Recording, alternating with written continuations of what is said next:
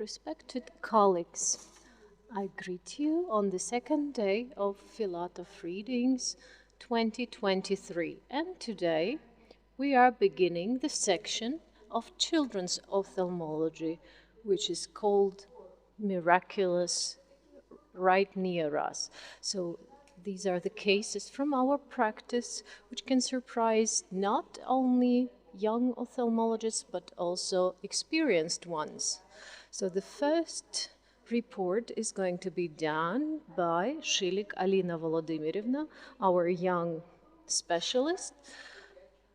Peculiarities of clinical cases of retinoblastoma in children of early age. Respected colleagues, I present to you my report about the first year children cases. Retinoblastoma is one of the most frequent cases, malignant tumor. It's being developed from retinal cases of retinal cells of retina. Up to 3 years, 75% may suffer this disease. According to previous sources of literature, from 10,000 to 14,000 of live-born babies have retinoblastoma. In Ukraine, there are less cases. Sometimes retinoblastoma may be congenital. In 60–90% cases, sometimes it can be later acquired. The target of our report is to analyze retinoblastoma cases of children of 1-year-old age. In Filatov Institute, we made our explorations from 2010 to 2023. We had 76 children, twice more eyes, hence in average their age was from 5.7 months to 6.3 months. All the children underwent standard ophthalmological examinations that included Teller's method of examination, ophthalmoscopy with maximum mydriasis, binocular ophthalmoscope, digital wide field lens, fundus lens were used, microscope. All the children underwent ultrasound, anterior and posterior sections of the eye. Also, Panacam, the retina camera, was used. One of the complaints was leukochorea, change of looks, comendriasis, and in 10 cases, and general condition worsening in 3% of cases. We had 27 girls, 49 boys, from 1 to 12 months. As I told, on the average, 6.3, 5.7 months. In most cases, retinoblastoma was monolateral. 93 children, 39 children. In primary examination, only 48% had the disease. During the next 2 years, we received cases where the percentage of the suffering of this disease was higher, about 45 and 51% of left and right eye respectively. Most children had retinoblastoma of late stage. Third stage was diagnosed in 60%. T3B stage, 25% children, and 11% of children had the stage of T1, and only 12% had stage T1. Stage T2 was suffered by 21%. Localization mostly was central. Macular also was met in 31% of cases, and peripheral localization, 21% cases. Types of tumor growth were endophytes and exophytes in 48 and 46, 42 and 40% respectively. We didn't find 22 children had foci in multiple foci in one eye. We also saw retinal clones in 23 eyes. That makes up 30%. We saw retinal clones in 25 eyes, which makes up 32%. Retinoblastoma of higher risk with lesion of the anterior chamber of the eye. We noticed displacement of iris lens diaphragm in 9 cases. We found edema in 4 cases and many other complications. So let us sum up that children of early age up to 1 year are characterized by bilateral localization. Simultaneous lesion of both eyes is possible, or very frequently, often, we found central localization, which is connected to development of the eye in this age, but the loci might move to the peripheral areas as well. In general, we diagnosed 69 eyes. Thank you very much for your attention. Thank you, Alina Volodymyrovna. You can see how miraculous it goes for children up to 12 months have developed retinoblastoma, most of them having both eyes with this disease. So we are continuing the topic of oncology. Our next topic is melanoma of conjunctive in a teenager. Our young specialist, Dovgany, Olga Dmitrievna, is going to take the floor. Hello, my respected colleagues. So the topic is the melanoma in teenagers. First of all, I would like to notice that conjunctive melanoma is potentially lethal tumor. It takes place in conjunctive, and it is frequently met in 7% of cases of all other types of melanoma. From 0.2 to 0.8 cases percent of cases are met in white population. It can be met in different types of conjunctive. The origin of it, up to 5%, is de novo. 25%.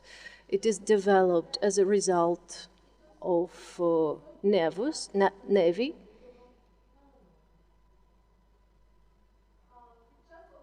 During research of the available literature, our attention was attracted to research by Carrie and Jerry Shields in Philadelphia, and for 40 years in Wills Eye Hospital, they diagnosed 800 children with lesions of conjunctive. So they made conclusion that mostly children have beneficial tumors, mostly those are nevi, only 3% were malignant and 2% of them were melanoma. Most conjunctive nevi do not progress to melanoma. As to nevus of conjunctive, this is beneficial tumor, which takes place in children of school age. In biomicroscopy, nevi have their peculiarities. One can see vessels, cysts, pigmentation of nest shape. In children from 10 to 15 years, melanoma was associated with with larger tumor. Histology of nevi is different as well. They might be epithelial, they might be borderline on the border of epithelium and conjunctive, they might be compound and juvenile. Histopathological diagnosis is supported by immunohistological examination. Ophthalmopathology department of children adopted a patient, a girl, 18 years old. Her complaints were of dark spot on left eye. Her anamnesis was without peculiarities. In objective examinations, we found visual acuity 100% on both eyes, the pressure in the eye within the norm, but pigment lesion in pigment tumor was found. In other parts, in other areas, the conjunctive was clear. The children was referred to ultrasound, and during ultrasound, sonographically on 3 or 4 years in the limbar part, non-homogeneous middle-level echogenic substrate was found, 3 to 5 millimeters length, sclerize thinned under it. The contralateral sclera is 0.45 mm. Cornea thickness 0.5. Surgical treatment included removal of the non-malignant neoplasm and implantation of keratobiot graft. Post-operation period, left eye, keratic scar, nevus completely removed until the healthy tissue, keratobiograft graft, position 1 to 6 hours with nodes, cornea transplant, sutures clear, optical media transplant, optical fundus, no special findings, repeated scanning, sonic data, subconjunctival, medium level bioimplant found in the subconjunctival area, sclera thickness 0.2, cornea thickness 0.45. Histology assay demonstrated partial epithelialized conjunctival tissue with significant fibrosis and stroma neovascularization, subepithelial level, nevus cells growth with moderate atypical level and moderate content of pigment tissue with alveolar-like structures, in particular foci. No nevus cells found in the peripheral level. Conclusion: mixed pigmented nevus with atypical signs. Considering the histology assay test, the final diagnosis was malignized nevus of conjunctiva, sclera, and cornea.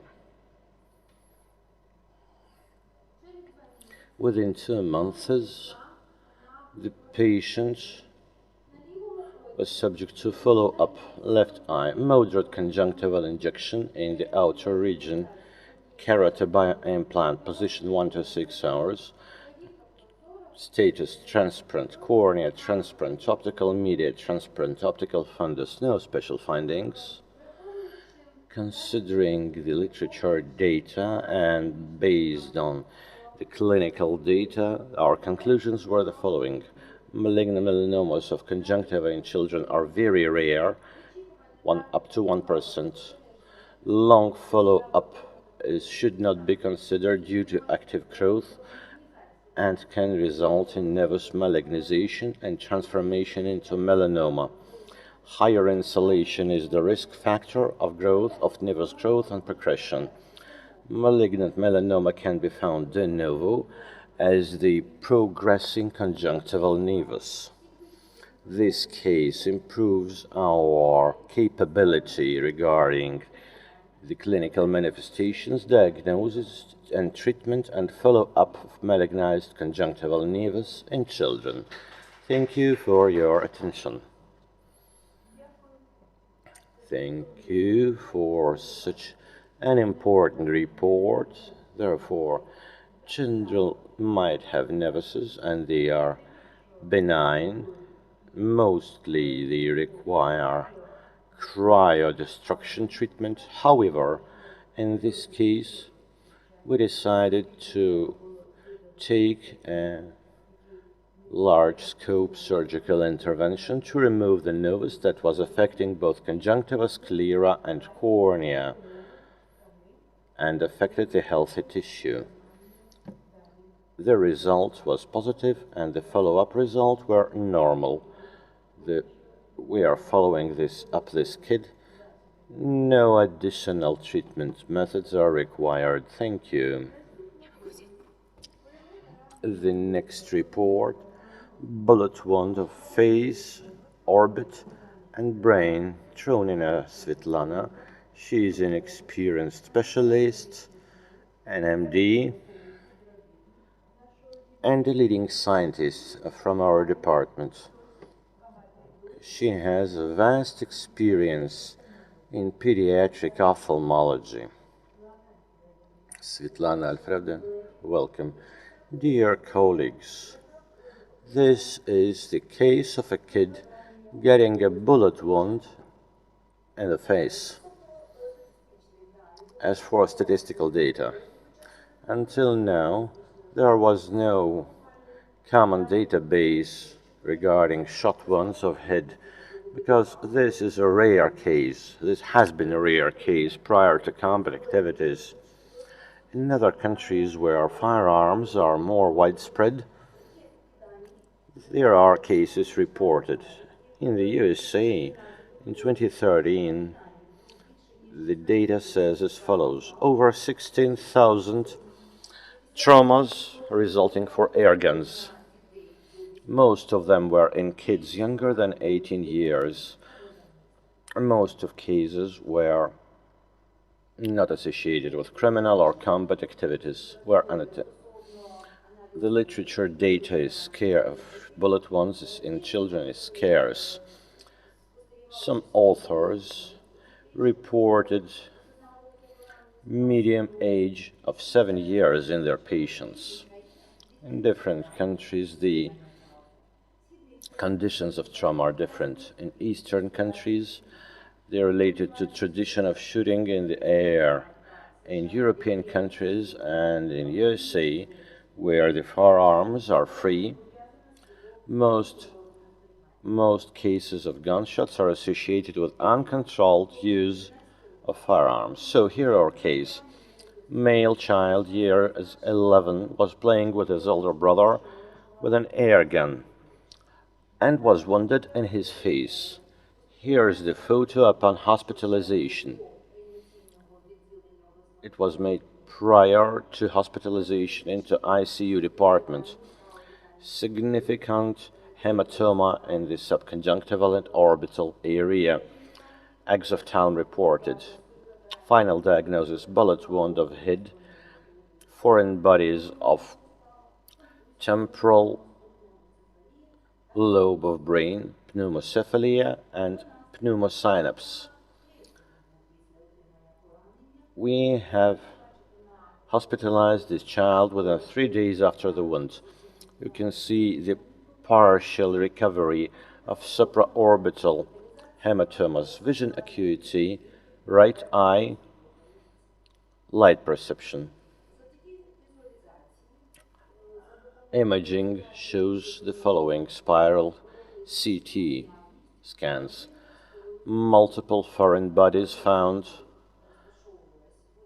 in orbit, with two foreign bodies found in cranial cavity. The small foreign body was located in the basal regions of frontal lobe, and the largest one in the temporal lobe of the right hemiencephalon. The CT imaging demonstrated the damage of orbital bone.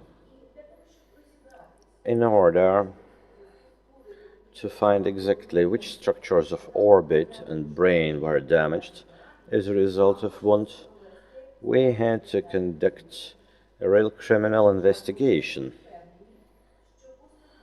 We were not sure whether it was one shot or several shots, because we were seeing the entry wound near the nose, but the wound of bulbar conjunctiva was really similar to the entry point. However, the child insisted that that was a single shot, and the other colleagues who were attending the kid during the first day reported that at day 2, the exudation, small hemorrhage from the eye, was reported. We considered this to be a self-drainage of the orbital hematoma. The conclusion was as follows. The bullet was moving as follows: through the soft tissues towards upwards up to the orbital margin. There it broke the bone and pushed it further into orbit, where it remained close to orbital optical nerve. The bullet itself penetrated the external wall of the orbit close to the infundibulum and crushed another small bone fragment that moved to basal areas of frontal lobe. Then the bullet moved further and stopped near the major sinus. Our idea was supported by CT imaging, where the two first foreign bodies, the smaller ones and less transparent ones, they were not associated with the additional path that is usually a marker for metal foreign bodies. Retinography of skull was conducted. We really respect this old examination method. As far as you can see, there's a metal foreign body. You can see it better in the lateral projection. You can also see the X-ray positive foreign bodies inside the orbital cavity. Right eye and right orbit scanning demonstrated the location of bone fragments close to the optical nerve and the presence of subretinal hemorrhage. Ophthalmoscopy data. Right eye. Significant hemorrhages partially covering the pale and blurred optical nerve disc. The lower quadrantum contained a large area of retinal ischemia due to concussion. Physiological assay demonstrated significant damage of optical nerve. The child was receiving hemostatic, anti-edema, and tropical treatment for 2 weeks. After the treatment, you can see the normalized right eye with a significant recovery of hemorrhages. However, vision acuity improved insignificantly, though we were reporting the better pupil reflexes. Within 3 weeks, We continue the treatment. Further degeneration of optical nerve was reported. Optical nerve disc was pale due to atrophy. Fibrosis of hemophalm was reported. Degeneration of retina was reported due to post-concussion processes. Electrophysiology data, further aggravation. The child lost the vision acuity on the right eye. So, what are the conclusions? Gunshots is a severe pathology resulting in significant damage of the surrounding structures along the bullet path and the eye itself when it passes through it. The prevention of non-combat trauma should include proper compliance with firearms containment and prevention of kids' access to firearms. Thank you, colleagues. We have seen what can result from guns, what can result from toys, if kids get possession of guns or other weapon. And unfortunately, in some cases, we really are unable to help these children. Now we are passing to another really exciting report, damage of eye by a cat scratch.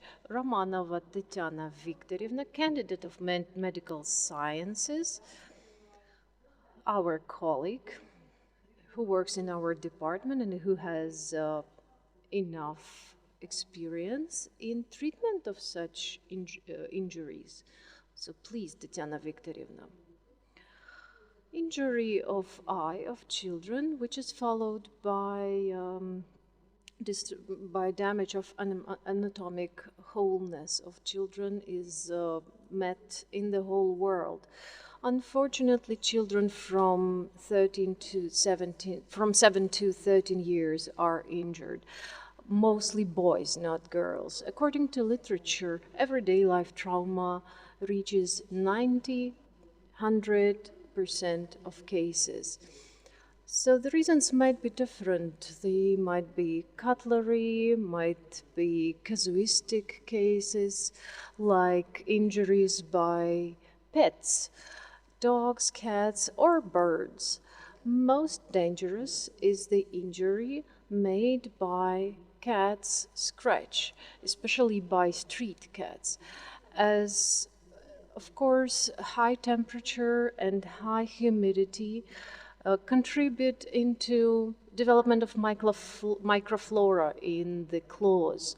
Unfortunately, such injuries are not healed very fast, and they are followed by injuries of conjunctive or cornea.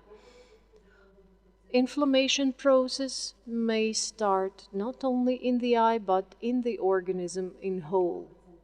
In 7% of cases, if saliva of an infected cat gets into conjunctive of a child, the child may have acute hyperemia, edema, and appearance of one or several nodes, occlusion of veins and anterior of retina. In case of injury by cat's claw, the illness of felinus might develop. It is associated with lymphopathy.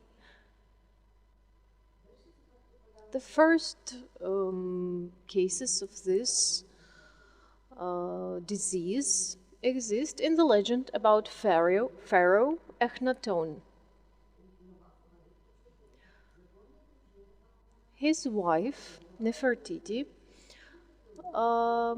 presented to new wife of her husband some jewels and a cat. The cat liked to scratch, so after some time the new favorite of the pharaoh, was scratched. After some time, the scratches got inflammation. The lady had fever, and mysteriously, the tragic result of this legend was lethal. So the Nefertiti queen was really happy, and she was just smiling after she indirectly killed this new wife of her husband. Beautiful legend. In 1989, first by Dr. Farinode, of the fever which can develop after cat scratches was described. In 1930, Robert Debré introduced the disease which arises as a result of cat's bite. Bartonella Hinzeli and Aphilia feris are in the origin of this disease. In 85% of cases, patients under 20 years have the cat scratch disease. The goal of our work is to analyze clinical peculiarities of injury of eye made by cat scratch. We analyzed results of treatment of 15 children injured by tooth or claw. 13 boys, 2 girls from 2 to 14 years old. Their cornea in 13% cases was pierced. Not piercing injuries were noticed in 86%. Scratch of the lower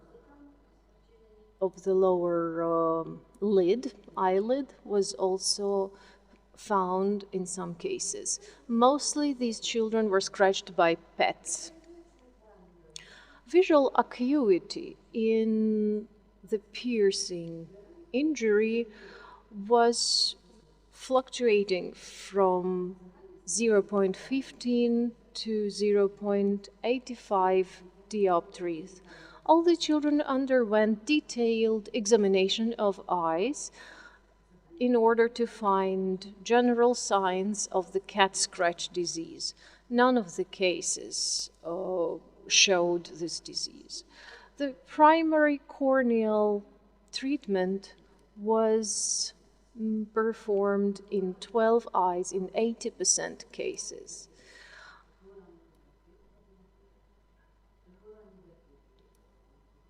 The upper lid piercing scratch was met only in one case. We also washed the anterior chamber of the eye in some cases. Sometimes we recommend wet tissues as the method of primary antiception. Also, anti-inflammatory therapy must be adequate to prevent development of conjunctivitis.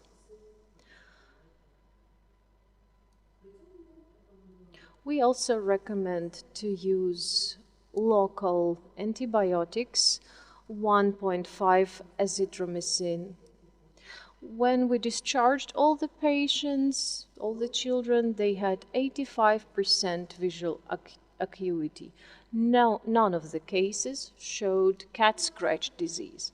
Conclusion: injury of eye caused by cat's claws may lead to decay of the eye in case if adequate treatment is absent. In order to find out the severity of the disease, careful examination should be performed. One of the effective methods is microsurgical operation combined with active and long-lasting anti-inflammatory therapy. If the therapy is timely and adequately performed, it may prevent the the more complicated consequences. Thank you for your attention. Thank you for a wonderful report. Please, a warning to parents and children. A cat is not a toy. Please behave. The kids should mind themselves when dealing with cats. Lucky we are to have antibiotics. The Pharaoh's is over, however. Even the best treatment can last for a long time. We were lucky to have a good outcome, but outcomes might be different. So, once again, thank you. Now the floor is given to Sorochinskaya Tetiana, MD, leading scientist, head of pediatric ophthalmology. She will report the recurrent retinoblastoma, the post-COVID recurrent retinoblastoma, because COVID affects both children and adults. That is an issue for us, so it is especially a case of concern for children with malignant pathology. Good morning, dear colleagues. You all know what COVID-19 is. It's an acute respiratory disease caused by the novel coronavirus SARS-CoV-2. The outbreak of COVID has started in December 19 in Wuhan City. The WHO claimed it as pandemics on March 19, 20, year 20. Over 680 million were affected. 660 million of patients recovered. In Ukraine, quarantine was proclaimed and anti-epidemic measures were implemented. By May 2023, over 5.5 million of patients were in Ukraine. On March 5, 2023, the WHO reported COVID to be not an epidemic and a worldwide health emergency. However, the pandemic is still running on, and we are dealing with the result of the pandemics until now. The disease can be of different severity, including the symptoms-free disease. The highest contagious level is found in patients demonstrating symptoms. However, infection can come from symptoms-free patients also. Children are affected only in 1 to 5% of diagnosed COVID cases. In children, COVID is more mild compared to adults. It is symptoms free or has general rhinitis syndromes. PCR or immunoglobulins assay proves the diagnosis. IgG demonstrates the acute stage, IgM demonstrates acute stages, IgG demonstrates the history of COVID.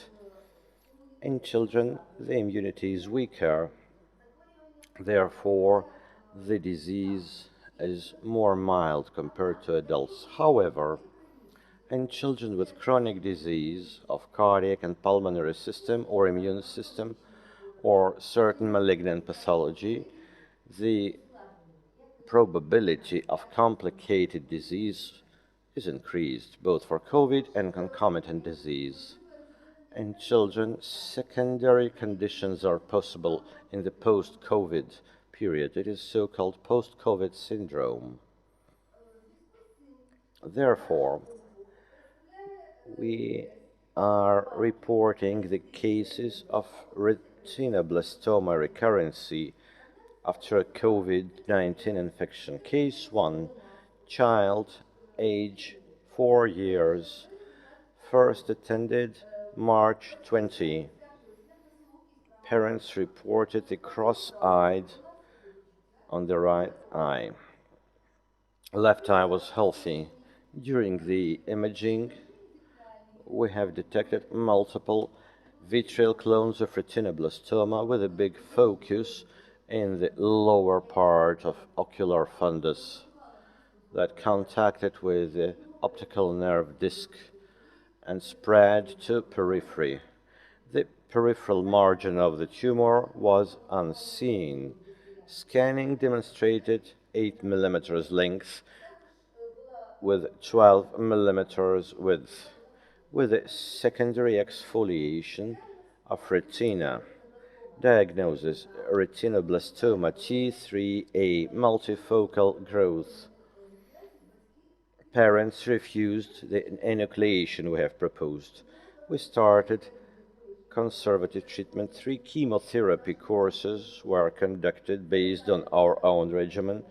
Local high-dose chemotherapy through intravitreal introduction of melphalan 30 mcg and chemoreduction using the CIV protocol.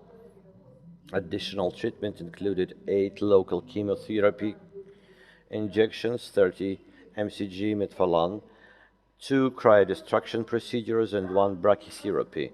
March 22. Examination demonstrated complete regression of retinoblastoma type 4 with a formation of chorioretinal atrophy where the former retinoblastoma focus was located.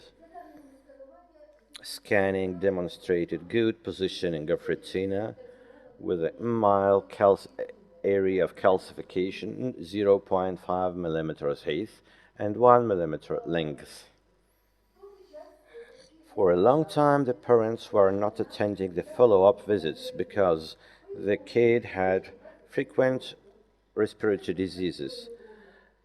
January 23, during the follow-up, the child was not reporting any complaints, vision acuity 0.12. However, during examination, we found the anterior chamber to be changed. Cornea endothelium had grayish deposits and dust-like deposits in the anterior chamber. We were troubled by the iris neovascularization, pupil and anterior and posterior lens surface. Gray-colored clones with multiple clones floating in the vitreous body. No changes of ocular fundus was found, just atrophy. After COVID examination, we found that the IgG, we reported very high levels of IgG. This demonstrated the recent history of COVID. Diagnosis was retinoblastoma T3A, full regression after combined treatment, recurrent of vitreal clones affecting the anterior chamber. Parents refused the organ protecting treatment, so the right eye has been enucleated using the electrocoagulation method and implantation of orbital bioceramic implants with bioprosthesing. You see these slides demonstrating histology. Residing complexes of retinoblastoma are found in the anterior chamber, on the lens surface, and cornea endothelium. Eye fundus demonstrated atrophy and pseudotumorous gliosis. No retinoblastoma cells found in retina. Therefore, the conclusions are recurrent retinoblastoma after COVID-19 associated with immunity depression after chemotherapy. The recurrence was manifested by vitreal clones without the main focus in the posterior eye chamber. Second case, child, Age 5 months. Bilateral retinoblastoma reported. First examination. Complaints of left pupil color change. Retinoblastoma found in both eyes. Right eye. Three malignant foci found, two large ones in the posterior pole, and one smaller in the periphery, 7 hours position. Another eye, left one, demonstrated high exfoliation of retina and three large foci, one of them breaking into vitreous body. Bilateral retinoblastoma with multifocal growth has been diagnosed. Stage 2 right eye, stage 3 left eye with partial retina exfoliation. The child has been receiving organ protecting therapy, including 6 polychemotherapy courses, right eye, 2 local chemotherapy courses with melphalan dose 10 mcg, and 2 courses of transpapular thermotherapy and laser coagulation of tumor foci. You see the imaging of eye fundus after the treatment. Here are the 3 foci of retinoblastoma in the right eye with full atrophy. Type 4 regression reported. Left eye. After the treatment, there was a regression, type 1 regression with calcification. You can see large calcified foci on the eye fundus. The child reported frequent respiratory infections. Follow-up was irregular. The child has not been tested for COVID-19. In March 23, during the follow-up examination, we found a recurrent retinoblastoma in the right eye with a focus located on 7 hours position. That was a continued growth. The COVID-19 test demonstrated higher levels of IgG, pointing to the recent history of the disease. The upper image demonstrates atrophy of the focus with the continued growth in the 7-hour position, looking like gray cells associated with hemorrhages. Left eye, initially more serious. No recurrent episodes reported. Treatment included local chemotherapy. The child's immunity has been weakened, therefore, general chemotherapy has not been conducted. We were running melphalan injections, 20 mcg, totally 3 injections. Last follow-up, May 17. You see the positive changes, less prominence, recovery of the gray tissue accumulation, and during the fresh recurrent episode, you have seen the peripheral activation. After the treatment, we saw no changes at the periphery. In this case, the diagnosis was retinoblastoma recurrent episode after COVID-19 manifested by continued growth of the type 4 focus. So what are the conclusions? COVID-19, even in patients without symptoms, can be a trigger of retinoblastoma recurrence episodes in children with suppressed immunity associated with tumor and chemotherapy. After COVID-19, children require additional med check, especially children with retinoblastoma. Narcosis is required for deeper examination in order to prevent early activation of the process. The parents should be compliant with the prevention measures. Thank you for your attention, dear colleagues. Thank you, Tatiana Anatolievna. As far as you can see, treatment and follow-up of children with retinoblastoma is a complicated procedure. because these children have issues with immunity, and COVID might run both with and without symptoms. However, the symptoms free COVID can also affect the eye. Therefore, both parents and healthcare professionals should be very attentive in order to prevent the recurrent episodes. The final report, head of pediatric ophthalmology department, Professor Nadia Bobrova, will report the endocapsular implantation of IOL in case of traumatic cataract.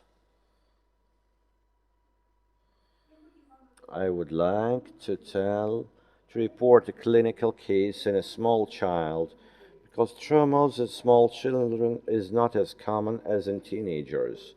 This child was only 2 years, 7 months old. So, using a knife, the child wanted to cut something, and as a result, he was wounded.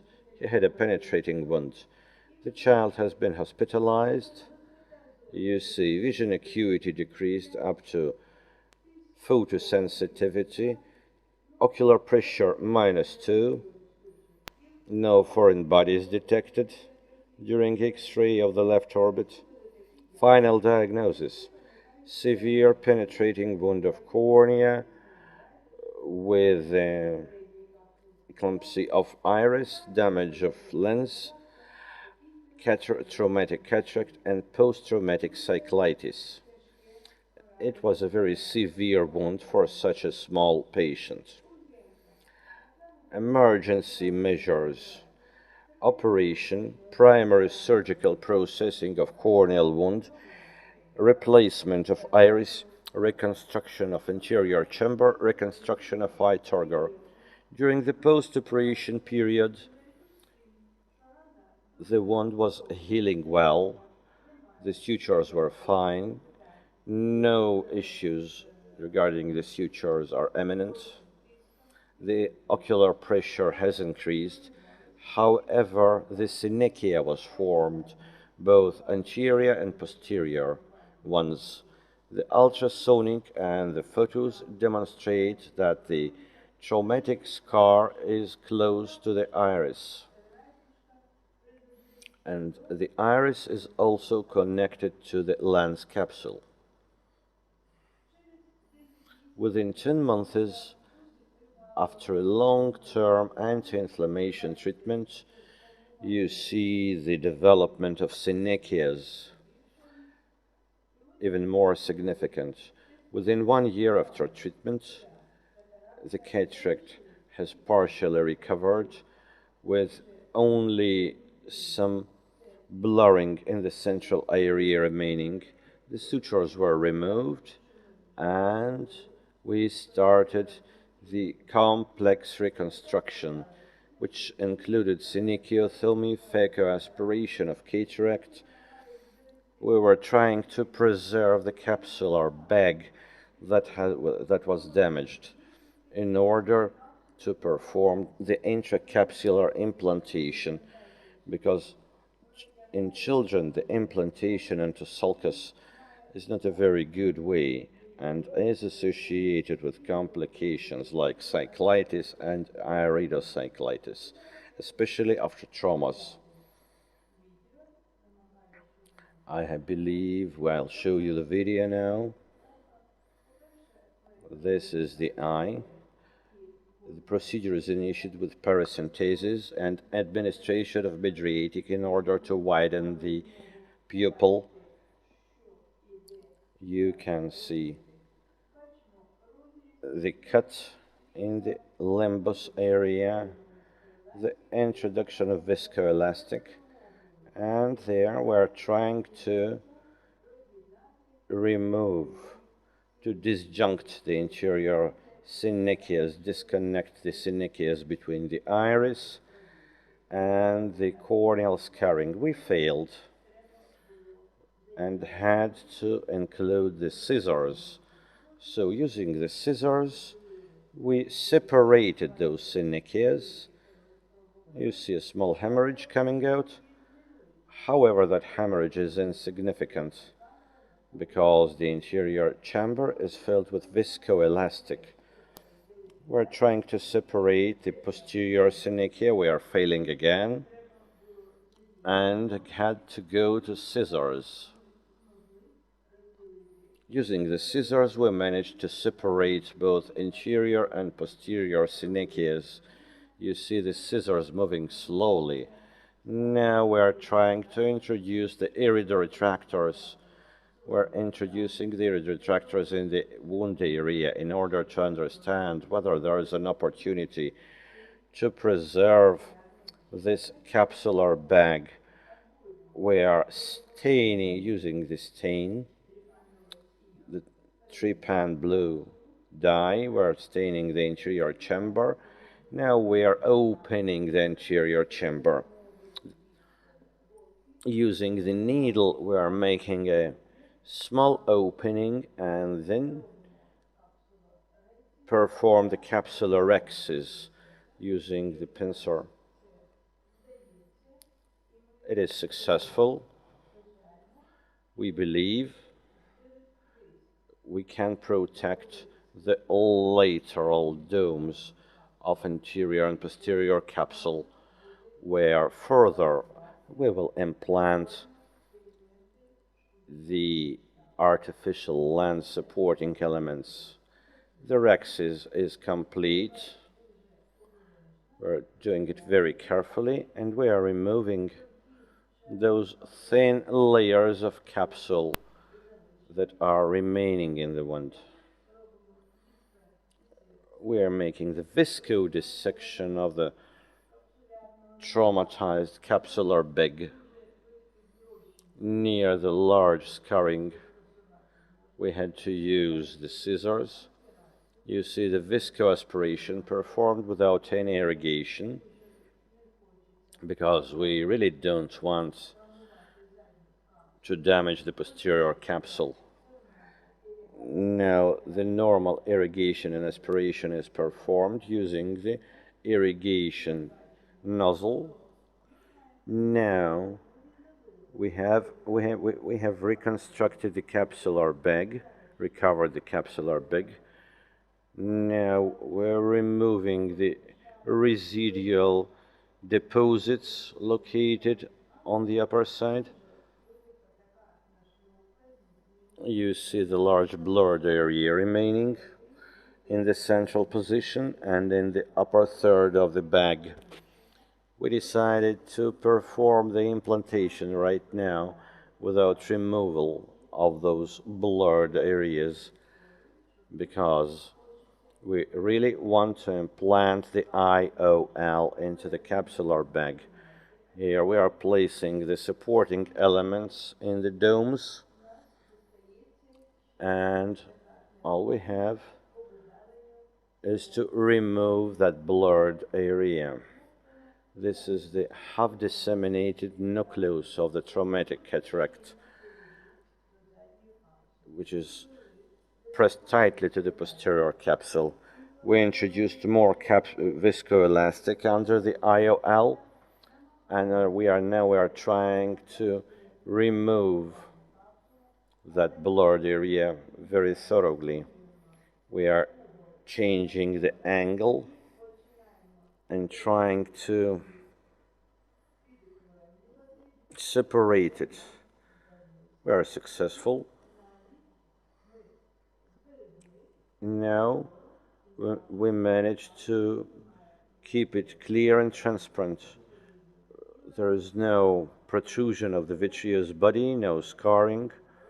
The posterior capsule is intact. The IOL has been implanted into the capsular bag.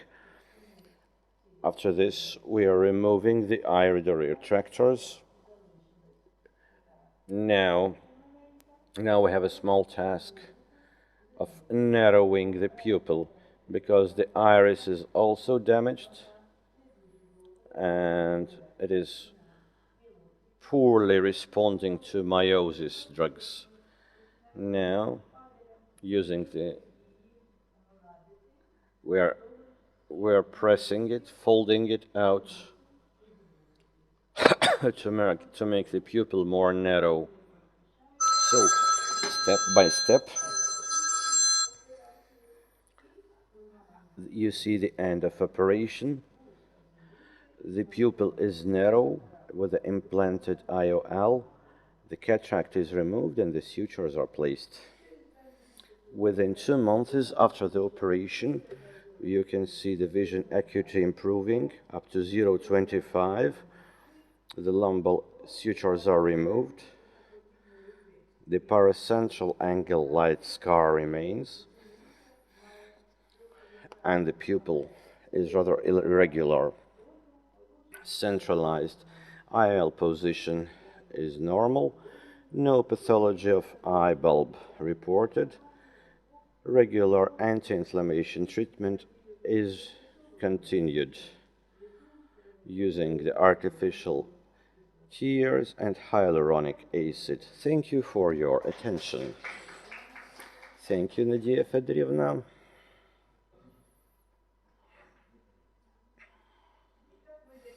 So we are over with the first section of pediatric ophthalmology.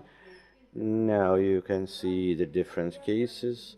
I believe they were both interesting and useful for you to understand certain differences of pediatric ophthalmology. Thank you for your attention. Thank you for your presence.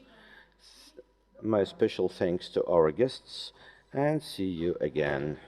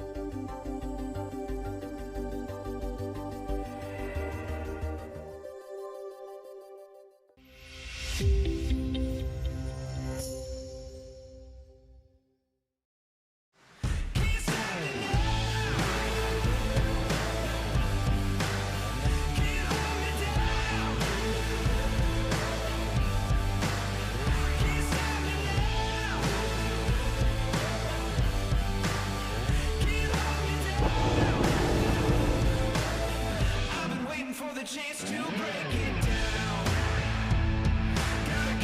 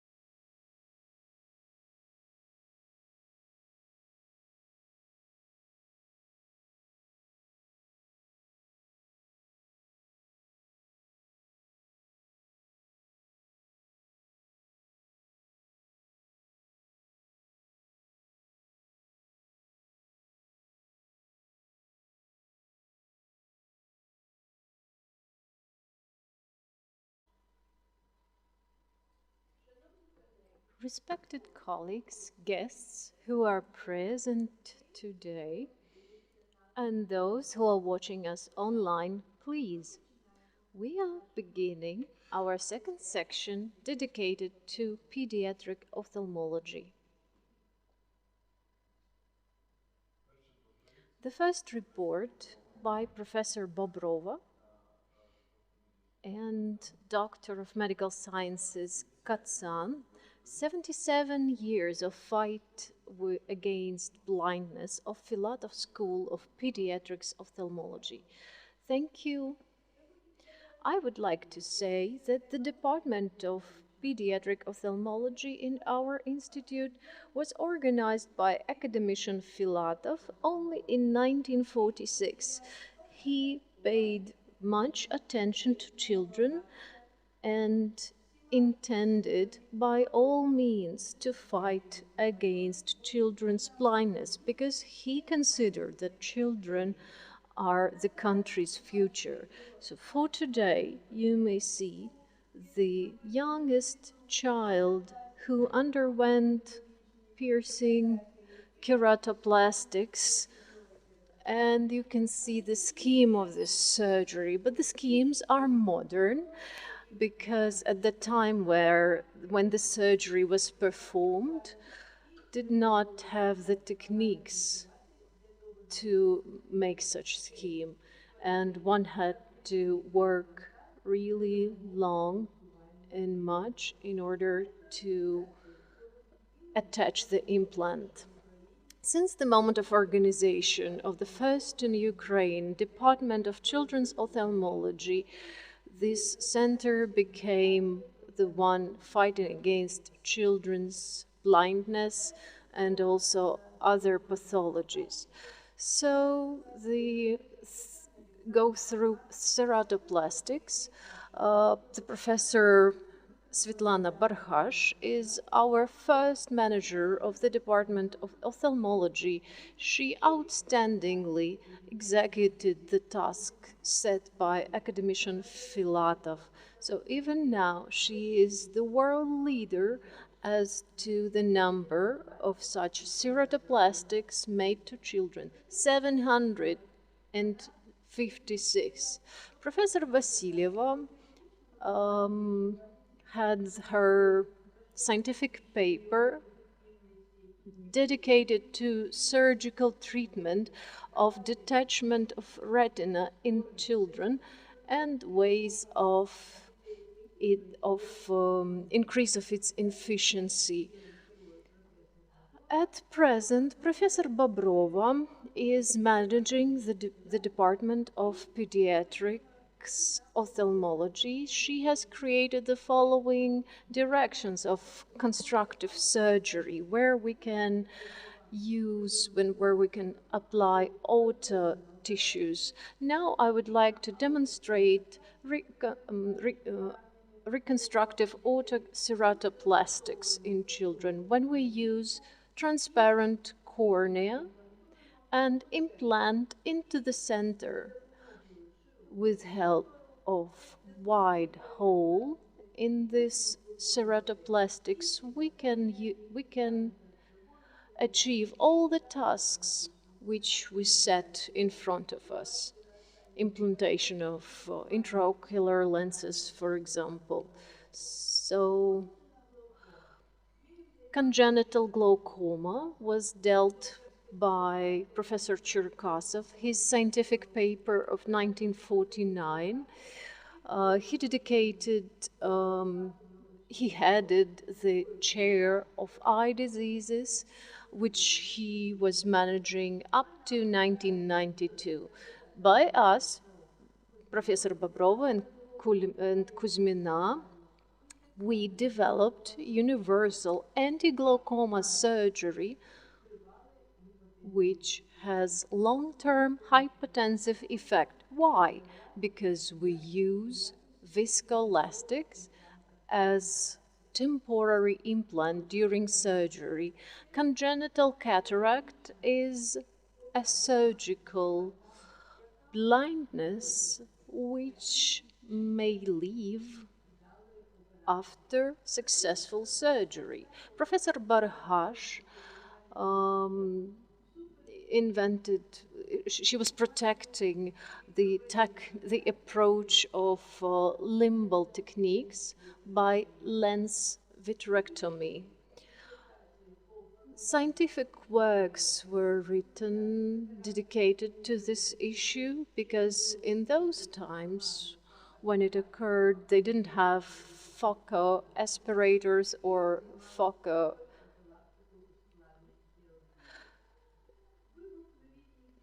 So the rise of modern technologies in our department and in our country was reached by common cooperation by Ukrainian and Swiss specialists. We had a large number of children who underwent surgeries with simultaneous implantation of artificial lenses. From 2003 to 2007, an international conference with live surgery and microsurgery of congenital cataracts in children was conducted. We also cooperated with an Austrian professor, Marie de Saint Jean. You are going to hear her lecture later. Back in the lens, it's an artificial lens which was used by this professor, the president of European Association of Ophthalmologists, children ophthalmologists. He also cooperated with us, and we are very happy to have communicated with these professors from all over the world. Congenital cataract as a topic was included into many scientific papers. For example, candidate of medical sciences Nisteret, she dealt with uveal cataracts. Anyway, our international cooperation was really fruitful. I personally was chosen as a member of Presidium of European Association of Ophthalmologists, so even up to now I represent Ukraine at those international congresses of ophthalmologists. We also fruitfully cooperate with Association of Cataract and Refraction Surgeries, presidiums of Association of Black Sea region ophthalmologists. We have a great issue of congenital defects of development, which are really hard to fight against. Injury of an eye is unfortunately extremely topical. Even now, it has been topical for all the times, and we have had really nice results with the professor from Italy, who was a great enthusiast, who tried to restore children's vision after trauma. He also took part in 2007 of our life surgery events. So his name is Enukidze.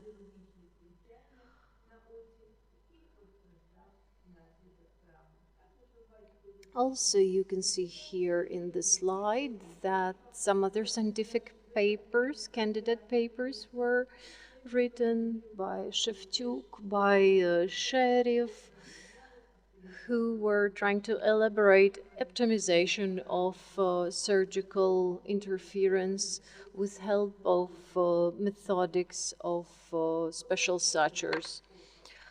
Tumors of eye and orbit is a really complicated topic which is subject to great efforts, and to examine patients and to treat this problem if, at the time when, at the time of Susanna Barhash, it was extremely complicated, much more complicated than today.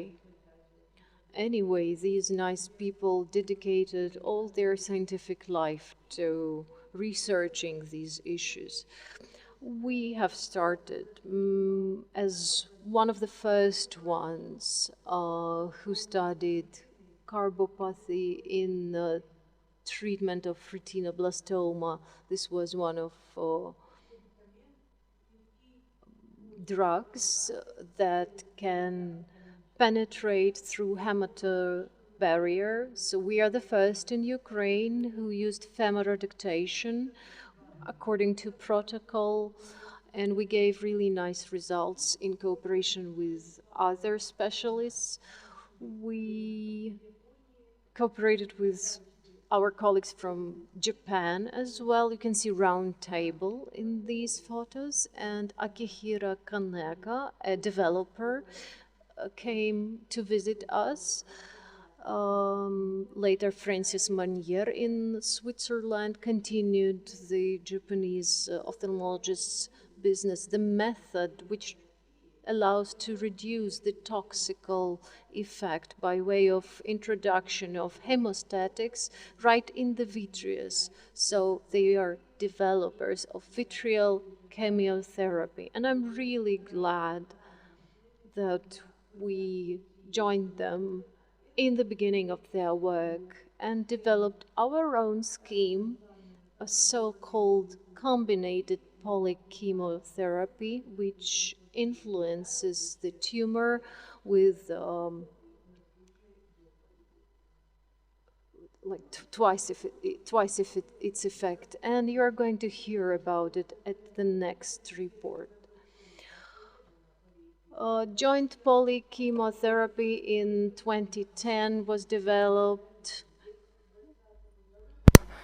Inclusion of intravitreal injections to consolidating methods like laser, cryo, and brachytherapy,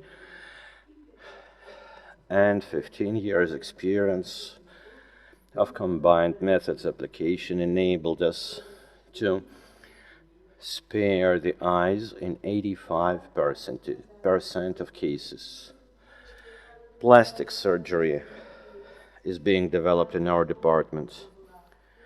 One of the founders is Hrinenko Valentina Petrovna, who developed the treatment method of congenital ptosis. The PhDs are listed below. Pay special attention to Tronin Adisar PhD that was studying blepharophimosis and proved that simultaneous surgical intervention in all the tissues of congenital defection provide the optimum results.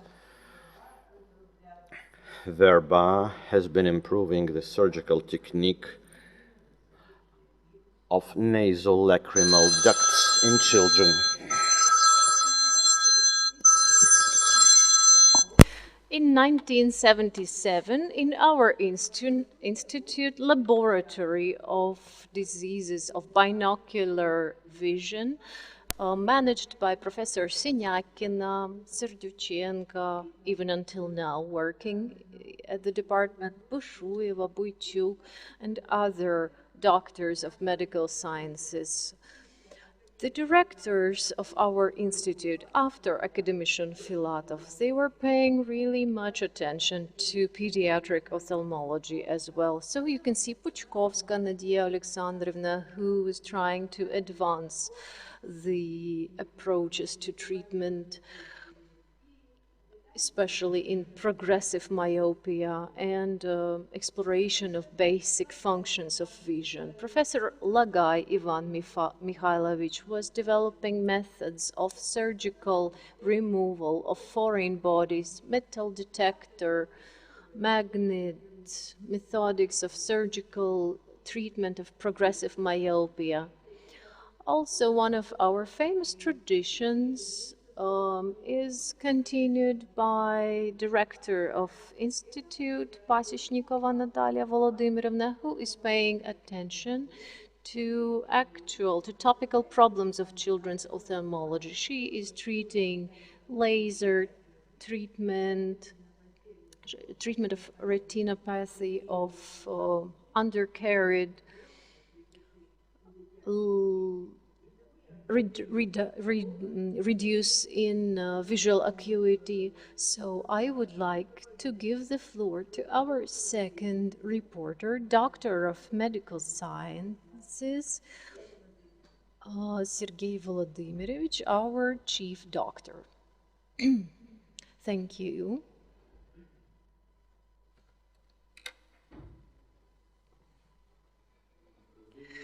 Respected Presidium, respected colleagues, we demonstrate the report with topic screening, diagnostics, and treatment of children with retinopathy of undercarried children in the Institute of Filatov. As is known, retinopathy of undercarried is affecting retina in premature born children due to anomalies and vascular system. At the late stages, the fibrillovascular proliferation results in exfoliation, detachment of retina, and results in blindness. The imaging demonstrates the photos of different stages of the disease. We shall not focus in detail on this case because actually today our colleague and a great friend of ours, Alan Richards, will present a new classification of retinopathy in premature children that has been approved in year 21. The WHO reports that annually about 15 million preterm labors are recorded. 50,000 of children have severe retinopathy resulting in eye disorders.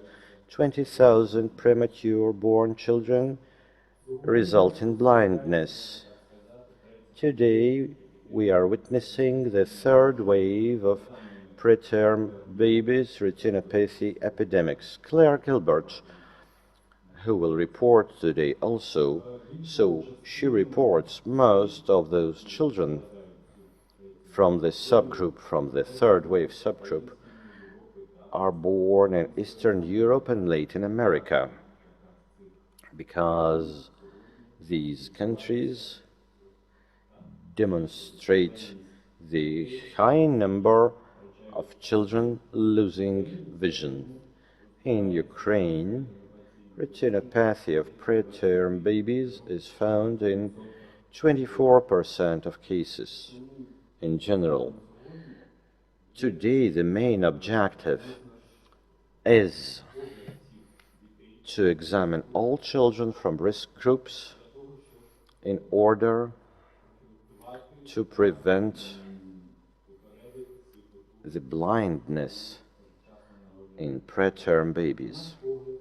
We think that the optimum algorithm is the best in preterm babies. It includes provision of regular consulting and dynamic follow-up in children from risk groups in all neonatal departments, provision of multidisciplinary approach, including communication with healthcare specialists, anesthesiologists, general specialists, psychologists, as well as with charity organizations and probably with parents. Point 2, laser coagulation and situ without transporting in the outpatient setting, without transporting them to other hospitals.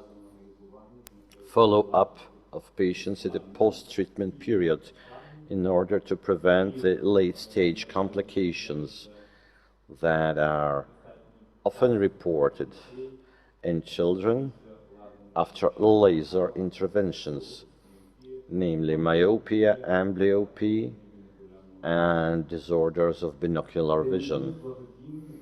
Interaction with charity organizations and international organizations. That's a part of the format applicable in our country. Starting from 2008, we have a mobile group of ophthalmologists dealing with retinopathy of preterm babies. It operates both in our region and also in the whole southern Ukraine, namely Mykolaiv, Kherson, and in Crimea prior to 2014. The screening criteria for retinopathy, according to the protocol, to the valid protocol, all preterm babies were subject to examination for retinopathy, namely all preterm babies. We do not have, the studies are scarce, the studies regarding the risk categories for severe retinopathy is scarce. Therefore, we are examining all children. According to our data, based on the examinations in the southern regions, we report that we are using these criteria in our operations. So, children born after gestation week 34 are usually free from these complications. The risk ratio for severe retinopathy is actually 0. As for body weight, children with body weight over 2,000 grams have 0.7% of risk ratio.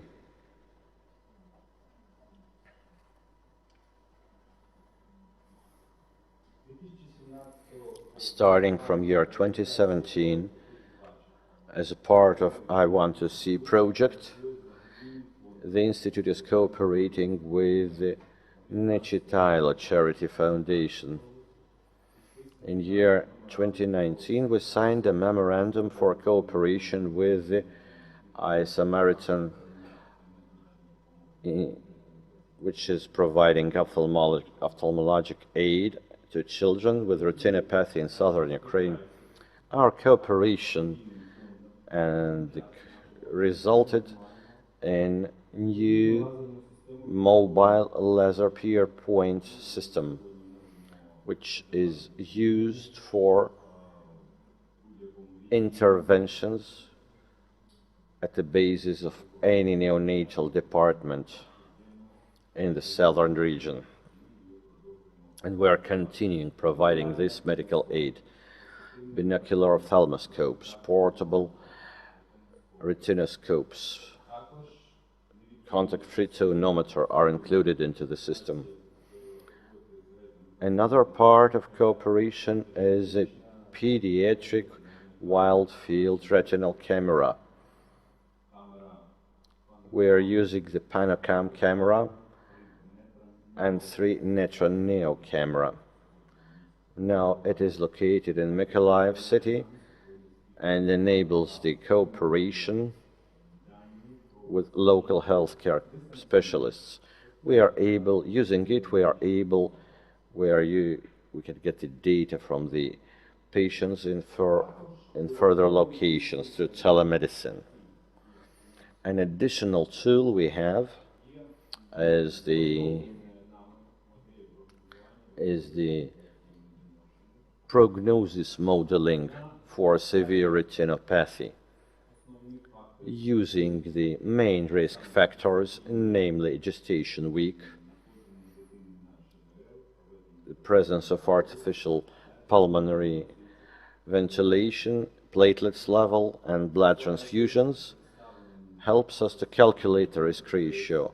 You see the interface of the automatic system that enables the evaluation of risk You just introduce the parameters into the boxes: gestation week, presence or absence of artificial pulmonary ventilation or blood transfusions, and platelets level, and the system calculates the risk ratio for severe retinopathy of preterm babies.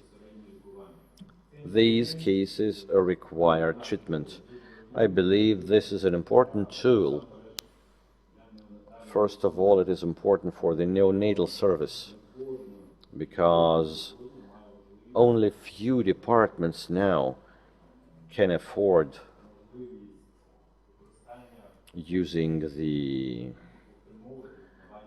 implementing the services of ophthalmologists.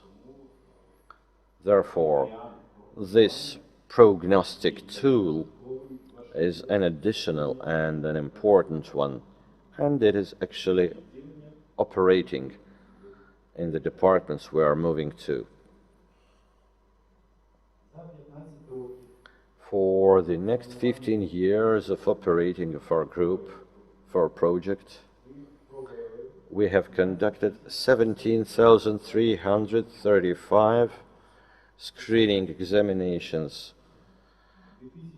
We performed 2,046 visits, 687 telemedicine consultations, examined about 6,000 children, performed over 900 operations in 461 children. The efficacy of laser coagulation in treatment of retinopathy in preterm babies is about 95%, which demonstrates good efficacy. However,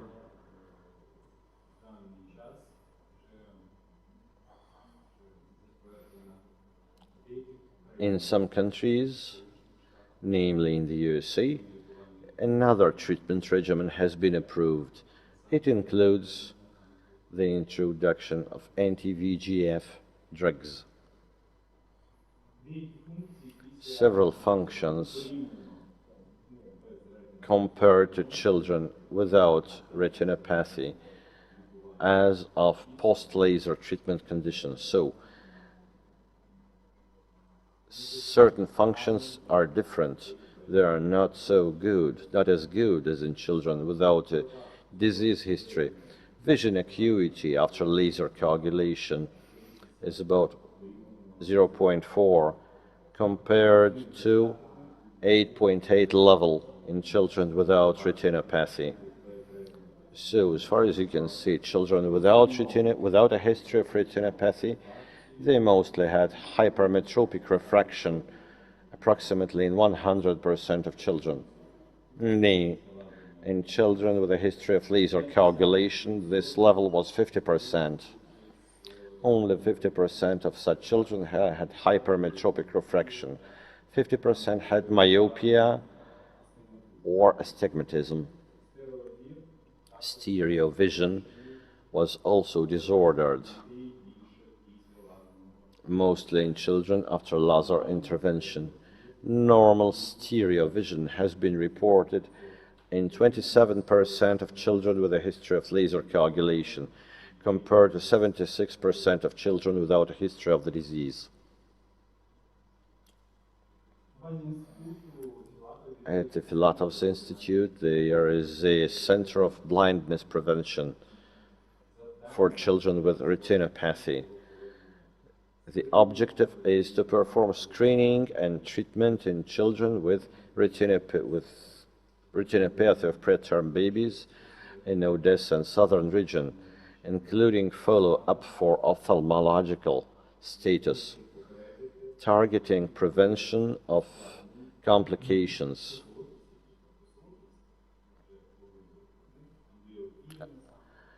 When I speak about complications, I mean the crossed eye syndrome, the amblyopia,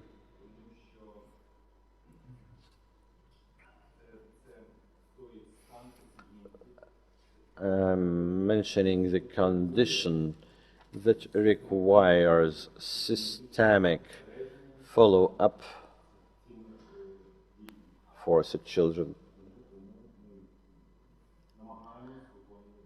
That's why we're trying to perform this function and conduct a follow-up as well as timely medical assistance in such children. At the Institute, we're also running several international studies, clinical studies. We are actively participating in them. The Bayer company is running the study, Firefly study,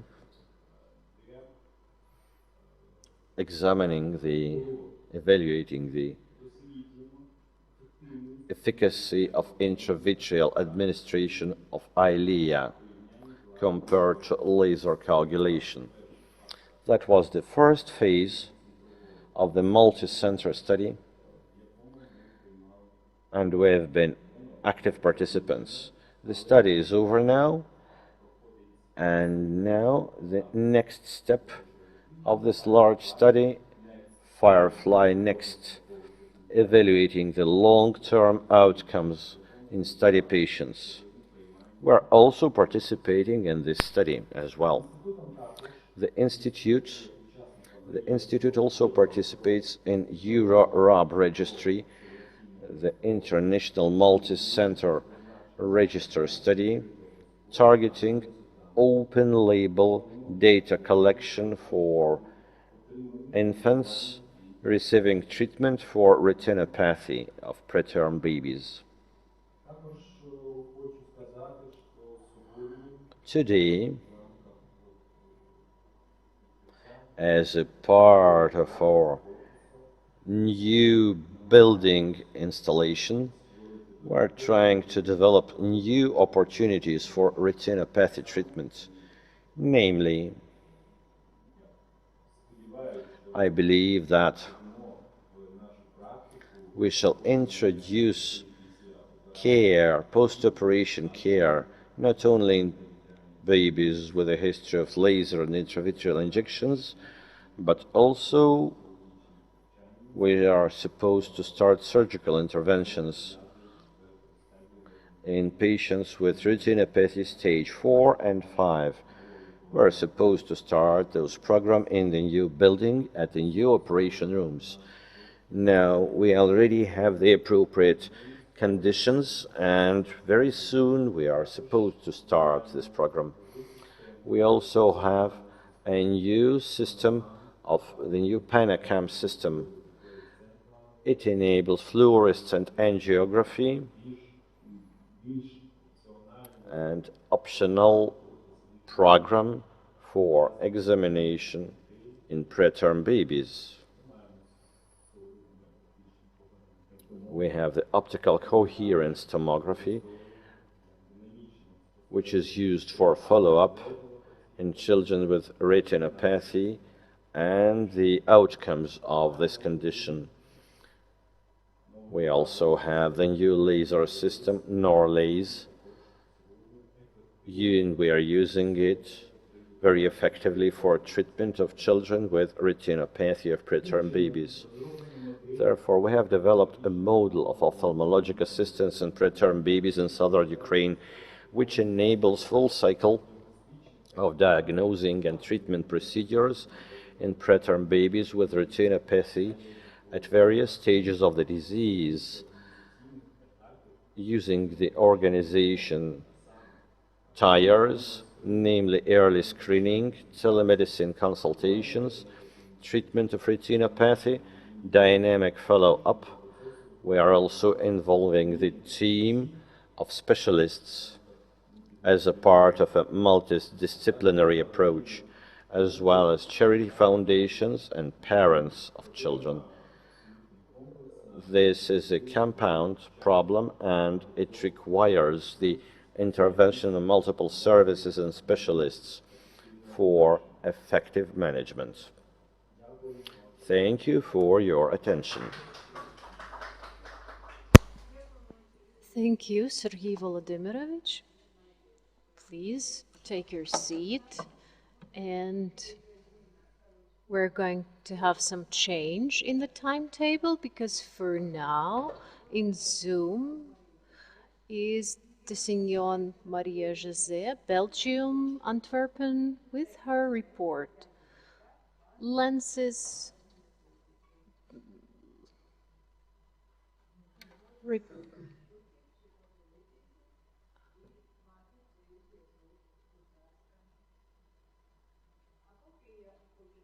For now, I would like to say that Professor Marie-Josée de Signon, she's Chief of Department of Ophthalmology in Antwerpen University Hospital and University of Antwerpen, appointed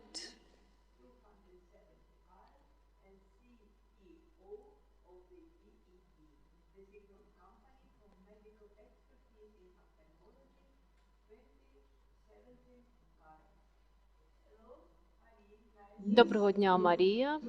Ми раді вас бачити. Так, ви чуєте мене? Так, чуємо. Добре. Тому що я би хотіла завантажити своє відео з моєю презентацією, але я не впевнена, що це можливо. Ви бачите мої слайди? Ми вас бачимо дуже добре, але ваш екран, тому що з будь-якої причини я не можу завантажити, не можу поширити свій екран. Мабуть, це тому, що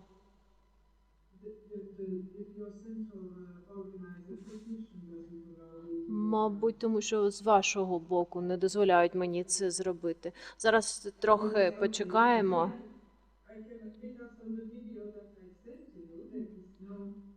Да, просто я вам відправляла відео. We have the presentation. Yes, we already have the presentation, and if you want, we can open it. Yes? Yes, but you will not have the videos. So that means it will not work.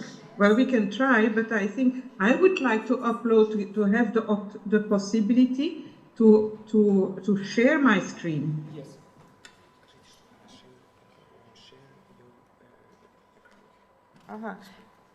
Please, Marie, share your video once more. Please, try.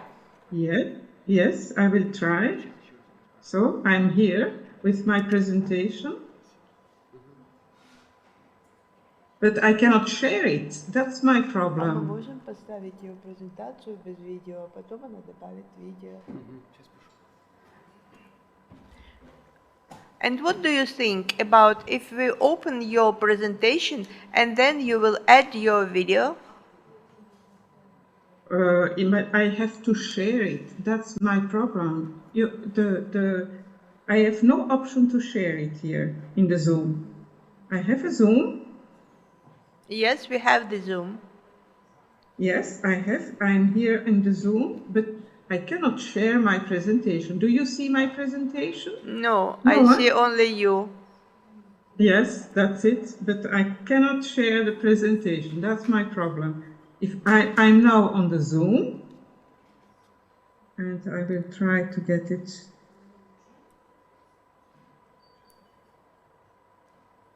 No, there is no information, so that's not possible. And I have no option to, I don't have any option to share my screen in this Zoom platform. So what I will do is to try. Maybe we will take a pause and perform another report, and then after 15 minutes we try to restore our Zoom with you.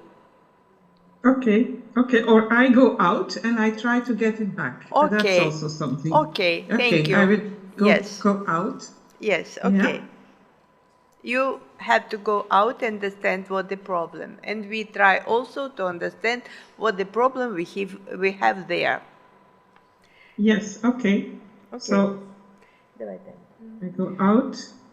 І зараз ми будемо мати спільний репорт Боброва, Сарачинська, Троніна та Шилік, представить кандидат медичних наук та старший науковий співробітник Сарачинська Тетяна Анатольевна, і вона вам розповість про первинну інтравітріальну хіміотерапію в органозберігаючому лікуванні ретинобластоми, про наш 15-річний досвід. Будь ласка, Тетяна Анатольевна. Дякую. Шановні колеги, Надія Федорівна вже представила нашу доповідь, тому я розпочну з того, що органозберігаюче лікування ретинобластоми потрібно бути невідкладним, щадним, комплексним, мати максимальний вплив на пухлину при мінімальному загальнотоксичному ефекті. Базовим методом органозберігаючого лікування ретинобластоми з 1998 року залишається хіміотерапія. Вона може бути системна та локальна. До системної хіміотерапії відноситься внутрішньовенна хеморредуктація за CEV протоколом, в який включено 3 цитостатика – карбоплатин, етипазид і вінкристин, які назначаються в кількості 6 курсів кожні 3-4 тижні. Local chemotherapy. Most modern methods include intraarterial chemotherapy and intravitreal one. For children of smaller age, up to 3 months, with weight up to 6 kilos, a methodology of breach therapy was developed when at first internal vein chemoreduction is used, and after 3 months and 6 kilo whales, intraarterial chemotherapy is added. The pioneers of intravitreal injections in retinoblastoma were Swiss scientists in 1961, Eriksson and Rosengren. Their concept, which we are applying even nowadays, the objective of intravitreal chemotherapy is reaching the maximal concentration in its administration into the eye with minimal systemic concentration in the whole organism. The founder of wide use of this method were Akihiro Kaneka, a Japanese scientist who in 2003 first used Nuvalan cytostatic, the most effective in retinoblastoma, for treatment of residual and tumors as chemotherapy. To our mind, the advantages of intravitreal chemotherapy is direct administration of chemostatic, absence of systematic effect, toxical effect, ability to apply many injections into one eye, the fact that it can be performed by ophthalmologists, absence of additional equipment, and no need to attract other specialists of our directions. Intravitreal chemotherapy was used in Europe first in 2009 in our department, whereas we started it from secondary injection of Mefalan, 30 milligram, in recurrent and residual manifestations. We treated 16 eyes. The regress of tumor was seen in 63%, but as you see, enucleations were really often. The reason of it was lack of insufficiency of intravitreal injections and also complications of the chemotherapy. In histopathological exploration, we saw signs which inspired us to continue the development of method of intravitreal chemotherapy in vitreoblastoma. So the directions of our approach as primary therapy was to empower polychemotherapy, rise ablastics of chemotherapy, and definition of optimal dosage as well as elaboration of protocol of treatment of retinoblastoma. In 2010, we elaborated another methodics and even obtained patent in Ukraine.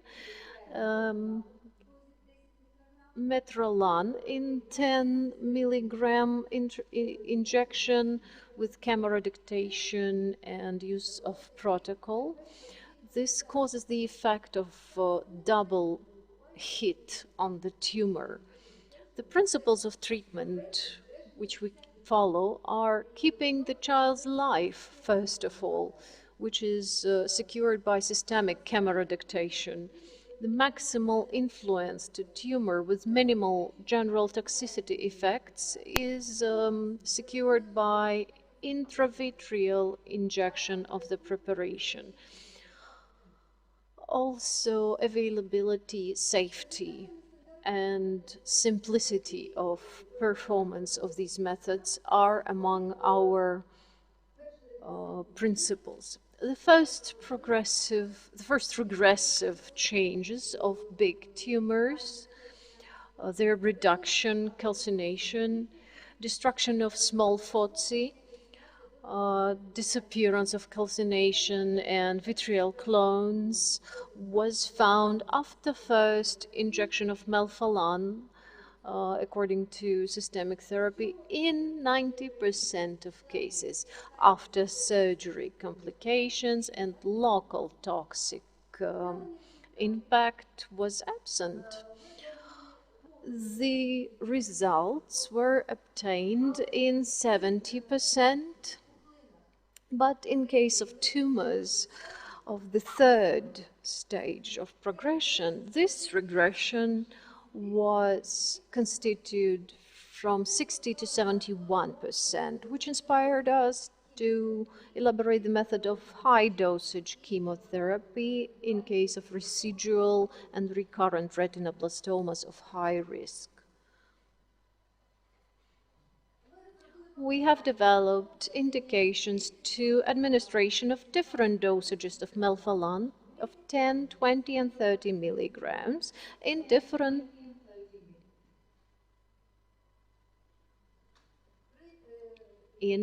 different types of retinoblastoma and its different stages. You may see these indications in our slide.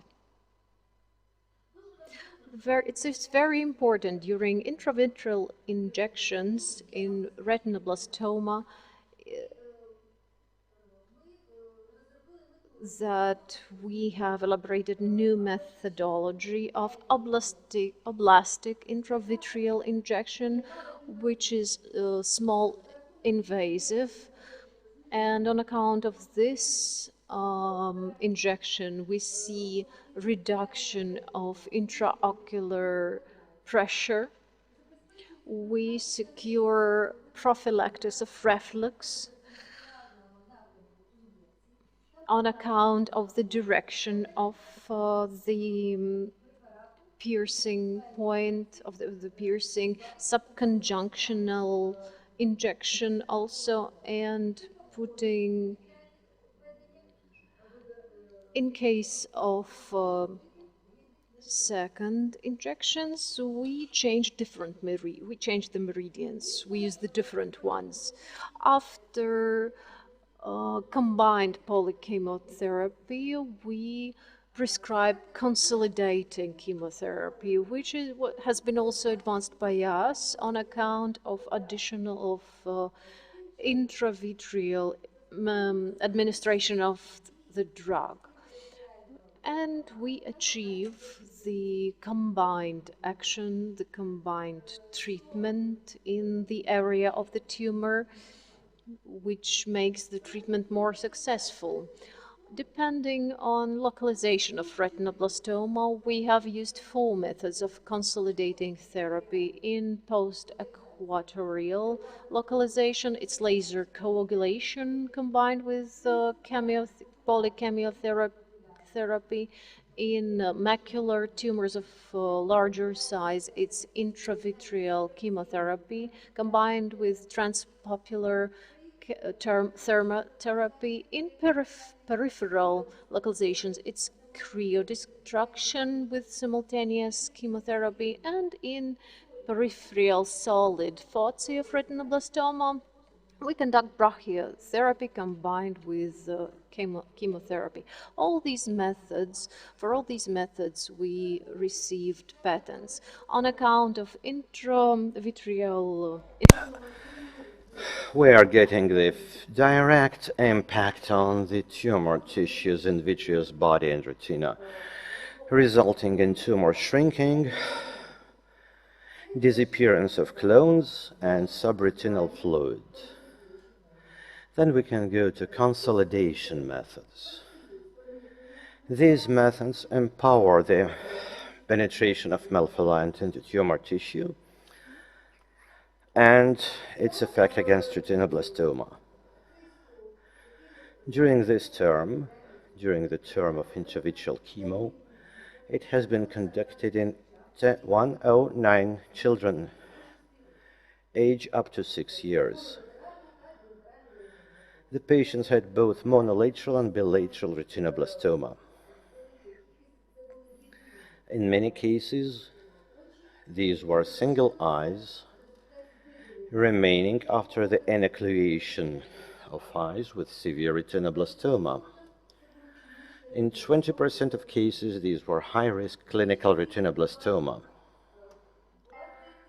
In most cases, T3 stage has been reported about in 70% of cases. The protocol of primary polychemotherapy has been developed.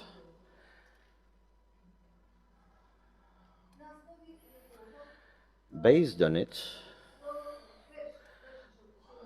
we have decreased the intraocular pressure prior to operation, then followed by introduction in the quadrant free from tumor and its clones, use the angle penetration of sclera, dose of melphalan 0.1 milliliter, 20, 30 or 40 mcg respectively.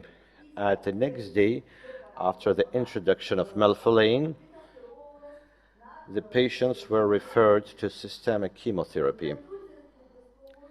The follow-up of retinoblastoma has been conducted in dynamic way each 7 to 14 days by addition of consolidating treatment if required.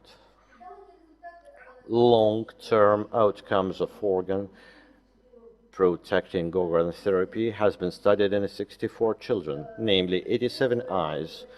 Full regression of retinoblastoma was reported until 14 years. In 5 children, the treatment is continued. Totally, we managed to maintain over 80% of eyes with full tumor regression. During recent 5 years, in eyes with high-risk retinoblastoma after high-dose intravitreal chemotherapy, we have also reached success in 83% of cases. The best results were achieved at tumor stages 1 and 2, but even in T3A and T3B stages, you can see the high level of eye maintenance. This imaging demonstrates the tumors prior to treatment with multifocal growth and involvement of optical nerve, as well as the regression results at the post-treatment stage. The complications of intravitreal chemo were reported in small number of patients. They are actually not complications, but side effects, including retinal degeneration in the periphery and at the injection spot. At melphalan dose 10 mcg, it has been reported in 50% of patients. In patients with higher doses, it was reported in 87 and 100% of patients. However, it was not associated with vision disorders. High-dose treatment was associated with optical nerve atrophy in 80%. 2 children demonstrated posterior capsule cataract. Recurrent episodes of retinoblastoma were reported in 28% of eyes. After the treatment, we managed to maintain most of them. However, secondary enucleation has been conducted in 19 eyes. Causes were retinoblastoma recurrence, retina detachment, and tumor regression. Histology assessment demonstrated retinoblastoma recurrence in 18 enucleated eyes with fibrosis and degeneration of tumor tissue. In one eye, it was retinocytoma. The vital cells of retinoblastoma were not detected during histology test in 8 eyes. You see the results of histology testing reporting calcination and glial transformation of tumor without presence of any native vital cells. So, considering the histology assay, the full regression after treatment can be reported in 87% of eyes. Conclusion.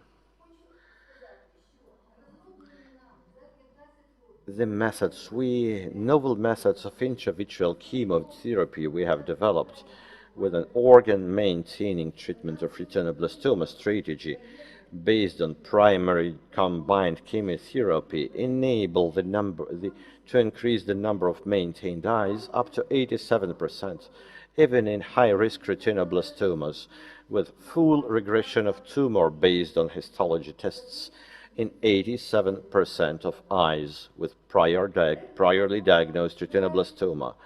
Retinoblastoma is not a condemnation, is not a death sentence. Now you see our children growing up. They were receiving treatment at early age. Now they have good vision and they are quite happy. Thank you for your attention. Thank you, Тетяна Анатолівна. And now, зараз ми повертаємося до нашого зв'язку з Марі Жозет Асіньйон з Антверпена, Бельгія. Зараз у нас добрий зв'язок. Ви мене чуєте, Марі?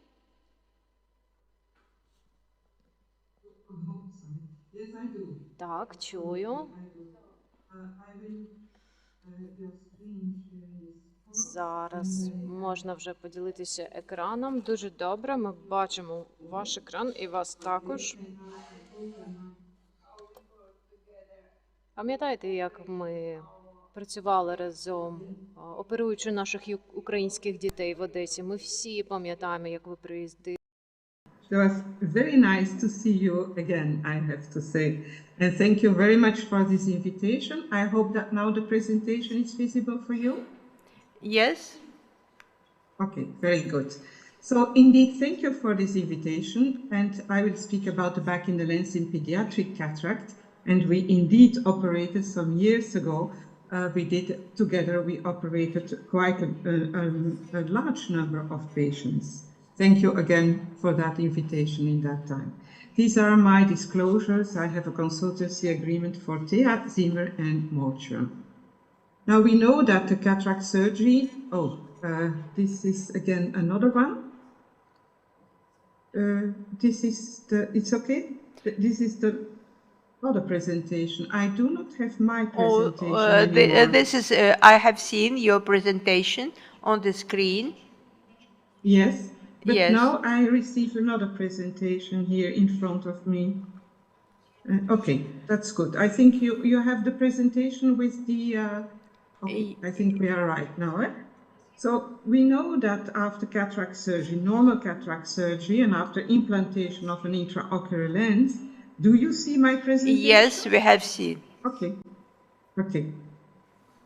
So here I show you the back in the lens principle, where you can see the posterior and the anterior capsules that are inserted in a groove, in a lens groove, that is in the periphery here, located in the periphery of the back in the lens.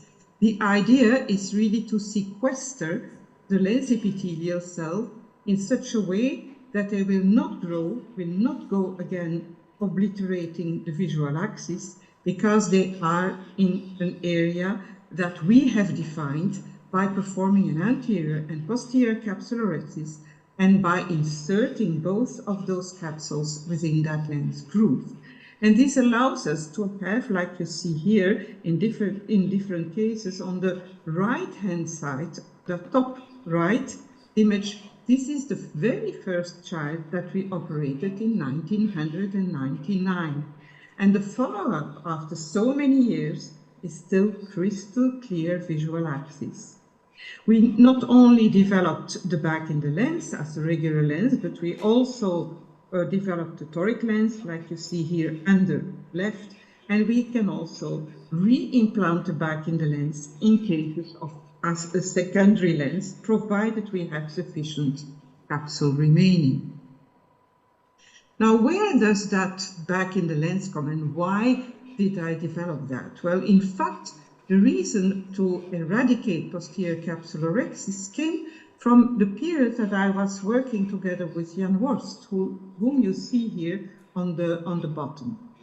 This is a Dutch ophthalmologist who died, unfortunately passed away. And here you see the coloration that we made together when I spent some time in his lab, the coloration of the Speselberger in a young adult eye. And in fact, this is really the same space than was described in 1887 by Emil Berger. And you see here the space that he described, defined between the posterior capsule, the anterior hyaloid, and an attachment in the periphery of the capsular bag, which is in fact the ligament of Uyghur. And this is the history behind the back in the lens.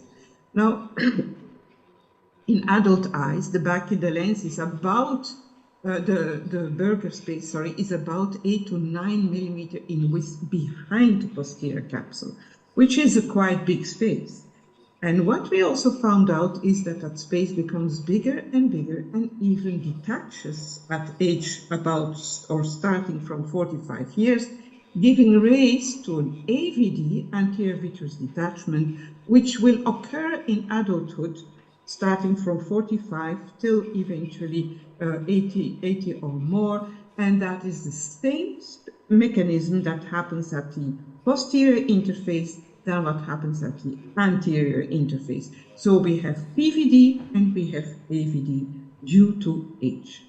Now, is that the same in children? And that is, of course, something that we will discuss today. And here you see how I perform the anterior capsulorhexis by using a ring caliper as a guide. And this is in baby eye. I perform here a puncture of the anterior capsule, and I will follow the guide, the ring caliper. I will follow it in order to have the right size of the anterior capsulorhexis size. Now, you see that here there is a posterior plaque, so that will be a typical case that we have described later on as being, in fact, a case that is a dysgenesis of this anterior interface. Now look very carefully to this video here. Here the lens has been emptied, performing a posterior puncture in the posterior capsule and injecting the viscoelastic material.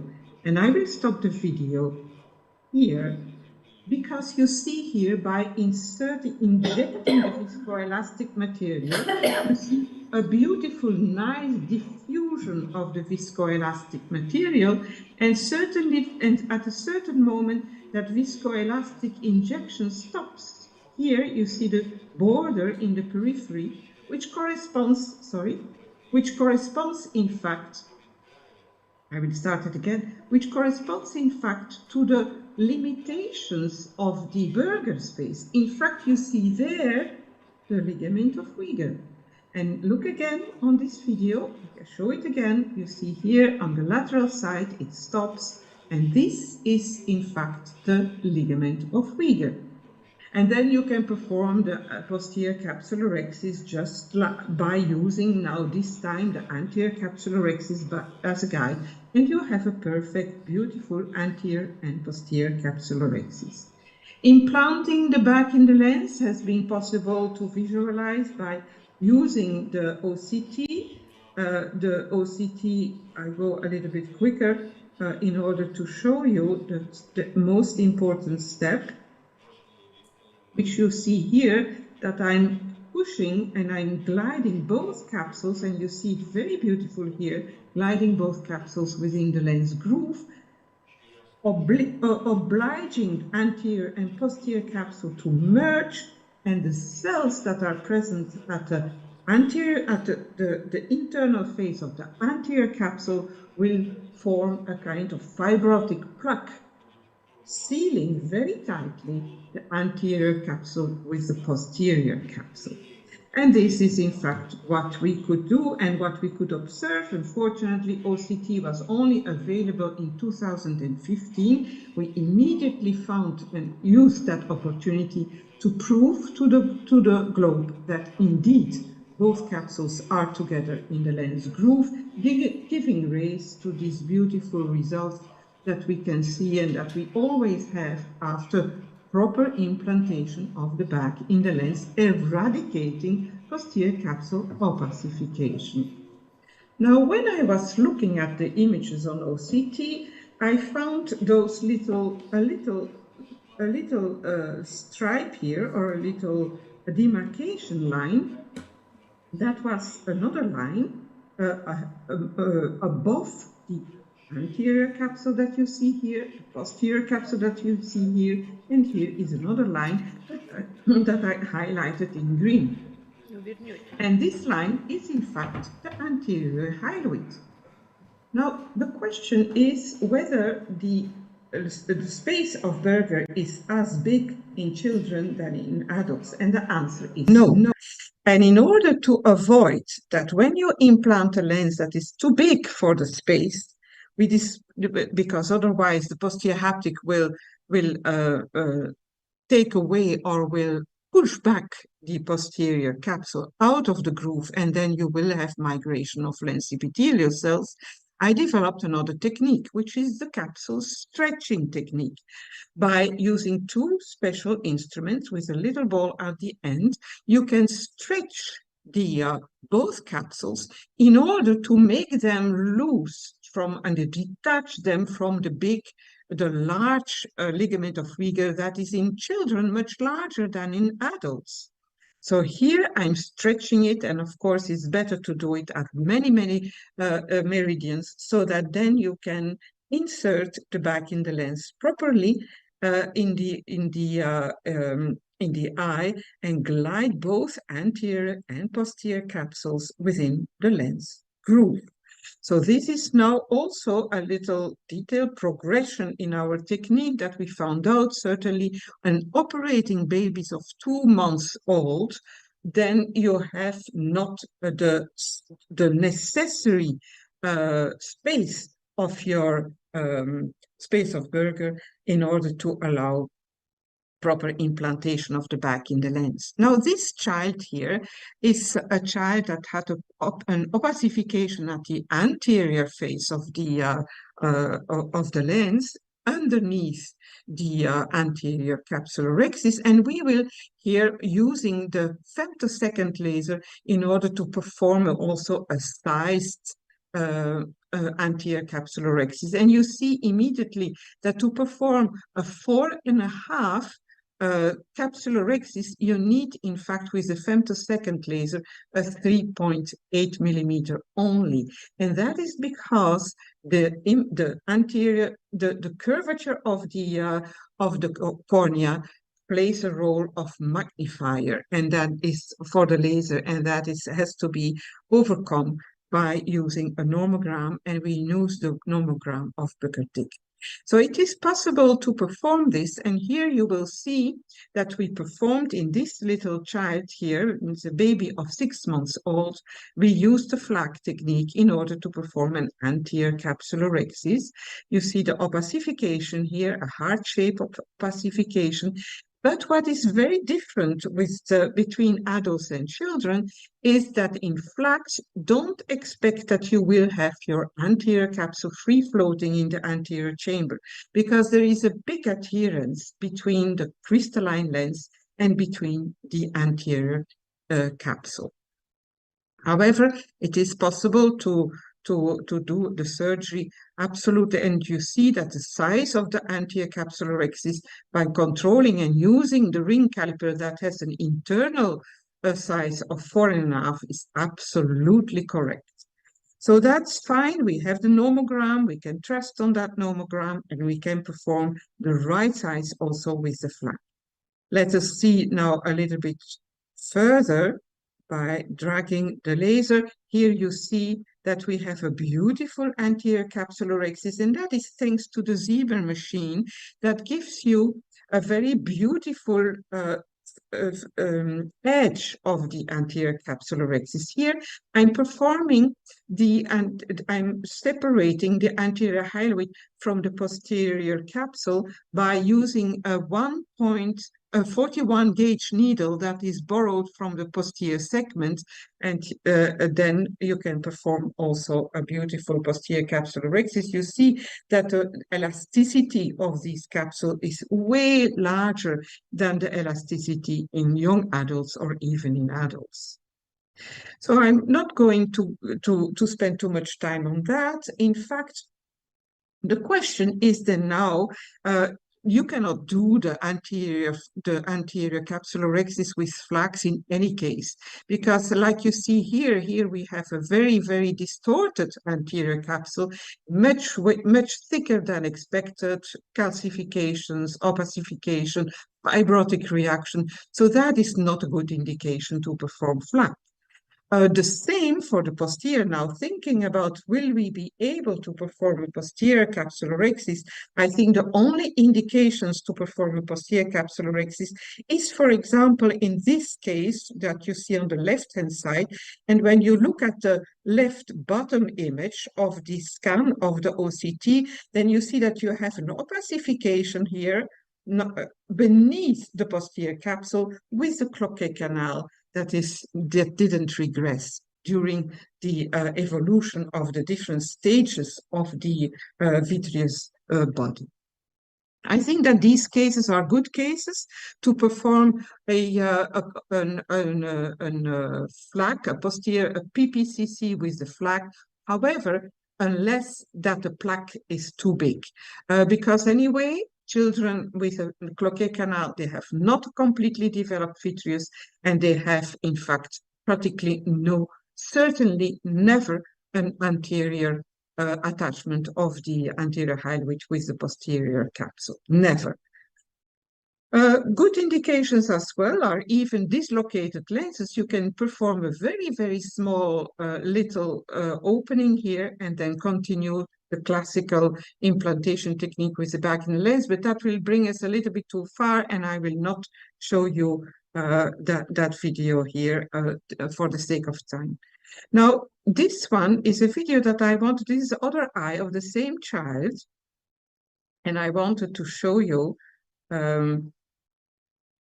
yeah, doesn't work. I wanted to show you that you not have always the full image of the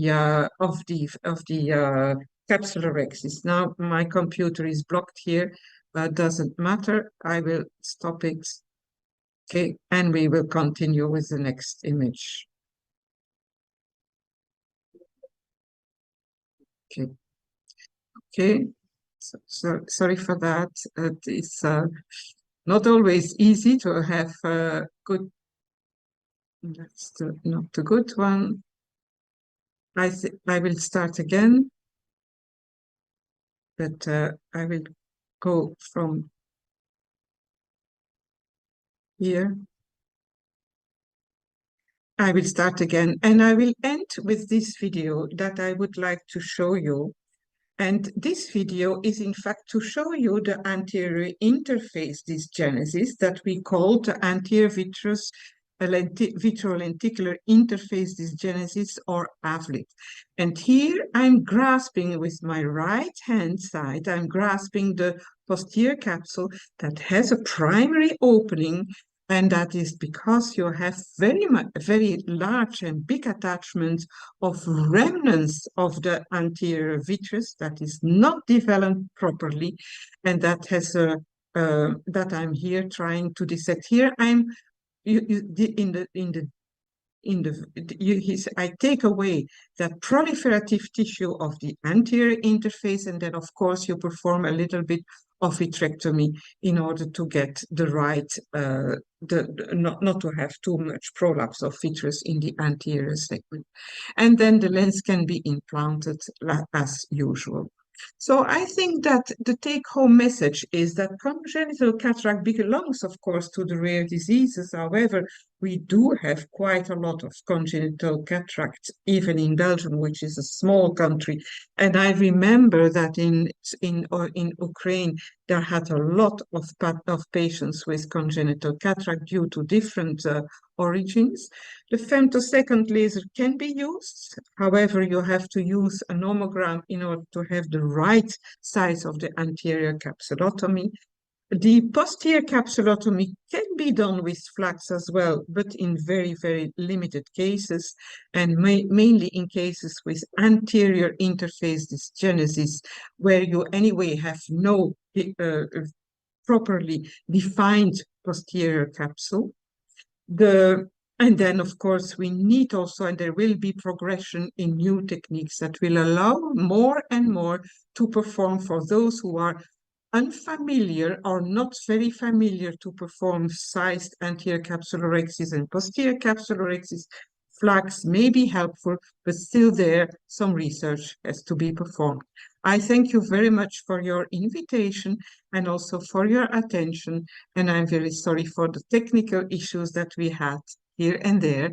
And I will stop sharing my video now as well. Thank you, Marie Signon. Do you hear me? Yes, I hear you Thank very you. well. Yes. I would like to say that we operate together with Marie 11 children in Odessa, and I myself, under her control, also operate several children. I would like to say that IOL is very nice, and we have 7 years experience and 7 years observation of these children. We have no any after cataract. But the question is, the most difficult thing in this technology is to perform both capsulorhexis the same size and the same location.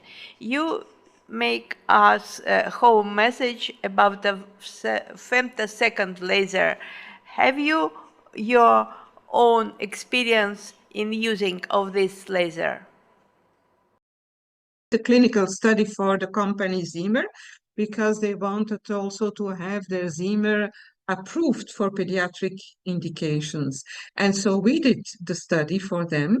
And I must say it works, it can work for the anterior capsulorhexis. You know that for somebody who is used to perform anterior capsulorhexis, posterior capsulorhexis, it is not mandatory to have the flax and to have femtosecond laser, of course. But I understand that those who have difficulties to perform it and to have a right size, although if you follow the rules, I think that everybody can do the anterior capsulorhexis properly. And we know that in children, that it is much more difficult. And that is the reason why I wanted to collaborate with Zimmer in order to find a solution eventually that may help the surgeons to perform it in practically all cases, if I can say so. That was the Little that was the question motivation. more. The second thing which we have to do, it is psychological problem, because for pediatric surgeon who operate congenital cataract, it is very difficult to perform so big posterior capsulorhexis, 5 millimeters. And if something comes not on the rule, comes wrong, what do you do in these cases? You put another lens, or you only prefer only your lens? Yeah, that's a nice question. Well, in fact, this is another presentation, but we have found out that in children, we have a large variation in the anterior interface. And there is the dysgenesis, which is due to the fact that either the posterior capsule is not fully formed or the anterior hyaloid is not fully formed. There is an opening there.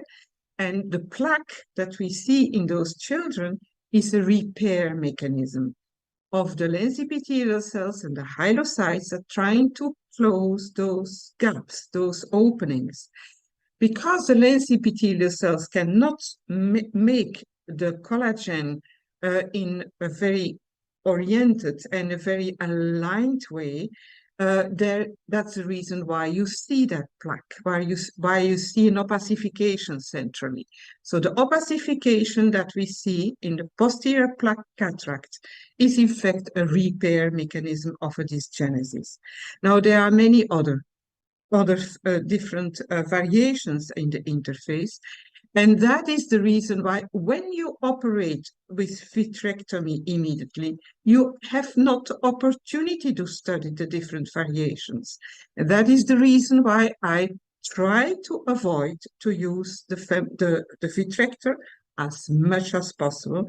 I want to dissect all those different cases of variations in the interface and understand the mechanism of the embryogenesis of the anterior interface of our natural eye.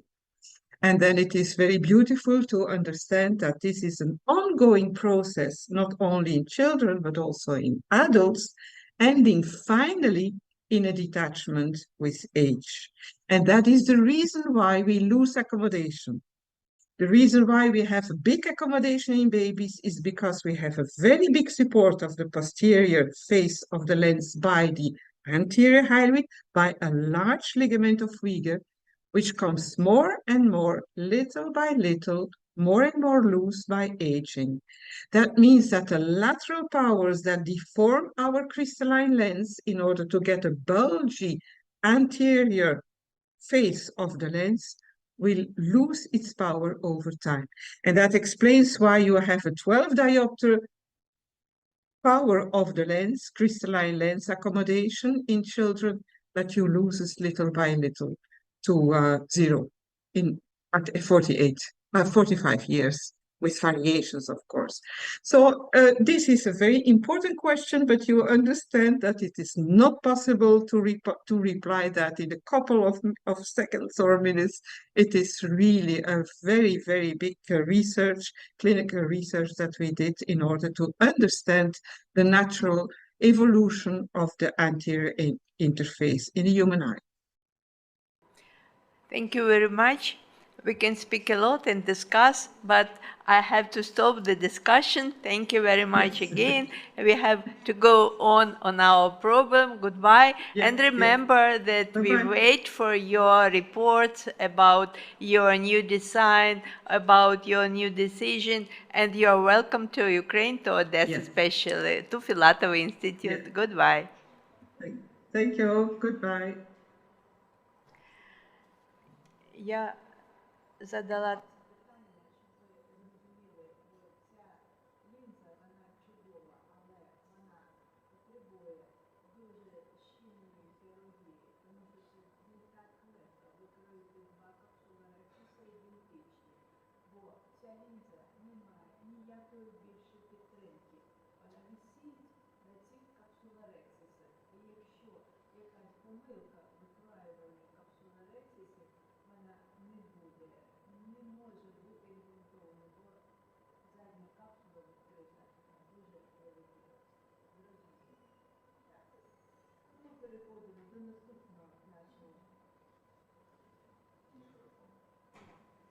Переходимо до наступного нашого доповідача.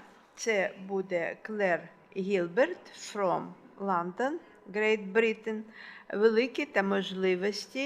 Виклики та можливості для контролю сліпоти від ретинопатії of undercarried children. And Я би хотіла вам сказати, що Клер – це професор Міжнародної організації охорони здоров'я очей. Це дослідник, яка проводить свої роботи у Великобританії. Вона має різні програми. Вона приймає участь у Claire трастах. has co-director the I group and has been a member of the school's ethics committee. Do you hear me, dear Claire? I do. Yes, thank you, and we can see you. So we are wait for your report. Thank you. I will share my screen.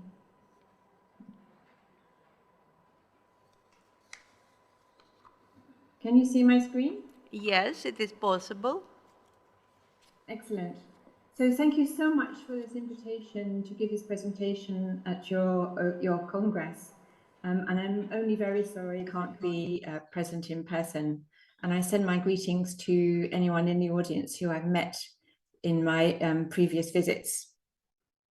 I'm going to talk about the challenges and opportunities for the control of blindness from retinopathy of prematurity. Thinking about control from a public health perspective, we can think about three broad areas: neonatal service provision, the prenatal and neonatal care, timing, and eye care. The third epidemic of ROP blindness, which has already been mentioned, has already reached Asia and is now starting in sub-Saharan Africa. And this is because more neonatal intensive care units are being developed either in the government sector, in the private sector, or in the not-for-profit charitable hospitals. This means that many more preterm infants are being admitted to neonatal care, and there are more preterm babies surviving.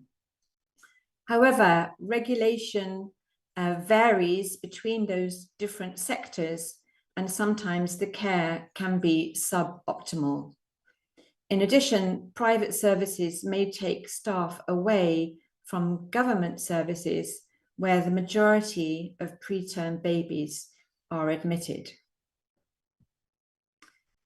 If we think about the prenatal and the neonatal care period, before pregnancy, in many countries, there's increasing use of assisted fertilization, which can give rise to multiple births, even triplets or quadruplets.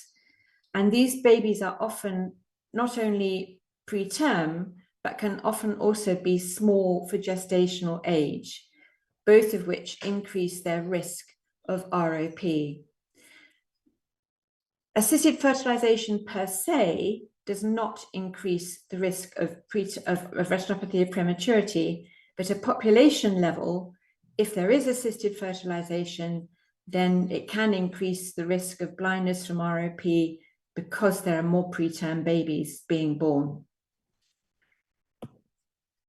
During pregnancy, there are some behavioral interventions which can be delivered to reduce exposure to risk factors which give rise to prematurity or small for gestational age. And perhaps the most important one is smoking, but also stress. Many of the other causes of preterm birth are unknown, and so preventing preterm birth is actually not that straightforward. There is also low coverage of a course of antenatal steroids to women threatening preterm delivery. And this has been shown in multi-center international randomized controlled trials that a course of antenatal steroids seems to mature the lungs of the preterm baby that's subsequently born, and so reduces the risk of ROP. Immediately after birth, how the baby is managed in the first hour after birth which is sometimes referred to as the golden hour, are often not being adequately implemented. This includes delayed cord clamping from immediately after delivery, delaying it to 30 to 60 seconds. And this allows the blood in the placenta to get into the baby's circulation, so they are not hypovolemic or anemic. Keeping the baby warm using a hat and a plastic bag, as in the picture, is very effective at maintaining body temperature.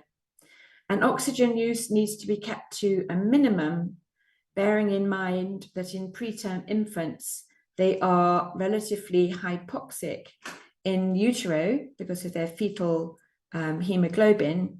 And so one can afford to wait to see whether the oxygen saturation is increasing spontaneously, and oxygen should only be used and the minimum amount used to bring the level of saturation up to the desired level by between 7 to 10 minutes. And avoiding unnecessary ventilation, because this damages the immature lungs. And then during neonatal care, we're all aware of the potentially modifiable risk factors for ROP, and to control these risk factors requires adequate skilled staff and equipment, and staff who understand the risk factors and are motivated to control them. Many units are overcrowded, and this reduces the ratio of the number of nurses to babies, and many units do not have adequately trained or fully qualified nursing personnel in particular. And this can give rise to inadequate control of risk factors, particularly oxygen. And this is now been shown that slightly lower oxygen saturations do reduce the risk of retinopathy of prematurity, again from multiple international randomized controlled trials.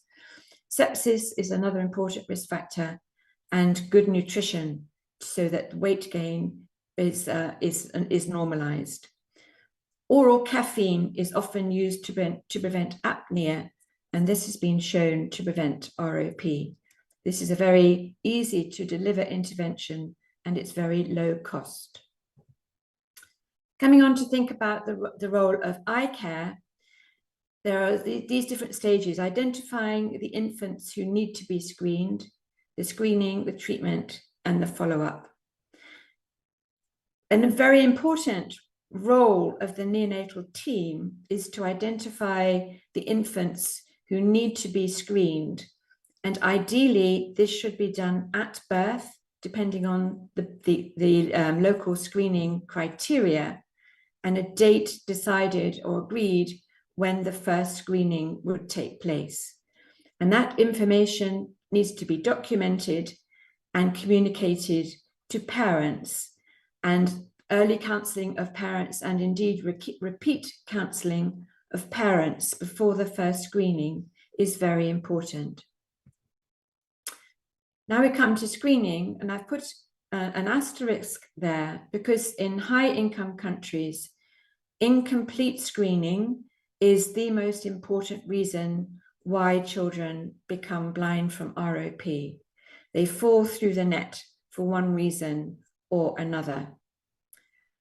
There is also lack of ophthalmologists skilled or indeed willing to screen, is one reason why screening is not uniform in all neonatal care units in all countries. And they may be unwilling to screen because of the time commitment or because of the medico-legal implications.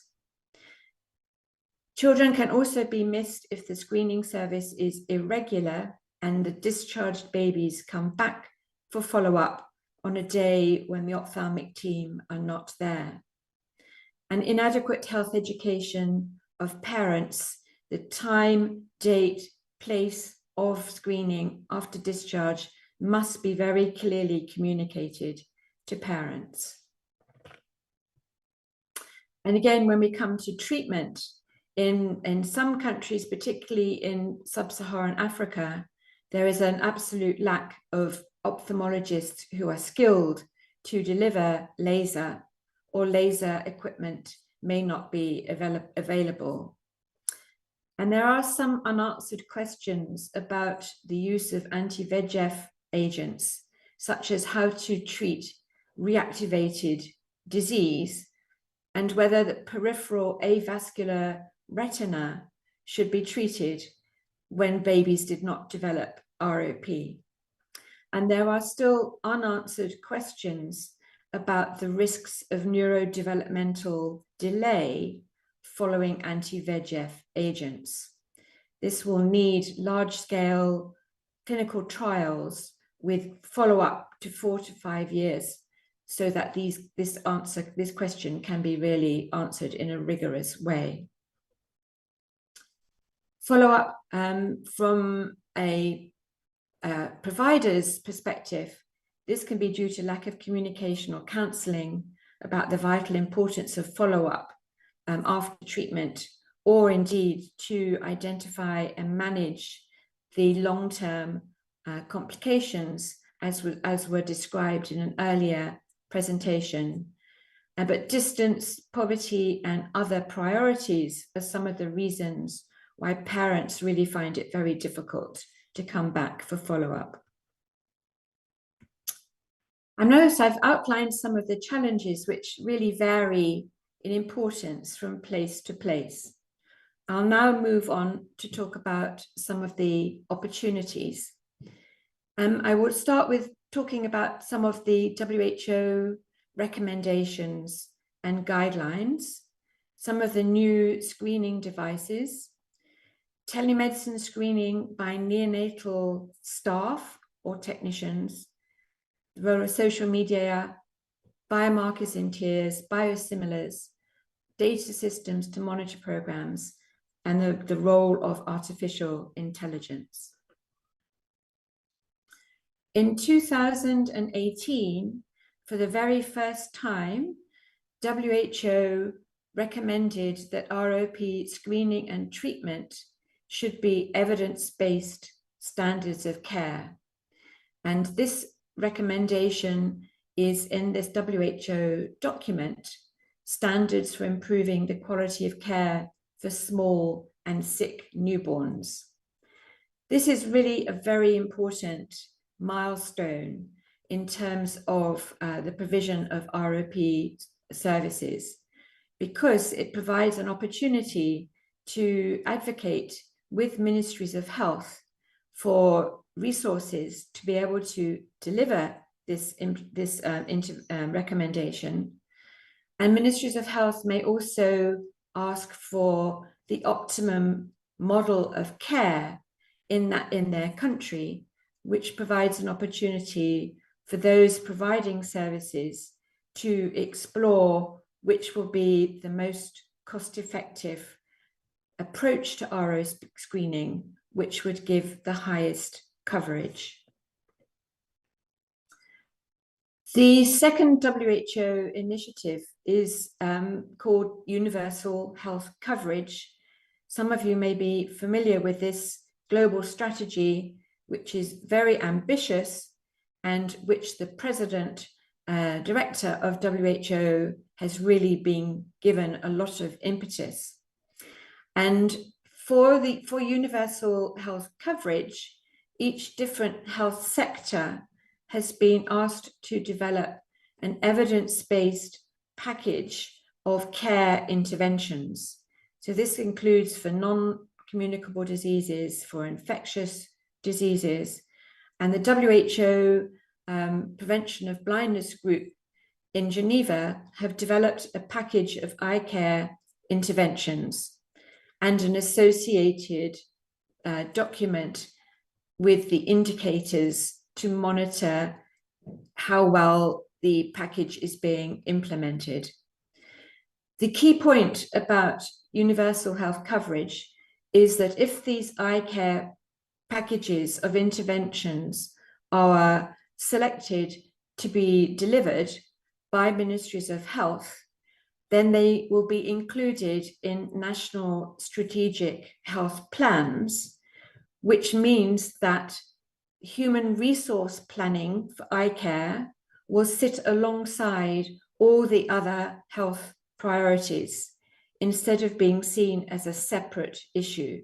So eye health planning will then come more fair and squarely into the agenda.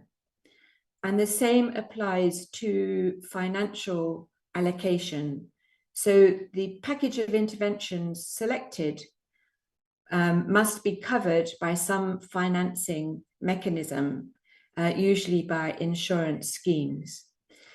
So advocacy is needed to ensure that these packages of interventions are included, particularly because the package includes services for retinopathy of prematurity. So these two things provide a mechanism for really obtaining more resources for ROP services. We are all aware that there are new devices for screening, and the Pentacam and the Nethra 3 Neo, manufactured by Forus in India, have already been mentioned. Phoenix in the USA have developed a wide field imaging system called ICON, and Remedio is also known as, can't remember what it's called now, but it's a smartphone device with an adapter, and which enables videos to be taken and then stills extracted from the video. There are more smartphone systems being developed, but these need to be validated before they can be really reliably used for screening. I expect many of you are familiar with telemedicine screening.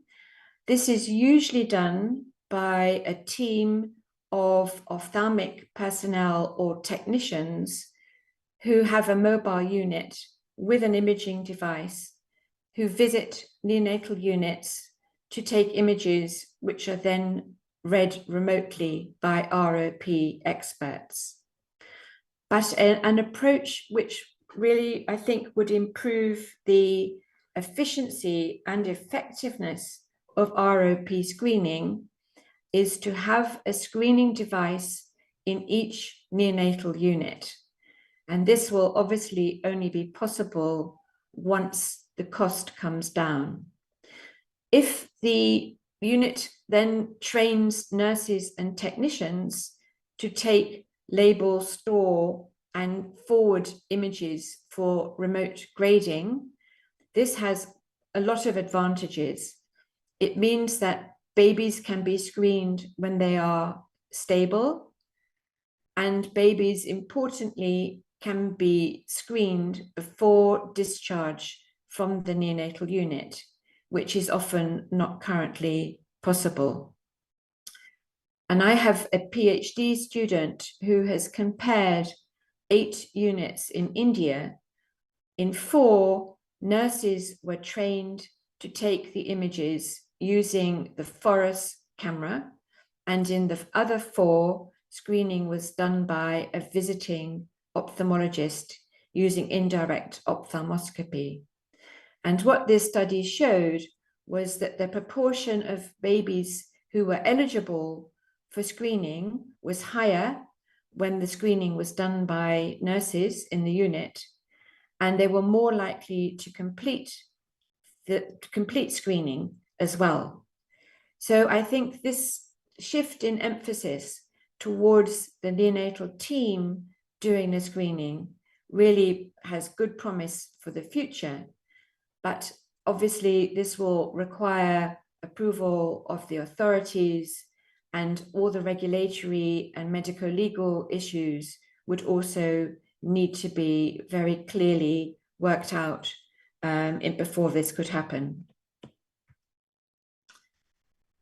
I expect many people doing screening and treatment in Ukraine are already using social media such as WhatsApp to share images.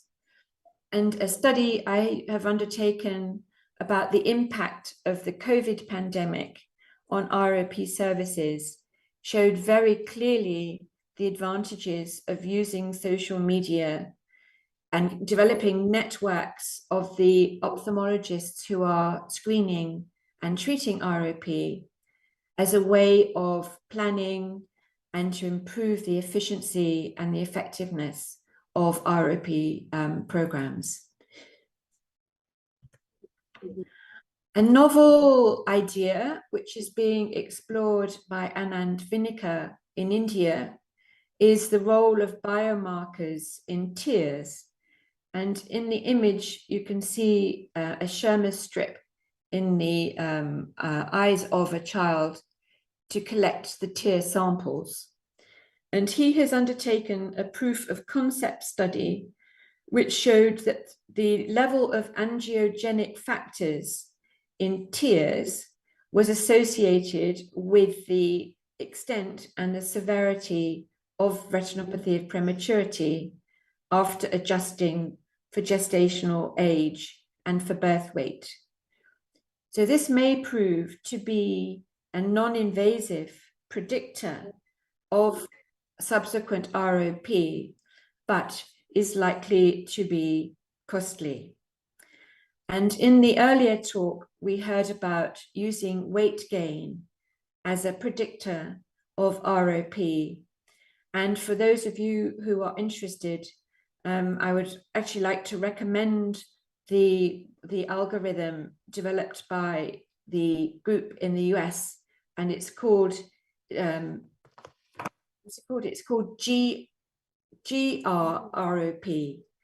and that's data coming out of the Growth for ROP study.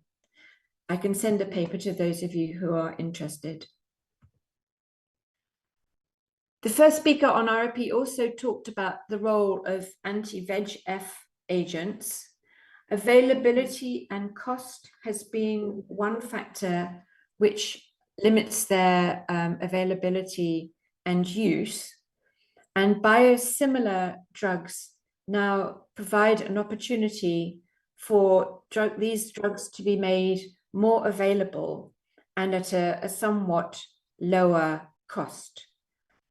So biosimilars, as the name suggests, are very similar to the initial biological drug, but they have been modified slightly in a way so that they maintain their biological action, but are a slightly different product. India is now manufacturing a biosimilar for ranibizumab, and several case series have been reported.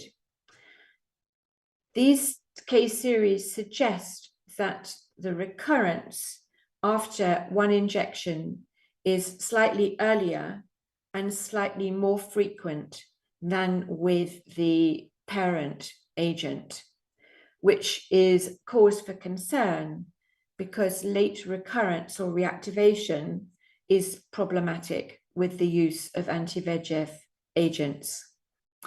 Another good opportunity is that certainly in India, they are in discussion with the manufacturer that pre-filled syringes with the right dose and volume of agent could be prepared, and this would greatly improve the ease of use and reduce the risk of infection and the need for pharmacies to draw up the correct amount of medication.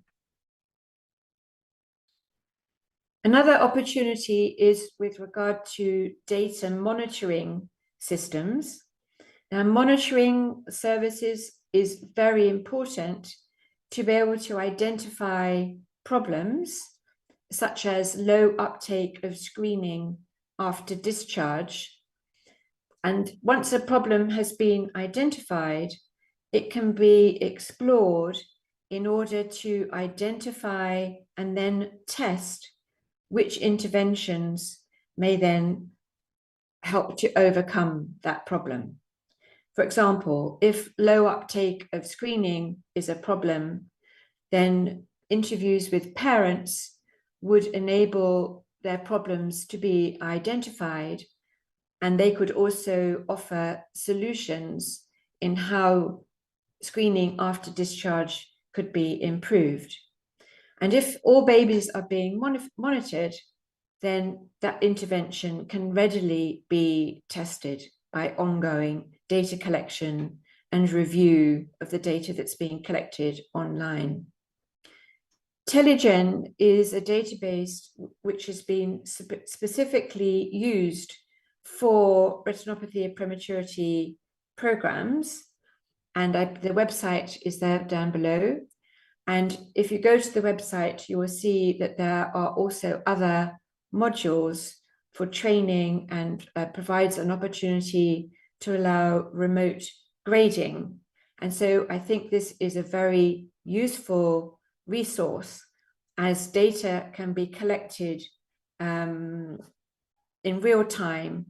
And this means that data will be readily available for publication and for advocacy with ministries of health, or for putting into grant applications to access further funding support.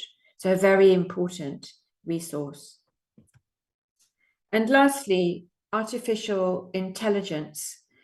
As I'm sure you're all aware, artificial intelligence is now being tested and applied and are used across all aspects of medicine.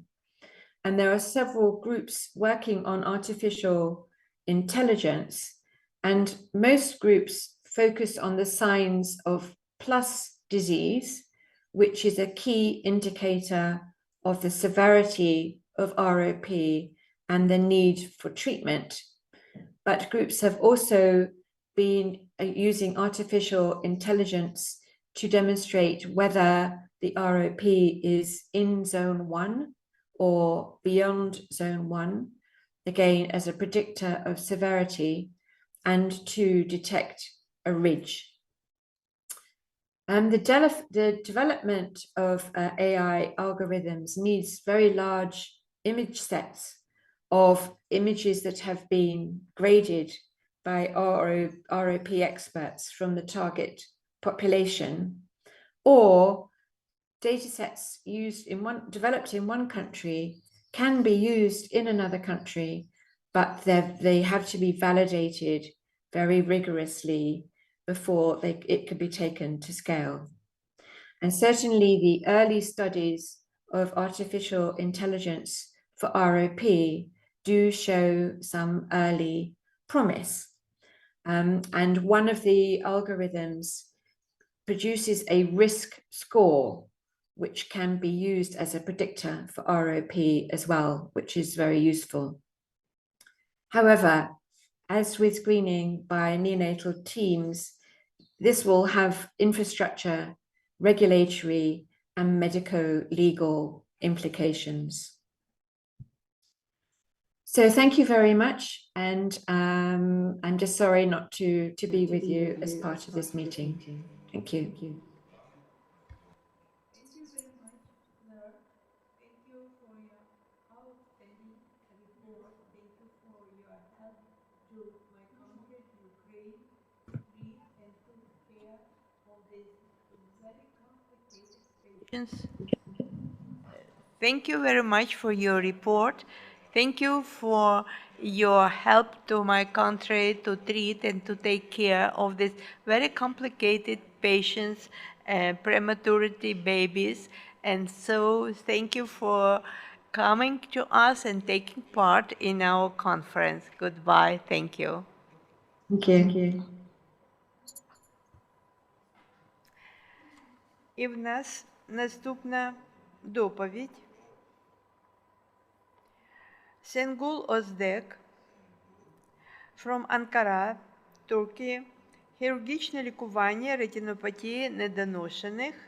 And I would like to say that Şengül Özdek is the Europe and pediatric vitreoretinal surgery, trauma, surgical treatment of submacular hemorrhage, non-ophthalmos, and IMD, and are her primary interests, and she is an examiner of the European Board of Ophthalmology Examinations and became Fellow of European Board of Ophthalmology in 2017. She is the principal investigator in many international multicentric randomized phase 3 studies on retinal diseases. You are welcome, Singul, and we want to see you. We see you. We want to hear you. How are you? Hi, I'm very happy to be here with you, at least virtually. So I would love to come to your country. I hope we can do that in near future. Thank you for your invitation and for for your presentation. Today I will talk about the vitreoretinal surgery for ROP. And as you all know, pediatric vitreoretinal surgery has its own rules, own complications, does not forgive faults, and does not accept apologies. It's first of all, it's very small eye, and there's very narrow space for maneuvers, but it's not the small model of the adult eye. Lens is relatively large. Pars plana has not developed fully, and sclera is thin and elastic. There are some other differences, like posterior hyaloid is more tightly attached, and retinal breaks usually end up with surgical failure. And in addition to all of these problems, we have amblyopia problem. And for vitrectomy, we always try to do lens-sparing vitrectomy if possible, but if we can't, we need to do lensectomy and vitrectomy. You can use any gauge, but personally, I use 25 gauge for pediatric vitreoretinal surgeries, and I use 3-port entry system. At the very beginning of the surgery, I usually do a lateral contotomy if the space is narrow for the maneuvers, and this gives me some extra area to move the eye to allow 3-port entry also. Sclerotomy construction is one of the main and most important steps of the pediatric vitreoretinal surgery in contrast to adult ones. And for entry into the eye, we arrange the distance from the limbus according to the age of the patient, but for the premature babies, it's usually 1.5 millimeter from the limbus. And if we plan to do lens-sparing vitrectomy, we enter the eye from pars plicata. But if we are planning to do lensectomy together, we can use limbal or trans-iris route entry to avoid the damage to the peripheral retina. To avoid damage to the peripheral retina is very important in these eyes. That's why we need to first examine the eye, the peripheral retina, if it's pulled towards the pars plicata, and to avoid from that area. We always do peritomy, conjunctival peritomy, and to suture all the sclerotomies. And when you see that the retina is totally in the temporal area, for example, then we may need to insert the infusion cannula to the nasal, or all nasal entry may be another option in these eyes. Since the nose is not developed nose bridge, so we can use the nasal entry. The main principles of the surgery is to relieve the tractions as much as possible and remove the vitreous and fibrovascular tissue as much as possible. And I use triamcinolone a lot for this. And posterior hyaloid removal, I always try to detach the posterior hyaloid, but I do not insist on it. And if I do the hyaloid removal, I do it only in the posterior pole, avoiding from the peripheral area, and I never come to the ridge area. So only in the posterior pole, and I always try to preserve the lens. So I will talk about the surgery for stage 4, 5, and Scott-Rissel cases. This is a stage 4A ROP case surgery. For stage 4A, as you see here, The tractions are mostly in the nasal area. So these are and there's anteroposterior traction. These are the best cases who, surgery is very helpful. And I always use triamcinolone to induce or at least trim the vitreous, and I use it many times, as I told you before. I just cut the tractions and relieve the tractions and leave it there. When you leave the posterior hyaloid there, it may contract in future within years and may cause posterior hyaloid tractions. And this was 8 years after the surgery. You can see that retina, that was bilateral simultaneous sequential surgery, and retina was attached and with quite satisfactory visual results. Stage 4A is the one of the last resorts to get very good useful vision. This was a vascularly active stage 4A case, as you see here. We always try to avoid from bleeding, of course, post-op bleeding, so we don't want to do too much manipulations in the rich area if it is vascularly active, but we need to relieve the tractions as much as possible. So we try to be as conservative as possible and just try to cut the connections between the retina and the fibrotic membrane and leave it there. And when you do is like that, then we can have the result like this. Those membranes completely go away with the surgery. This is less vascularly active case, but 360. And as you can see here, after doing the laser and surgery, retina is totally attached.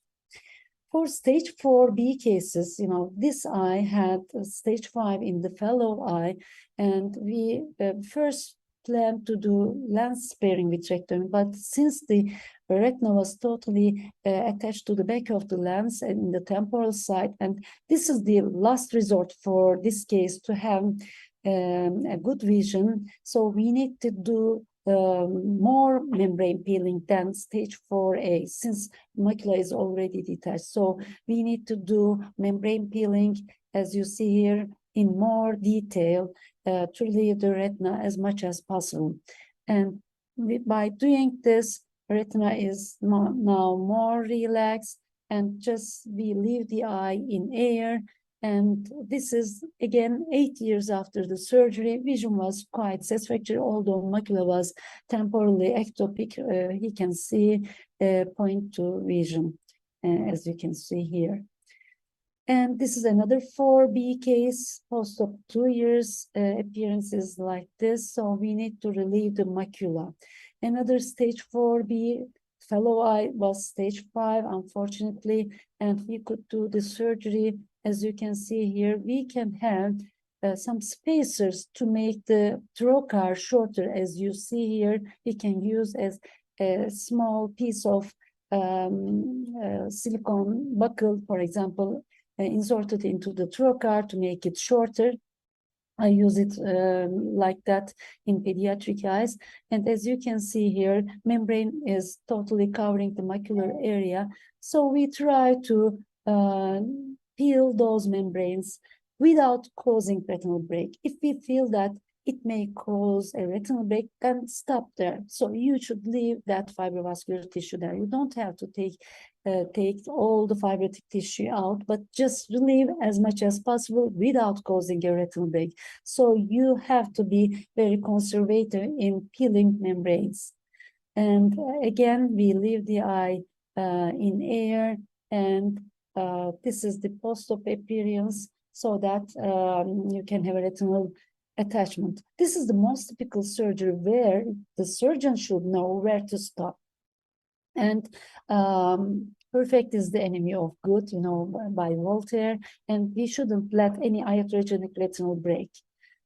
And if you have a retinal break, unfortunately, we sometimes have, and if it is in a silent area, you can go on with the surgery by relieving all the tractions, at least in the area of retinal break, to relieve the tractions and vitreous there. and it may help. But if it is in the most proliferated area, like in the rich or contracted area, you may even just leave the surgery, maybe at the end of the surgery. But sometimes external buckle may be a good option in those cases if it is in the peripheral part, of course. So this was such a case. You see the subhyaloid bleeding under the membranes. Then after clearing those membranes and detaching the posterior hyaloid, we have a small break. And after clearing the vitreous around that small break area and leaving the eye in gas, then we could have still retinal attachment without causing any retinal break. And we have collected our data on surgery for stage 4 cases, and it was published in British Journal. And the parameters affecting the postoperative success, to see the parameters affecting the success, of course, you can understand that the anatomical success was much higher in stage 4A cases, like 90% versus 60 to 70% in stage 4B cases. And functional results were parallel to the anatomical results. And the preoperative,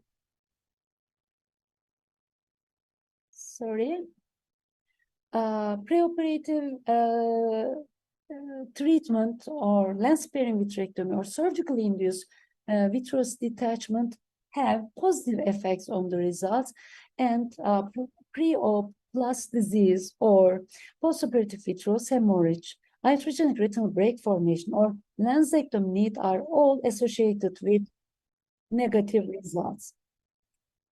And coming to the stage 5 surgery, as you can understand, the surgery is questionable in most of the cases. We have very low visual expectations, and preservation of light or light perception or some ambulatory vision, if we are lucky, is the only thing. And sometimes we do the surgery only for cosmetic or anatomical purposes. And if the fellow eye is good, mostly the stage 5s are not operated. And as we all know, in the last revision of the ICROP, International Classification of ROP, further staging of stage 5 ROP has been done, and that was my suggestion, actually. I was in the group, and we just further staged the stage 5 as stage 5A. If there's shallow total retinal detachment, but you can see the posterior pole, that's stage 5A. If it's total leukocoria case, it's stage 5B. And if you have corneal opacification or anterior segment findings, then that is stage 5C. I personally do not operate stage 5C, but do operate the stage 5 and A and B. And this was a stage 5B case with leukocoria. As you can see, we start the surgery by peeling the membranes layer by layer with patience. And you should reach the retina by doing that, by peeling the membranes. As you can see here, when you relieve the tractions, retina goes backwards.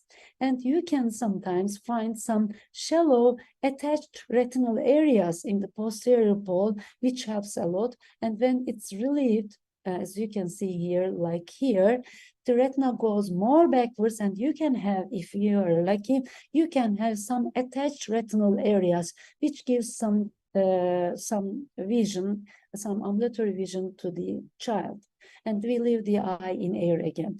This is kind of staged surgery. You start with leukocoric eye, then it becomes better, and then when retina settles down within months, then you, as it is here, then you can do the second surgery, and you can relieve more tractions, and then you can have something like this. So this was a leukocoric stage 5 BI, and we ended up like 0.2 vision. This was my best stage 5 case, I should say, but we can have some cases like this. So the preoperative anatomical features which are associated with improved outcomes where we have published our data. Of course, if it is stage 5A, the success goes up to like 60%, but in group B, it's like 15% or so. Functional results are the similar. In cosmetic, we can have the surgery only for cosmetic reasons. As you can see here, this eye is operated before for stage 5, and this eye was again stage 5, but didn't operate it. So as you can see here, cornea becomes opacified, and the cosmetic physical eye. Same for this case too. This is operated eye, this is non-operated eye. So we can even do the surgery only for cosmetic reasons. But we should inform the families about the realistic expectations. This is very important, and the better results can be obtained with stage 5A cases. For cicatricial ROP, we should think about it more. For we can have rhegmatogenous retinal detachments or tractional retinal detachments. For rhegmatogenous cases, we have very complex detachments, and they usually, the results are very poor, and they may need multiple surgeries. Even with multiple surgeries, they may end up with failure. This was such a case. We had to do an encircling band first. We couldn't see the retinal break area. If I could see it, even with these membranes, which are from ROP, I would do just an external approach, but I couldn't see the break, so I had to do cerclage, and together with vitrectomy, it was very tough membranes. I could find the membrane, the break here, and then did surgery and left the eye in silicone oil. And this was the fellow eye. We just did the laser, and this is the post-op first month result. So we should think about the surgeries. Should we operate or not operate? Because in tractional retinal detachments, in cicatricial cases, they have some attached retina. Sometimes it may be more harmful to do the surgery. For example, this was a 6-year-old boy who didn't have any surgery before. Vision was 0.1. And you see there are superior tractions causing ectopic macula. And if I understand that the tractions could be relieved without going into too much risk, then if it is anterior posterior traction, I usually prefer to do surgery, as in this case. But if it is a tangential traction, which can cause retinal breaks during the surgery, I usually do not operate those eyes. For this case, for this specific case, it helped a lot. Vision improved, and retina stayed stable and will be useful for the future life, especially. This is another case, like 6.5 years old male with 0.15 vision, no treatment before, and you can see the tractional retinal detachment towards the inferonasal part in both eyes. And since I felt that it's just anterior posterior traction, and I felt that the macula is probably detached during the growth of the kid, so I prefer to do a lens sparing vitrectomy for this case, and I could relieve the traction over the macular area and use triamcinolone. As you can see here, the membrane was peelable, at least in the macular part, and I left the part which is not peelable there, and just left the eye in air, did some massaging, and at the end, this was the result. So vision improved to 0.7, which was incredible for me. The fovea was quite nice, although inferonasally displaced.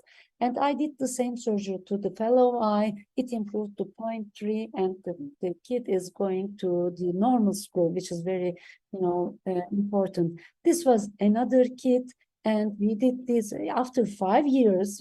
We did the surgery, and he can get some ambulatory vision after this.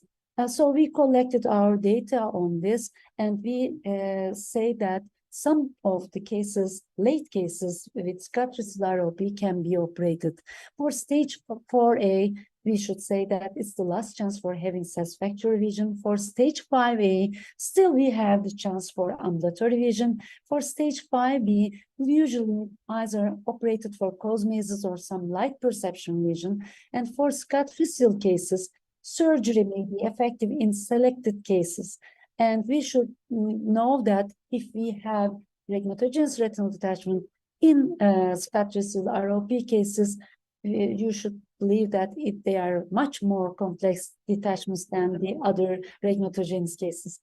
Lastly, I would like to invite you all to our retinopathy of prematurity course, which will be a hands-on training skill transfer dry lab in Turkey for 3 days. And also, I would like to invite you all to the EVRS meeting in Cappadocia this year. Thank you. I'm ready to answer any questions. Thank you very much, Singulas Dek, for your outstanding surgery and results. And thank you for taking part in our conference. And you will our teacher, and we shall understand how to do it. So I have only one question. What kind of vitreous tamponade you prefer in these children? Oh, thank you for the question. Actually, I almost always use just air. I usually do not use any gas or silicone oil in cases with tractional retinal detachment, you know, which is the case for most of the acute ROP cases. But if we have a retinal break, for example, during the surgery, I usually try to put an external buckle to support that retinal break and put gas. Because if you put silicone oil, if you still have some tractional membranes, when you put silicone oil, it goes under the retina. So it doesn't help much. But when you just support it externally, it helps much better. But if you have a late rhegmatogenous retinal detachment in Scott-Russell ROP cases, you need to do, you know, comprehensive membrane peeling and do all total vitrectomy and put silicone oil together with a circling buckle, all those things. Thank you. And goodbye. Thank you. Bye.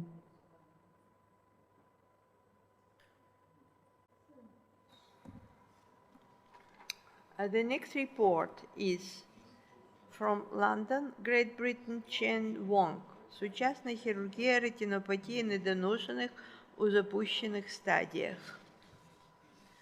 I do want to tell you that Dr. Chen Wong is a retinal specialist and surgeon at Great Ormond Street Hospital for Children, Moorfields Eye Hospital, and OCL Vision in London in United Kingdom. In 2022, he was ranked top 5 and expert case list of worldwide expertise in vitreoretinal surgery. He is also a director and partner of OCL Vision, a leading private ophthalmology clinic in United Kingdom. So, Cheng, do you hear me? We can see you. I can hear you, thank you. Can you hear me? Thank you. You're welcome. Thank you. Firstly, I'd like to congratulate you on a fantastic session. I've really enjoyed all the speakers and lectures so far, and particularly in this challenging time of your country's history. So thank you for the invitation and opportunity to share our experience. So this is experience from our de facto UK National Retinal Detachment Centre for ROP at Great Ormond Street Hospital that I'm presenting on behalf of our group. Here are my relevant financial disclosures. So I think I think it's important to reiterate the previous Professor Gilbert's talk about ROP and the opportunities for improving outcomes, which is multifactorial. And if you consider ROP as a funnel, screening is clearly the most important on the population scale. And as you go down the funnel, then it's identifying kind of treatment-warranted cases and treating as appropriate. However, unfortunately, a percentage of cases, 5% or so, progress to cicatricial disease or traction retinal detachment, as we've heard. So this is the focus of my talk. Just very briefly, I think it's worth kind of revisiting some more historical data, which is the natural history of untreated traction retinal detachment, which essentially shows progression in stage 4A and 4B. At our UK National Centre, Great Ormond Street, we don't operate on stage 5s. So my experience is really kind of looking at what I'm sharing with you is our experience in the UK over the last 20 years. And how did our outcomes evolve, or how have they evolved since 2004? So the first 10 years in question is data from Oxford, a team led by C.K. Patel, which has recently been published. And during that period, the anatomic success was 55%. So how did we go from 55% to 88% over a 6-year period at Great Ormond Street, data that's in the process of being published? So I think the first important lesson is earlier surgery. So the postmenstrual age of surgery, in other words, early identification and referral, has changed. And we think this is one of the important factors. One of the things that we've been able to we feel relatively successfully do is to engage the screeners and the screeners of type 1 ROP at a local unit to do the laser or the anti-VEGF to recognize earlier disease, because we've heard from Professor Osdeg that the outcomes are best with the stage 4A detachment. So there's no doubt that the milder the traction, the better the potential anatomic and visual outcome. So I'd just like to show you some images. Some of you in the audience will be screening or treating, and really the key is early identification. So the blood here is a giveaway, but how do you if you briefly glance at the posterior pole, how do you identify early traction? So the clue is in the dragging of the temporal vessels towards the horizontal midline, and the more acute angles subtended to the horizontal midline, as shown here. And this is due to some peripheral traction retinal detachment that's developing. So you don't, examining these babies, it can be difficult, and hence screening is, as we've heard, can be challenging, and there's debate about who should be doing it, and so on and so forth. But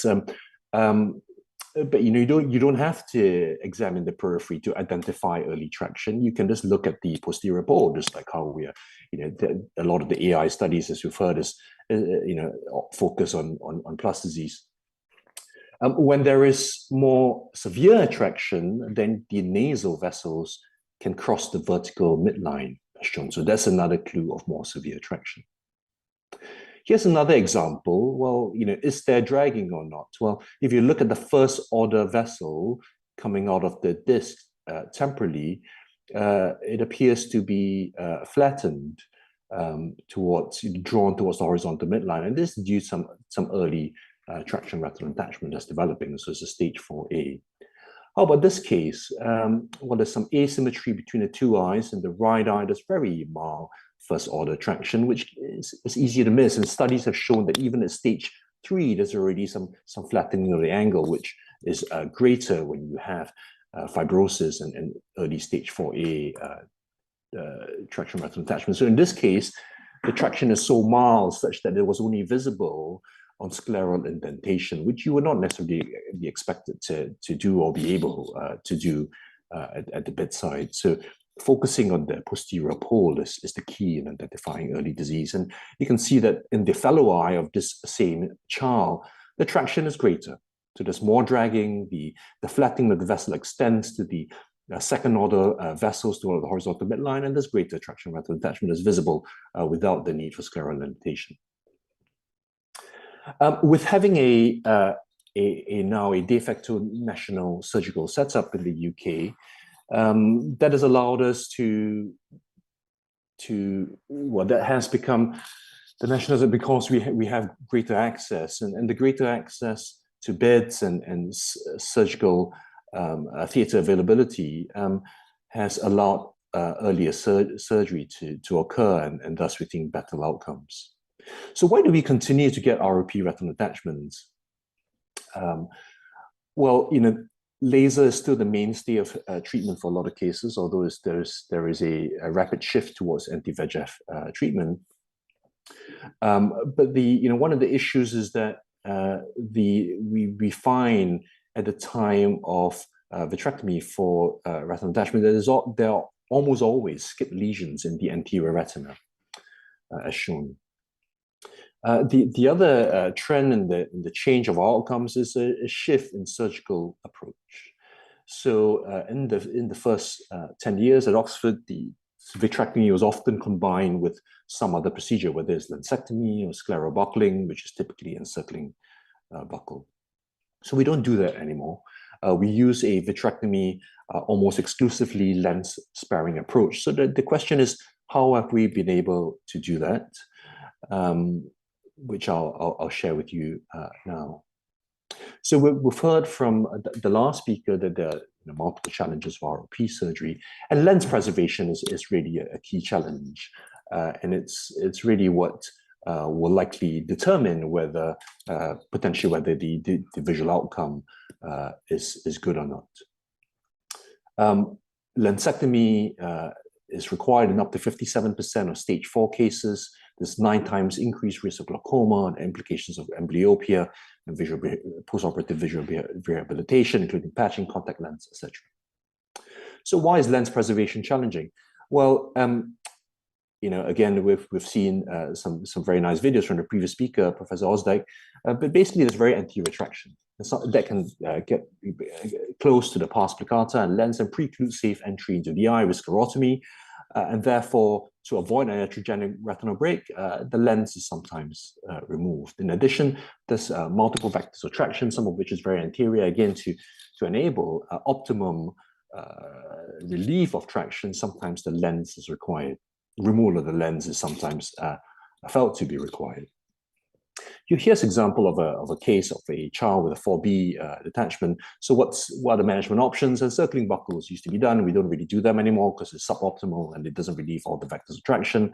Vitrectomy is a treatment of choice, but how do you enter the eye safely and ensure you have enough space to relieve all the relevant traction, as I've alluded to. So this is the standard surgeon's perspective during surgery with a microscope from the top down. So this is standard with cataract surgery, vitrectomy surgery. This is what we're all familiar with. This is the alternative intraoperative visualization approach that we use, which was first developed by Professor Lee in Los Angeles, which is using an endoscopic approach where the camera sits inside the eye. We can visualize the anterior structures of the traction retinal attachment, the pars plicata, and behind the lens directly. So here's an example of a clip from this case I've just showed you. So there's very anterior traction retinal attachment. The endoscope enables us to look directly inside the eye. There's clear normal lens at the top, and the endoscope allows direct visualization and passage and guidance of the blade between lens and at the top and anterior traction retinal attachment that's coming close towards it. So the standard sclerotomy insertion technique does not allow for this. One would be inserting the trocar blindly, essentially, and therefore the safer option in many of these cases is to remove the lens. With the endoscope approach, we can directly visualize the passage of the blade. Here's another case, only eye, other eyes, inoperable stage 5. There's 4B detachment with macular heterotopia. And we can see here with the first pass of the MVR blade, the tip of the blade is pushing against this white tissue, which is fibrosis and possibly retina within it. So we're able to directly visualize it with the endoscope and reposition the blade and enter the eye safely as shown. So in London, we've evolved the technique to a combined endoscope microscope approach. Here's an example of simultaneous visualization of a stage 4A. On the bottom left is a standard microscope, non-contact wide-angle viewing system. You can see the traction from the top, which looks very different from the endoscopic view from the inside of the eye, where the perspective is from the side rather than from the top. And we can see all the vectors of traction more readily in this sort of case, where the traction is more anterior. I think this example is where this visualization approach is particularly helpful. It's a bilateral stage 4A, so the macula is not involved, and you would hope for a reasonably good visual outcome relative to these cases. The challenge with this case was that the traction was very anterior. So if you look at the bottom left, that's a microscope view, and you can barely see the traction, whereas with the endoscope view, you can see behind the clear normal lens, which looks gray, you can see a curtain of traction draping over the pars plicata. So this direct visualization enabled us to clear the traction, still spare the lens and the underlying retina beneath it, and the pars plicata is now visible. So the standard microscope view would not enable this. So here's some data from our UK National Centre, single centre consecutive series. So there are very few, well, I'm not aware of any consecutive national series out there. We have 3 consultant surgeons. The technique we can go into separately if need be, but essentially it's dual visualization with endoscope and microscope. So you have 113 endoscopic eyes with 30 months of follow-up. So that's a spread across all the stages. So the 4B5s are the more severe 4Bs, essentially, where there is anterior laser total detachment otherwise. So majority of 4A detachments.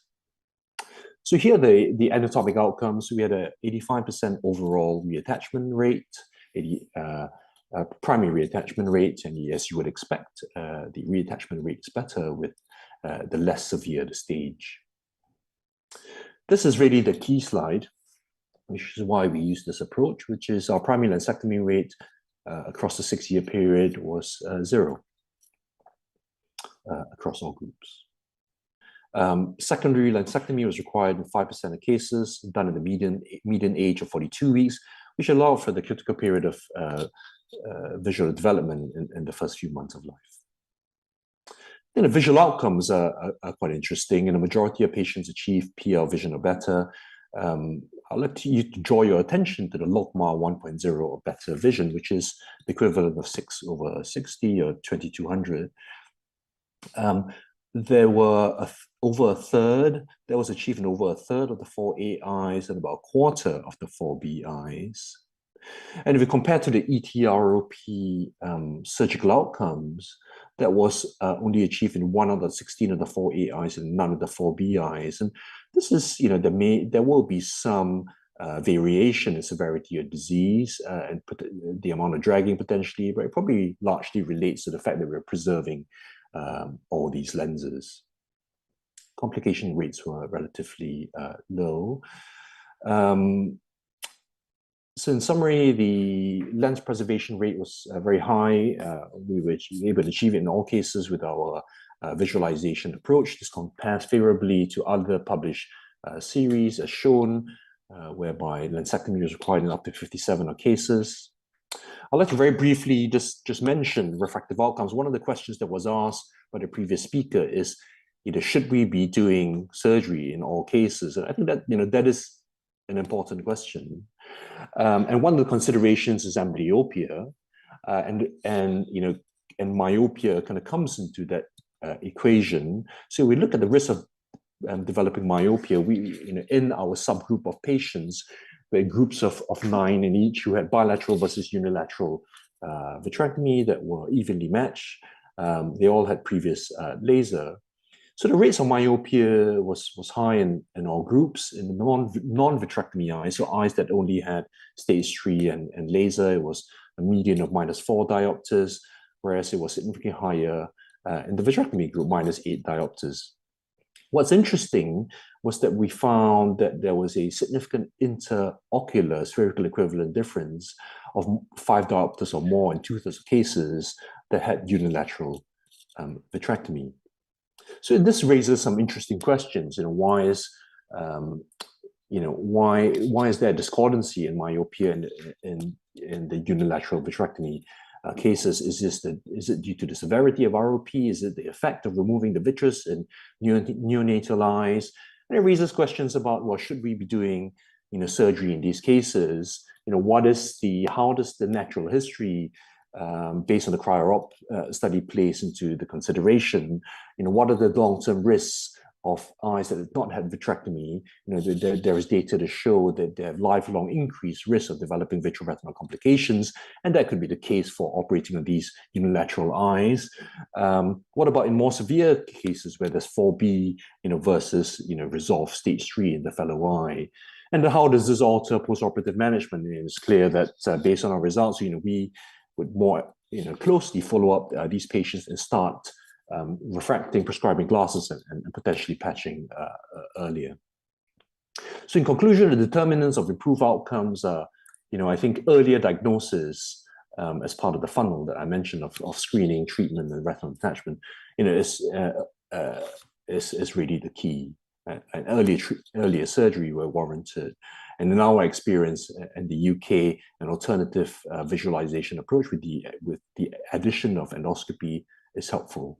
And potentially lead to, it appears with our data set, improved lens preservation and better visual outcomes.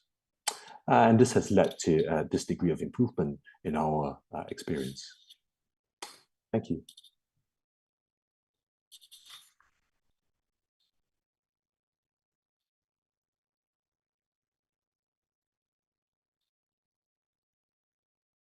Our city, to our institute. Yes, it's very interesting to see how you do now to compare with previous ones. So are there any questions in auditorium about this outstanding surgery and results?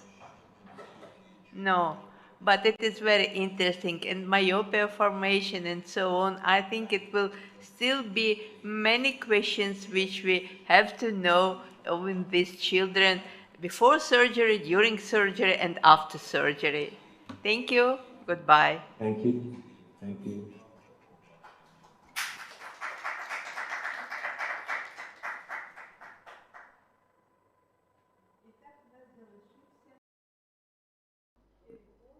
Now we have one more reporter.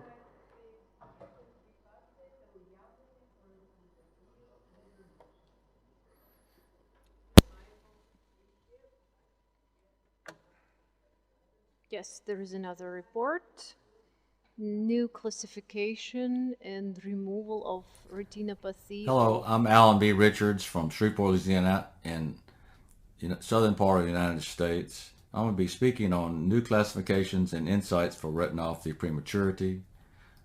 I've worked in Ukraine and had the good fortune of meeting many of you since 2012. I'm sorry I cannot be there in person. I'll be looking off screen toward my English slides, so please excuse me for that during the presentation. I have no financial disclosures or conflicts of interest with the material in this presentation. We're going to briefly review the International Classification of ROP first and second edition first. We're going to outline the third International Classification of ROP, and then we'll outline current indications for treatment and the advantages and drawbacks of intravitreal injection. The first International Classification of Retinopathy Prematurity in 1984 created international standards for exams which were not standardized at all at that time. It created zones 1 through 3, lower the zone, worse the disease, and stages 1 through 5, higher the stage, worse the disease. Created 12 clock hours for identification of location of disease, and defined plus disease. And remember that the standard plus disease slide from 1984 is no longer used. These are the zones. Zone 1, a circle centered on the optic nerve. with a radius of twice the distance from the optic nerve to the macula. Zone 2, a circle centered on the optic nerve extending to the nasal oral serrata and the equidistant temporally, and Zone 3, the remainder of the retina. The example of stage 1, ignore these white retinal highlights from the camera. You see a white ridge without elevation or red tissue attached. Stage 2 is a thicker ridge. The distinction between zone 1 and 2 is not really significant. In stage 2, you can have retinal vessels leaving the plane of the retina, entering the ridge. That's still stage 2.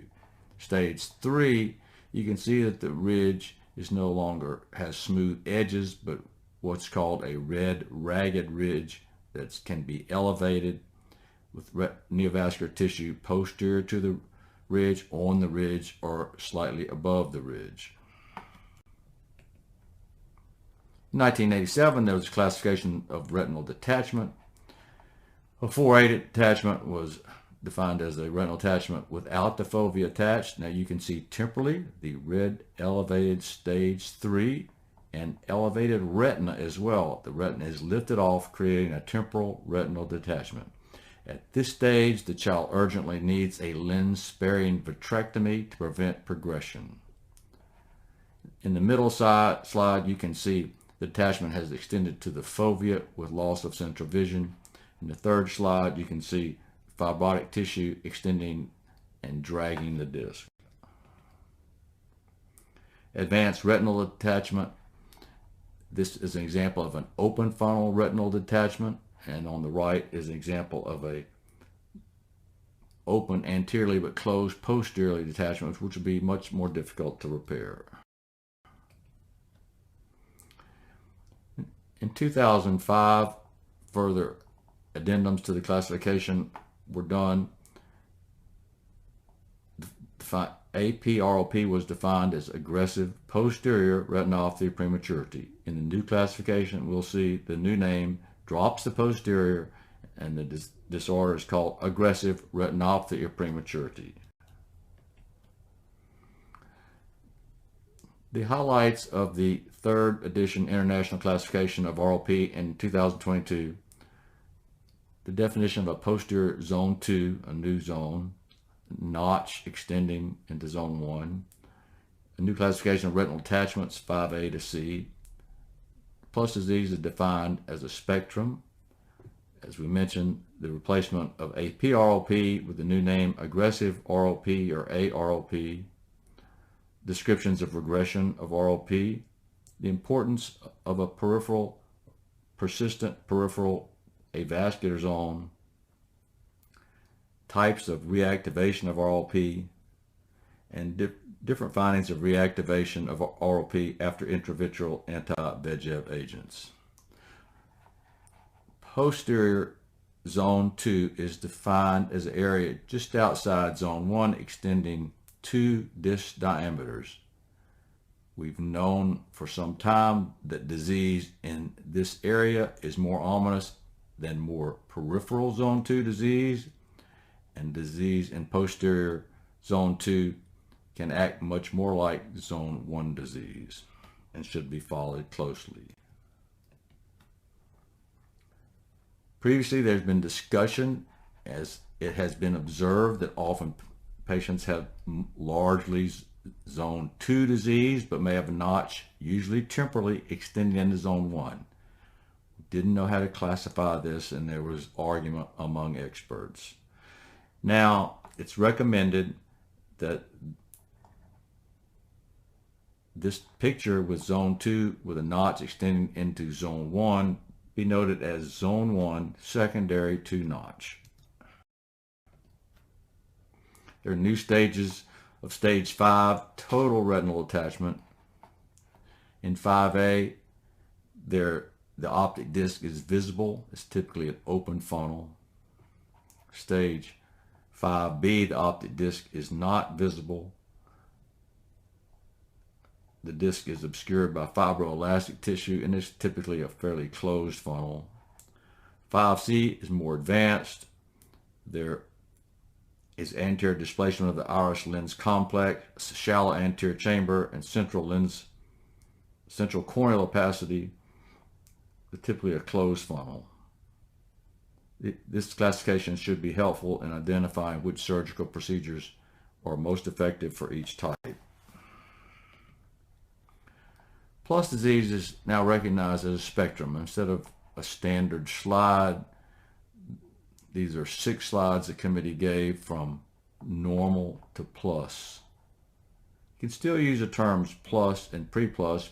Pre-plus indicate a milder form of venous dilatation, arterial tortuosity, not severe enough to be called plus disease, but not normal.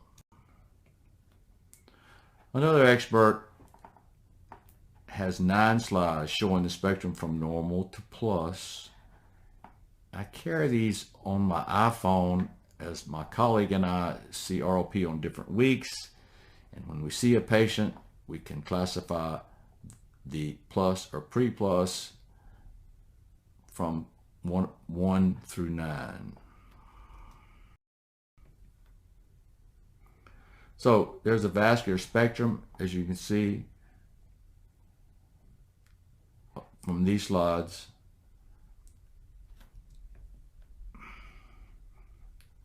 So we're going to diagnose plus or pre-plus by the appearance of the vessels only in zone 1. Not only within a narrow angle field, not by the number of quadrants, not by the type of vessels. It's also important to realize that the venous dilatation and tortuosity usually begins peripherally. So if one sees these vascular changes peripherally, the patient should be watched carefully, as plus disease may develop within a week or 2. Future implications are that perhaps artificial intelligence may be used with retinal photography to help identify plus disease. These are 6 slides showing the spectrum of pre-plus to plus. Slide A is mild pre-plus disease. Slide B is more severe pre-plus. Slide C is pre-plus with moderate arterial tortuosity, venous dilatation. Slide D, this would be called plus disease, milder but definite plus disease. And slides E and F are more severe plus disease. We'd like to treat the patient when they first develop something like slide D, although sometimes plus disease comes on quite rapidly.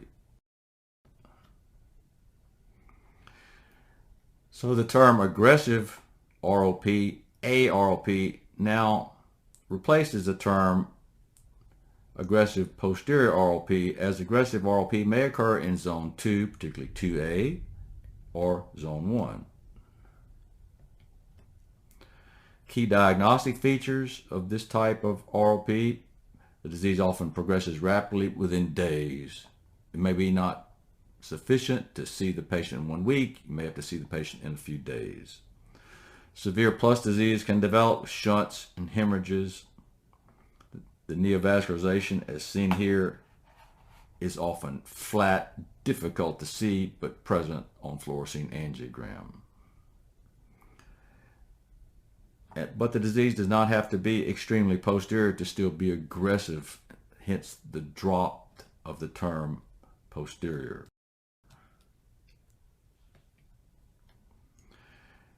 The neovascularization mentioned is deceptively featureless, particularly in a premature child during a live exam, with often some obscuration of the ocular media.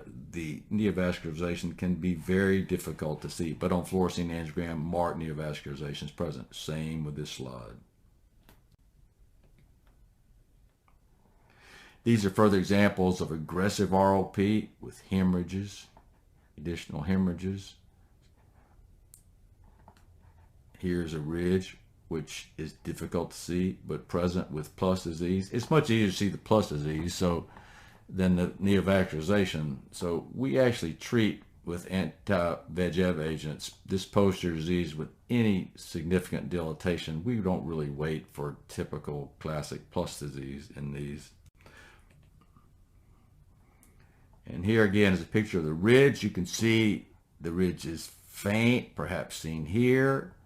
and the ridge doesn't extend past the macula. This is an ideal case for the use of intravitreal anti-VEGF agent rather than laser, which one would have to laser the macula itself to eliminate the disease.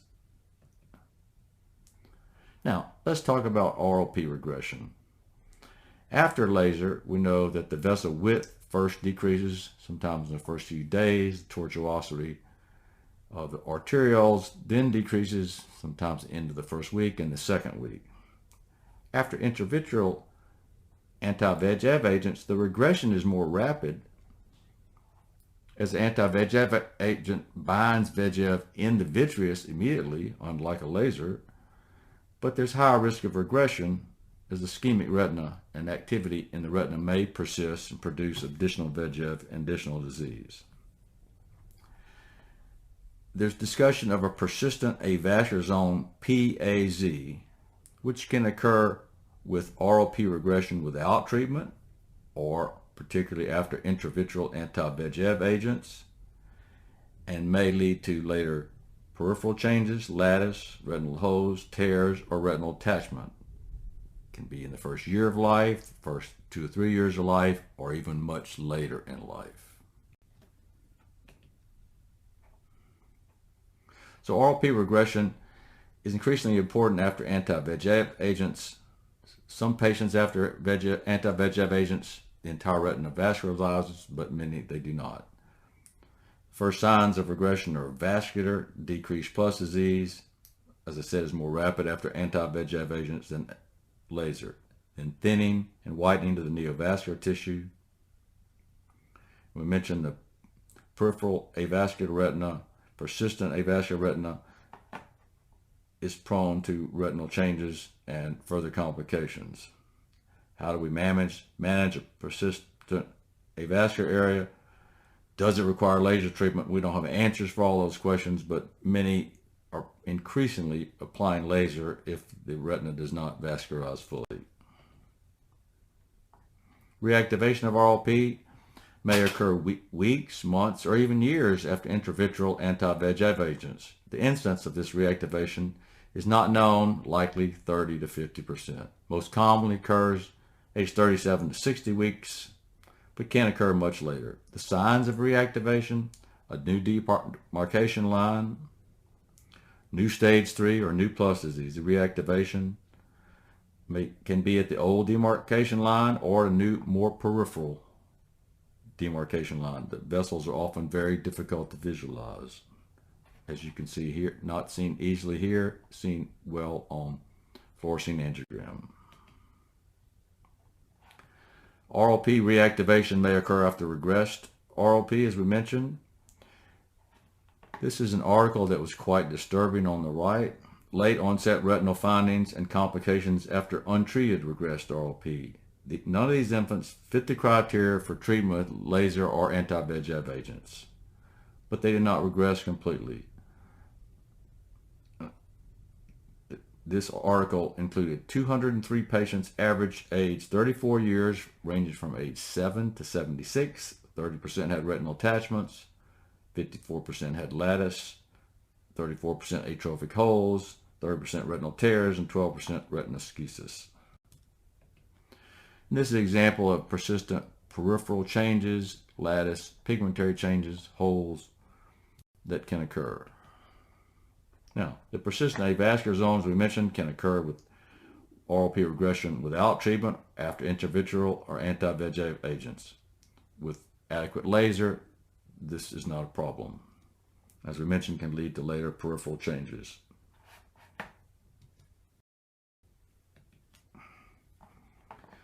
RLP reactivation is particularly important after anti-VEGF. These patients need close follow-up if one does not perform laser.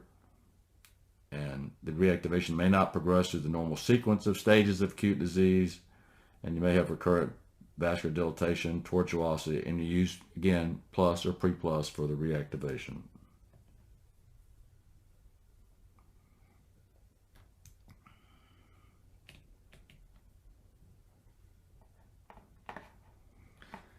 The extraretinal vessels may be very delicate compared to acute RLP. So you're going to use the modifier reactivated for the most anterior ridge.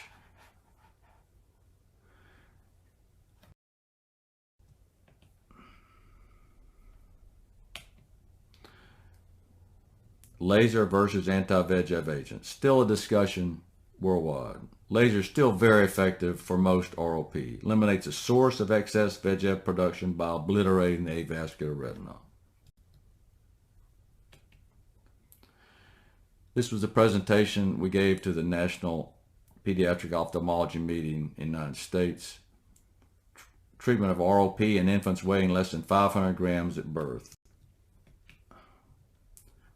We presented in 2017, 16 infants, average gestational age 24.2 weeks, average birth weight 446 grams. Every laser was successful.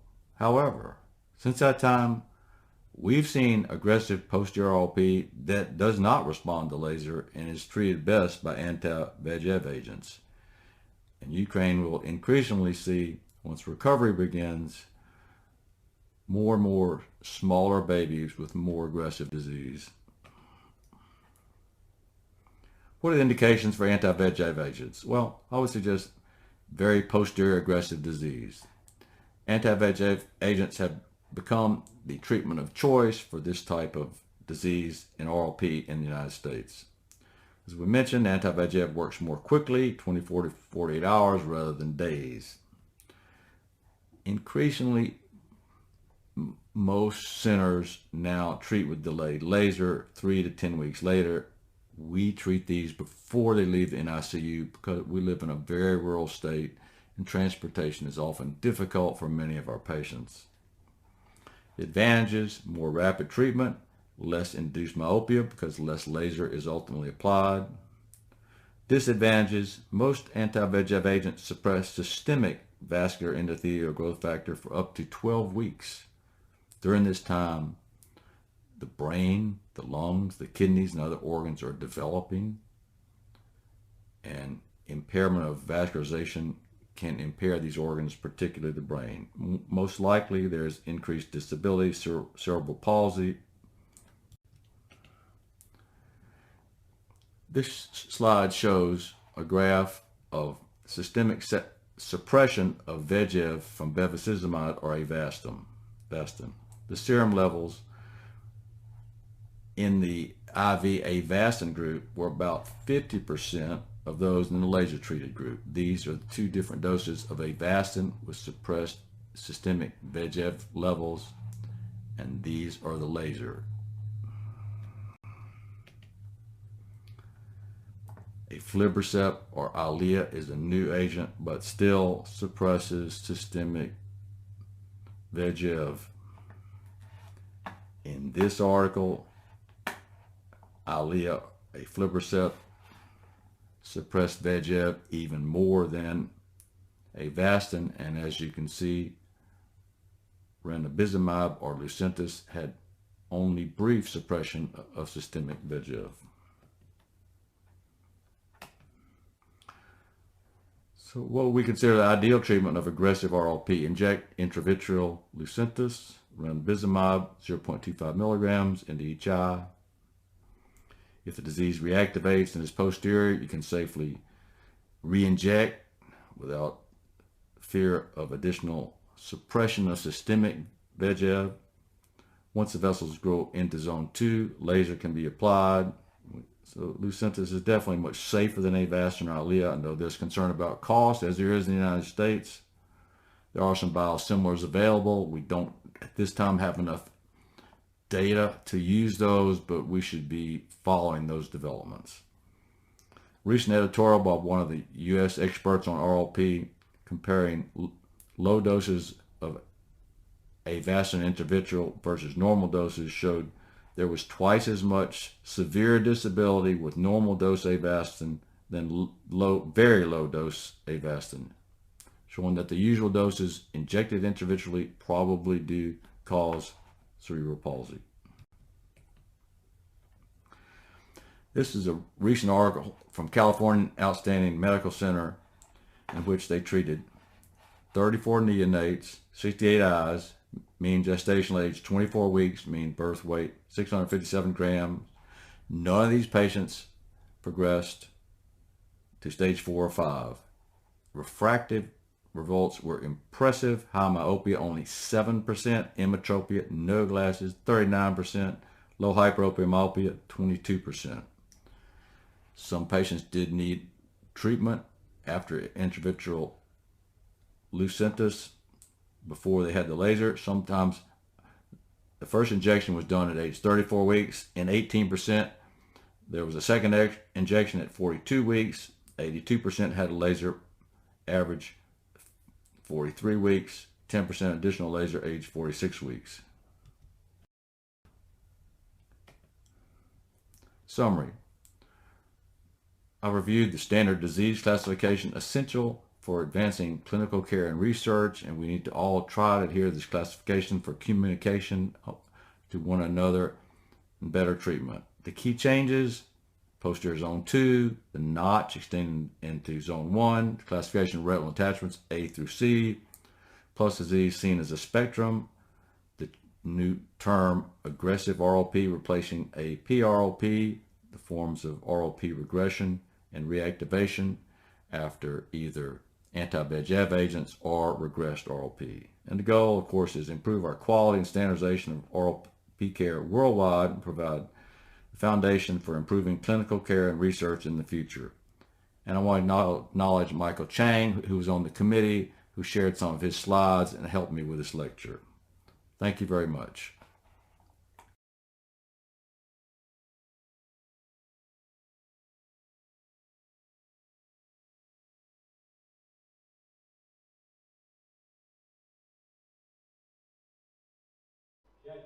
Has been cooperating with us for 5 years, and he's been cooperating with Mykolaiv and Kherson, the neonatal centers there. He's assisting us today in implementation of medical care in preterm infants. Professor Allen has organized and arranged all our trips to other countries, the trips between regions. He enabled the telemedicine connection with the Mykolaiv city. He purchased the retinal camera. It was a affordable one, but still it works and enables us the data gain on a distance and performance of consultations. Now we can visit the other cities only for operation while taking the final conclusion in Odessa. Therefore, once again, thank you, Professor Allen, for our cooperation until now and hope for further collaboration.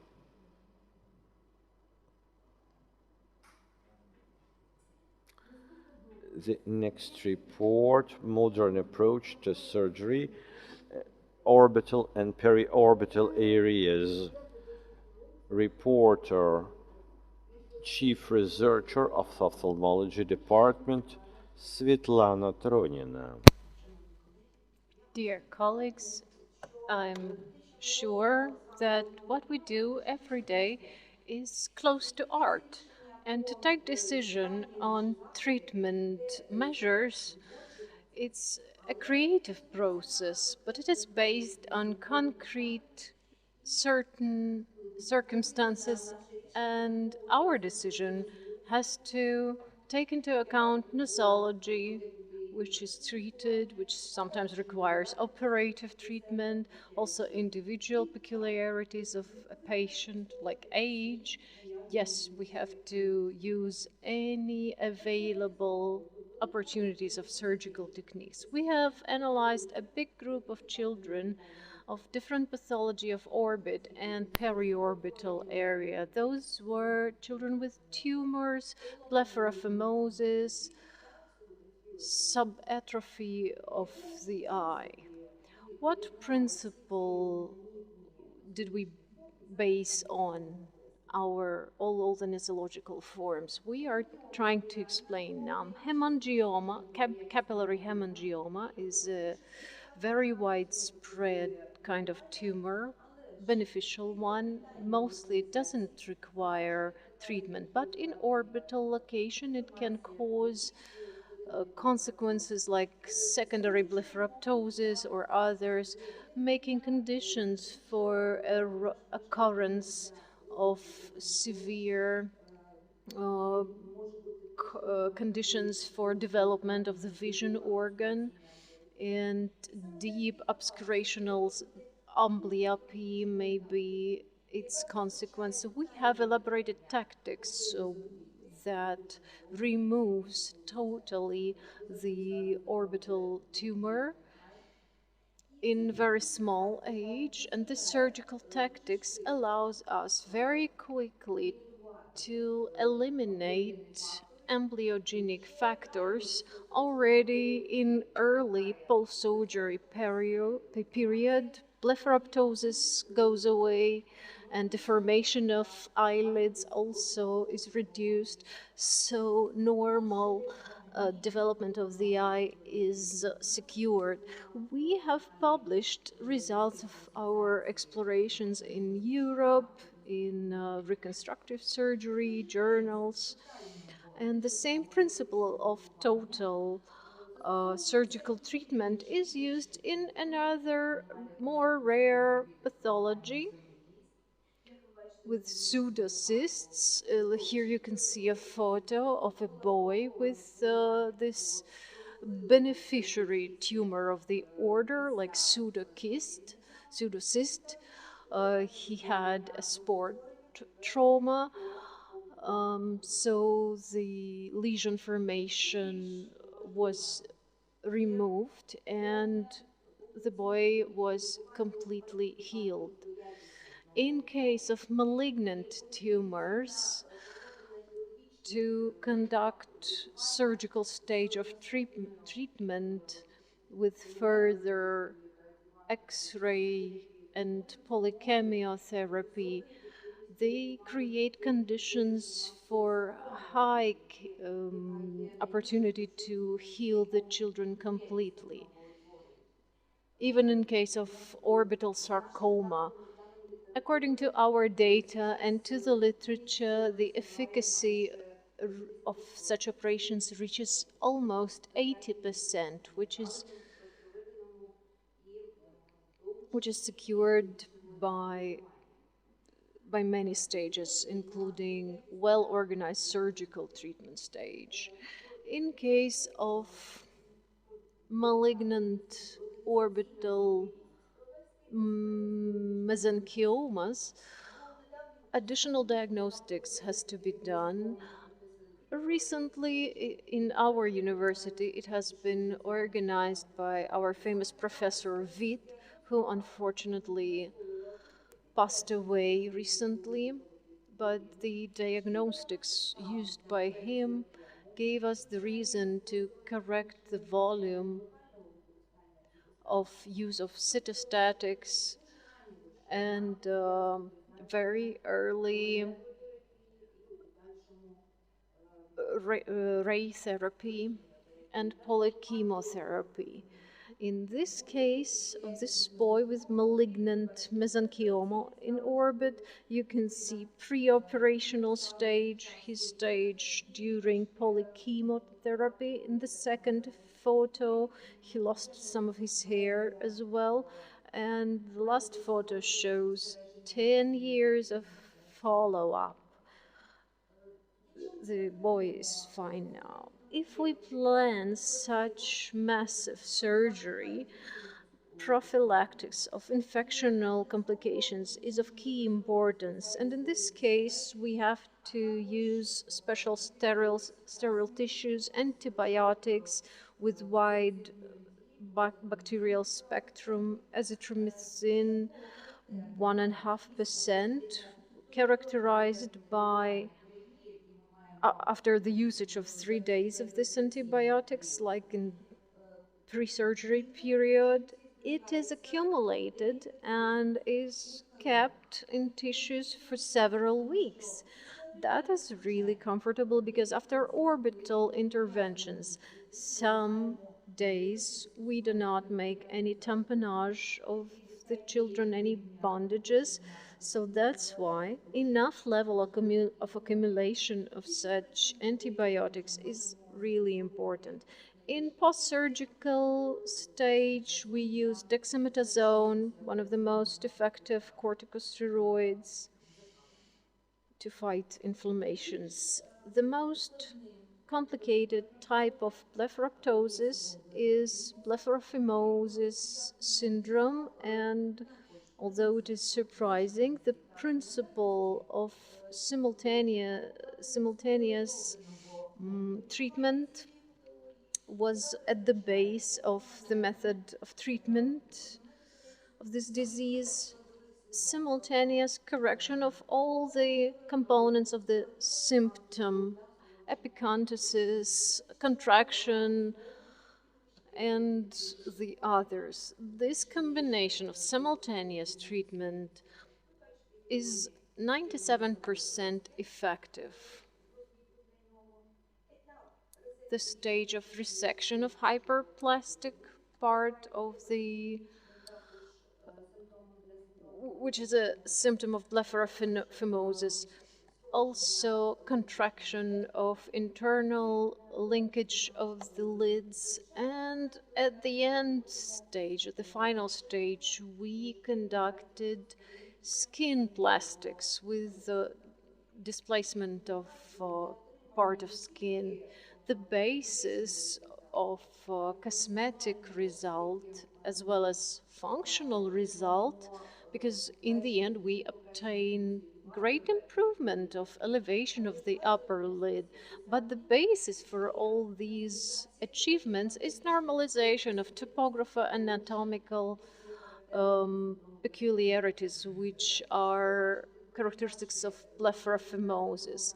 You can compare MRI before and after the surgery, which shows us well uh,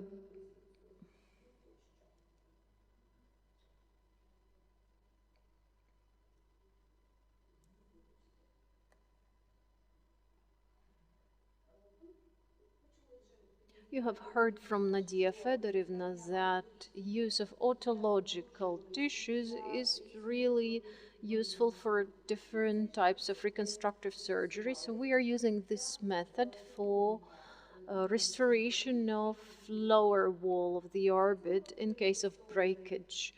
We used autoauricular cartilage, which secured fulfillment of all the tasks of this surgery. Reconstruction of the form, reposition of reconstruction, and creation of good conditions for liquidation of the breakage. You may see the stages of this surgery. Even in small children, we can reach enough amount of efficiency. A very thorough revision of the zone has to be made anyway. Afterwards, we these four photos, they show all the four stages.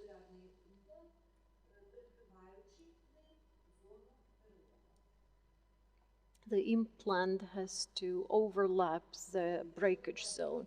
Clinical case, teenager, 14 years old, sport trauma. As a result, he had breakage of lower wall of the orbit. It was developed, so clinically we see absence of movement of the eye to the top. In 2 months after plastics of lower wall of the orbit, we see full removal of enophthalm and restored orbit also motility of the eyes is much better. Control CT shows us good follow-up of the breakage, good treatment of the breakage. In some cases, when nucleation was necessary for subatrophy of the eye, when we had situation when patients' own tissues were not enough to cover the implant made of synthetic tissues, we used skin fatty auto implant, and this is how we prevented obstruction, which is found in children more often than in grown-ups. We don't only restore the volume of tissues, but also the conjunctive cavity is filled with the skin fatty auto implant. Like, it does not, partially it goes due to secondary epithelialization.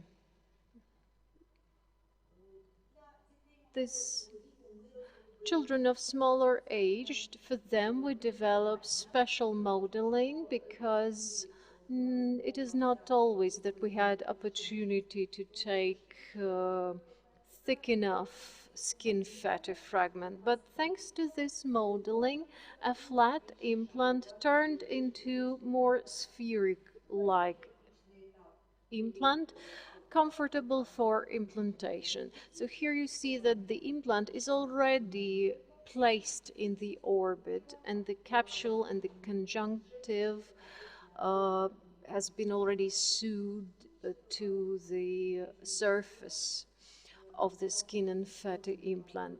Here is another patient, another case, 6-year-old girl, expressed subatrophy.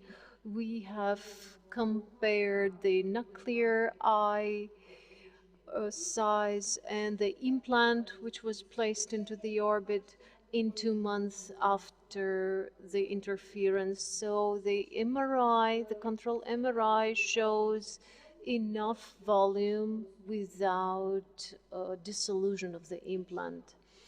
Thus, the result analysis of our results of surgical treatment of different pathologies of orbit and periorbital areas shows that modern principles like simultaneousness and covering all the failures in the shortest terms shows the biggest efficiency. Also, the artificial implants and tissues use is also of high importance. Thank you very much for your attention.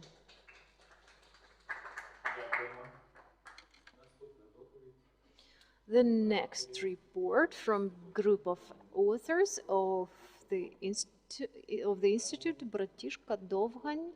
Dovgany is going to report surgical treatment of maculopathy associated with the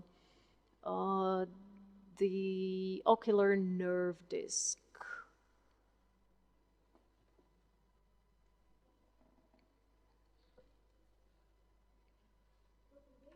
Hello everyone, thank you to the organizers for the opportunity to report.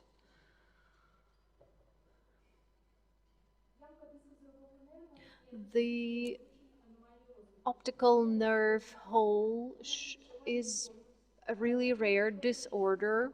It may have gray, yellow, or black color. First, it was described in 1882 in a 62-year-old woman.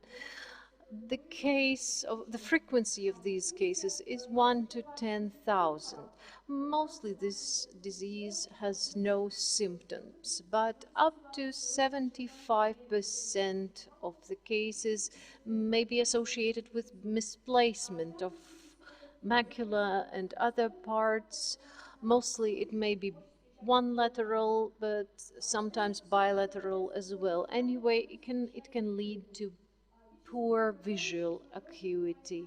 Many authors consider that it is important that the optical nerve is not covered in full. Also, according to congenital theory, the dominant type of inheritance may be of high importance. The whole may also have filament of subretinal space. The pathological between the whole and also filtration of choroidal vessels may be found. Concentration of intrasupraretinal liquid. There is an opinion that the role of the skull pressure may depend on the intraocular pressure. According to one of the reports, the hole is kind of a valve, opening of which takes place in the fistula period, closing in diastole stage. So the issue as to intervention to this disease, especially in children, is still open. There might be different types of treatments, like use of corticosteroids, which is considered low temporary effect. Operative treatment provides for laser, maybe combination of laser with intravitreal administration of gas. The efficiency of this combination is 10%. Only laser has 30% at the same time. Gas tamponada has to be used in any case of the operational treatment method. We also offered to have a look at this clinical case. 11-year-old children, low visual acuity, left eye 0.3 dioptries. We made the scan and we saw neuroepithelium displacement as well as macular displacement. In figures, it is visible in the slide. The results showed us congenital defect of retina. So further misplacement of neuroepithelium was The operation was conducted under general anesthesia after subtotal vitrectomy and staining with a dye within 3 millimeters from the optical nerve disc.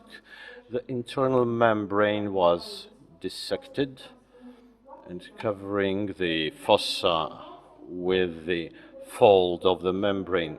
Viscoelastic was inserted.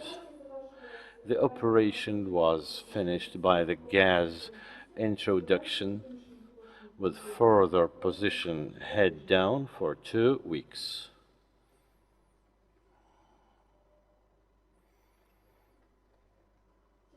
Within 3 months after operative intervention, the vision acuity on left eye with correction was 0.6. CT scanning demonstrated residual edema. Retina thickness in macular area was 320 microns. The residual changes have recovered. The change of retina thickness changed in all sectors. So this case of surgical treatment in macular area enables decrease of retina edema, and the fold fixation method enables additional fixation of the fold, which improves anatomical and functional results. Thank you for attention. thank you for such a wonderful report. We are completing our section, and I believe the organizers have foreseen it, so we were able to listen to all our foreign guests and get the incredible data regarding all fields of pediatric ophthalmology. Thank you, everybody. See you.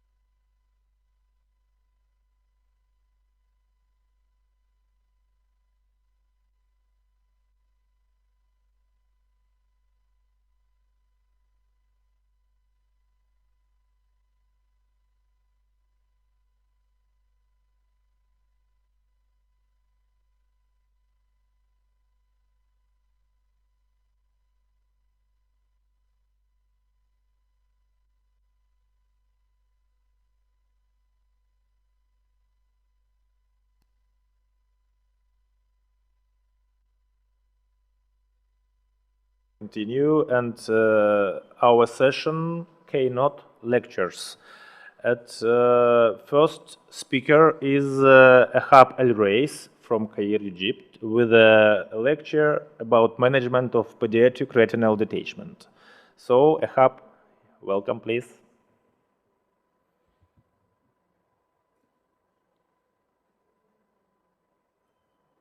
Ahab, do you hear me?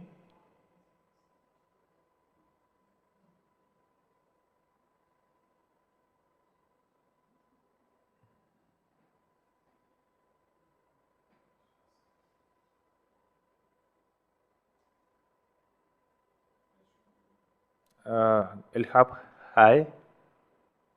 Are you hear me? Can you switch on the sound?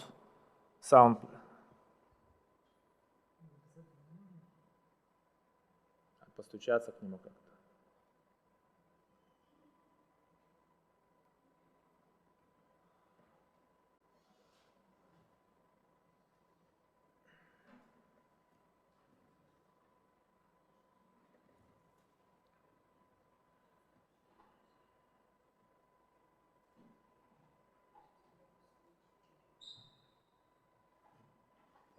El-Hab, are you here?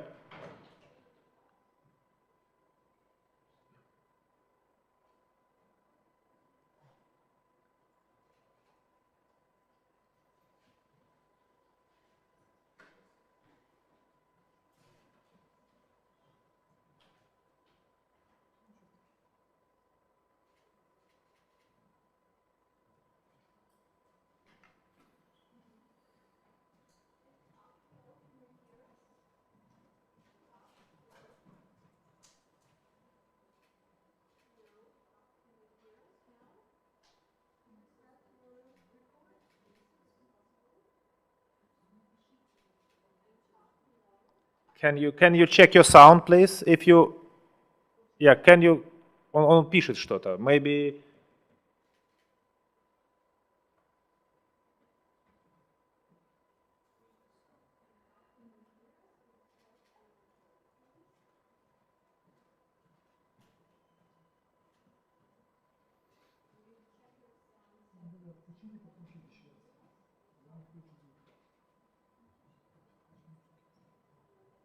Hello, hello.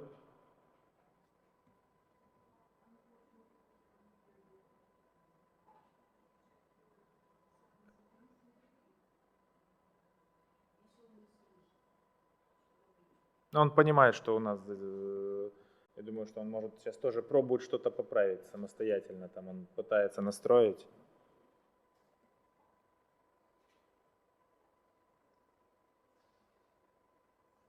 А постучаться как-то к нему можно там по вайберу, есть же телефон его контактный.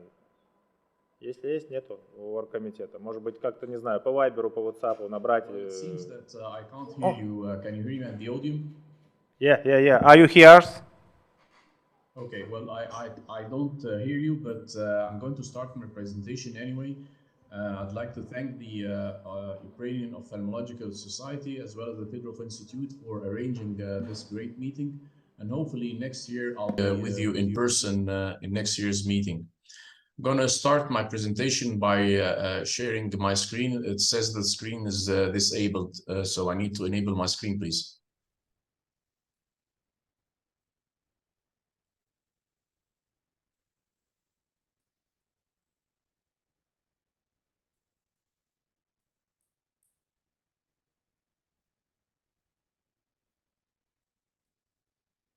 My talk today is about pediatric retinal detachment, how it's different than adult retinal detachment.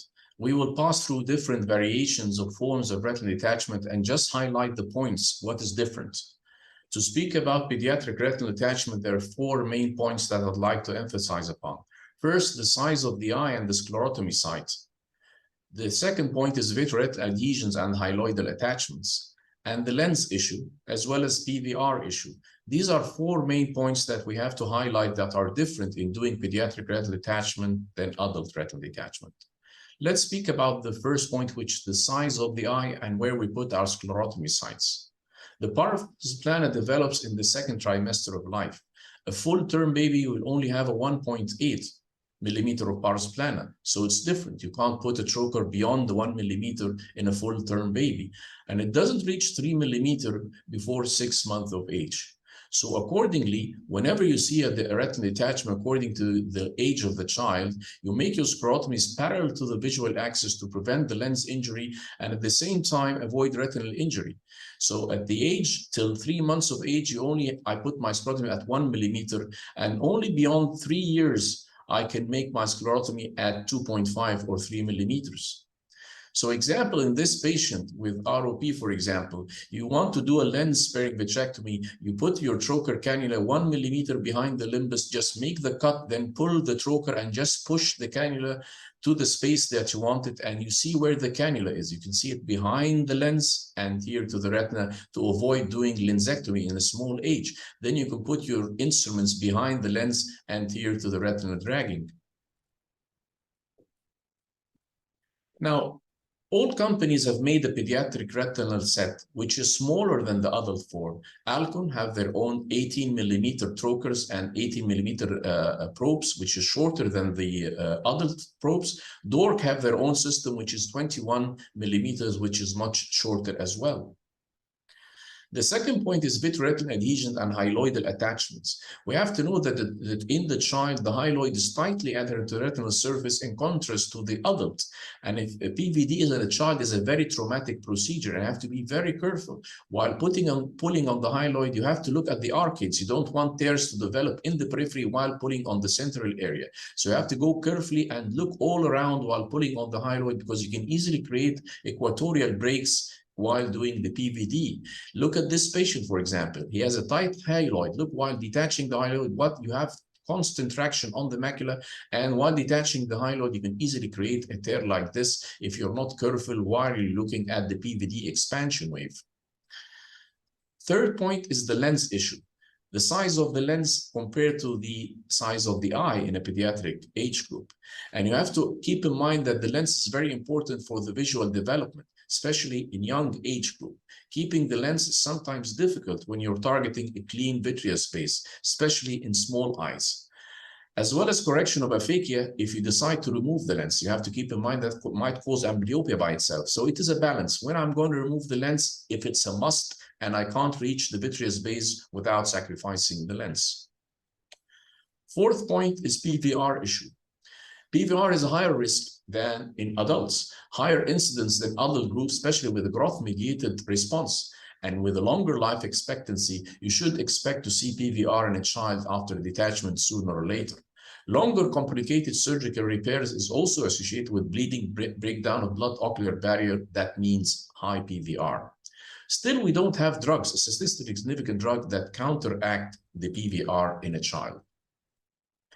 Do I still use buckles in the area of vitrectomy? The answer is yes. Sometimes in ROP, especially when we have traction and we want to counteract without removing the lens. Recurrent inferior retinal detachment in phakic young patients with no PVE, I do like putting a buckle. Retinal dialysis, I put a buckle. Giant retinal breaks, though giant retinal breaks, you can fix any giant retinal tear by just doing vitrectomy, but I put a buckle for the investment of the future, investing the PVR that could develop on the edge. Encircling bands, sometimes I use them to support the vitreous space. You can see this patient here with a giant retinal tear. Of course, you can say that this patient is well repaired by vitrectomy, but in such patient, I do put a buckle in association and do my laser to decrease the area of proliferation that might develop in this area. It is already buckled, and that is a long-term investment for that child. Let's see some real-life cases and presentations. Genetic syndromes associated with retinal detachments are a variety of forms of retinal detachments, including Marfan syndrome, including high myopia, non-syndromic, as well as syndromic retinal detachments like colobomas, optic disc, and vitroschisis. Wagner syndrome is one of the forms that present with retinal detachment. We know it's a vitreous empty diagnostic feature. When you examine these children, you don't see the vitreous. You can't see the vitreous. The vitreous is empty. And you can see sometimes peripheral retinal changes. It is due to mutation in the long arm of chromosome 5, usually associated with very high myopia, as you can see in this child. Difficulty in these patients is not in removing the vitreous, but is creating the PVD. You can see that this child is very difficult to remove the hyaloid. So in these patients, when you use triamcinolone, you find that the dye doesn't stain in a vitreous core, but it's only on the retinal surface. And you have to detach the hyaloid piecemeal, like trying to find an edge, then drag that to try to remove the hyaloid all the way to the periphery gently. And you can see any traction can cause some bleeding because the hyaloid is very tightly adherent to the retinal surface. And you can see at the end, once you replace that, you can have a nice clear view of the retina after you do your vitrectomy. Sometimes there are tricks, like this patient is a high bullous retinal detachment, but with no PVD. In these patients, I flatten the retina first by perfluorocarbon, then I start my PVD after flattening the retina. It's one trick you can use when you have high bullous retinal detachments associated with such a condition. Once you flatten the retina first, then you can start grasping the hyaloid all the way, dragging it to the periphery until you have a clean hyaloidal surface coming out like this, all the way to the periphery. Then it sometimes comes out with some membranes. And once that is detached, you can see the retina starts being mobile again. So this is the hyaloid. It doesn't detach. It doesn't mean when you have a high bullous retinal detachment that the hyaloid is detached. The hyaloid is still attached on the retinal surface, and you have to be very clear while removing it. Then you can do a drainage retinotomy like what I had here in the periphery to drain the subretinal fluid in such a patient. Stickler syndrome is also one of the syndromatic retinal detachments you can see in adult age group. They're always associated with systemic abnormalities like mid-facial hypoplasia, cleft palate in some of these patients. So it's a combination between ocular as well as systemic manifestations. There is Stickler type 1 and Stickler type 2. Both are genetically disease with mutation in the genes that causes the Stickler syndrome. It's a challenging situation when you have a closed retina like this with a strong membrane on the surface. So you can see that you have peripheral retinal pathology and central retinal pathology. Detaching the hyaloid, again, is the key issue. In these patients, after removing the hyaloid, I do remove the epiretinal membranes in the macular area, and I always remove the ILM in complicated forms of detachments. As you can see, the macula is puckered, so after putting the dye, I put the perfluorocarbon, then remove the hyaloid in the central area, and I remove the ILM in the central area to decrease the incidence of reproliferation, though you have a flat peripheral retina and flat central retina, but they are high risk of having reproliferation. That's why I remove the ILM in most of these patients. The patient pre-op while doing the surgery, and post-dissection, you have a flat retina on table. What about dyes in pediatric retinal group? I always use dyes at the end of surgery because they can show you small membranes that you don't see by the naked eye when you have a clean vitrectomy.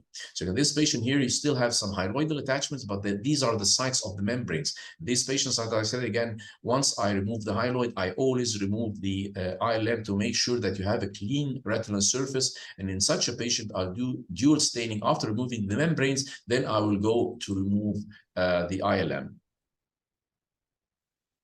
More complicated cases when you have both anterior and posterior proliferation, and like this patient here, when you're going to use dyes, one of the tricks that I use, I open the central area, don't detach the hyaloid totally, but you start injecting the dye in the subhyaloid space, which keeps the dye trapped underneath the edges of the hyaloid, demarcating where you have your PVD. Like you can easily identify the hyaloid by the dye stain in the undersurface of the hyaloid. I like to use bimanual dissection in these patients using 2 forceps because you can easily support the retina while you are doing bimanual separation of these membranes, especially when you have too much membranes to deal with in the periphery. So using 2 forceps is one of the instruments that I like in these patients to clean as much as possible. Then with deep scleral indentation, you make sure you have a nice clean surface at the end.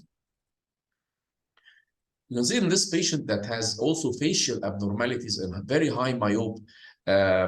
One of the patients that you have in patients with Wagner syndrome, the hyaloid is tightly attachment. The problem with these patients is also positioning. So you can have a very good vitrectomy, but the patient doesn't position well when you're using silicone or you're using gas. So in very challenging situations like this, I'd like to use short-term PFO. So during this vitrectomy, you can see that once I cleaned all the way to the vitreous, you can see these small tears, they can easily open up in the first post-operative period if the child doesn't cope with positioning. So a patient that has also some mental problems, positioning problems, I'd like to use short-term PFO. You can see that the laser was done here. The child would never cope with staying face down or if you use silicone or gas, but what we use is short-term perfluorocarbon.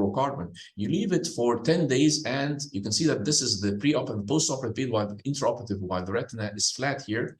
And 10 days after surgery, you take the patient to the OR. You can see sometimes you might have a PFO bubble in a patient that has zonular dehiscence. You can easily aspirate that. And when you look at the retinal periphery, this child didn't position at all. But when you look at the back part of the eye while removing his perfluorocarbon, the retina is flat and the laser burns are well in place. So in difficult to position children, I'd like to use short-term PFO as a tamponade. I'll speak about it tomorrow in my talk in details, but showing you one of the cases with pediatric retinal detachment in which you can use this, then you can just use an air bubble. After that, after 10 days, you already have good chorioretinal adhesion.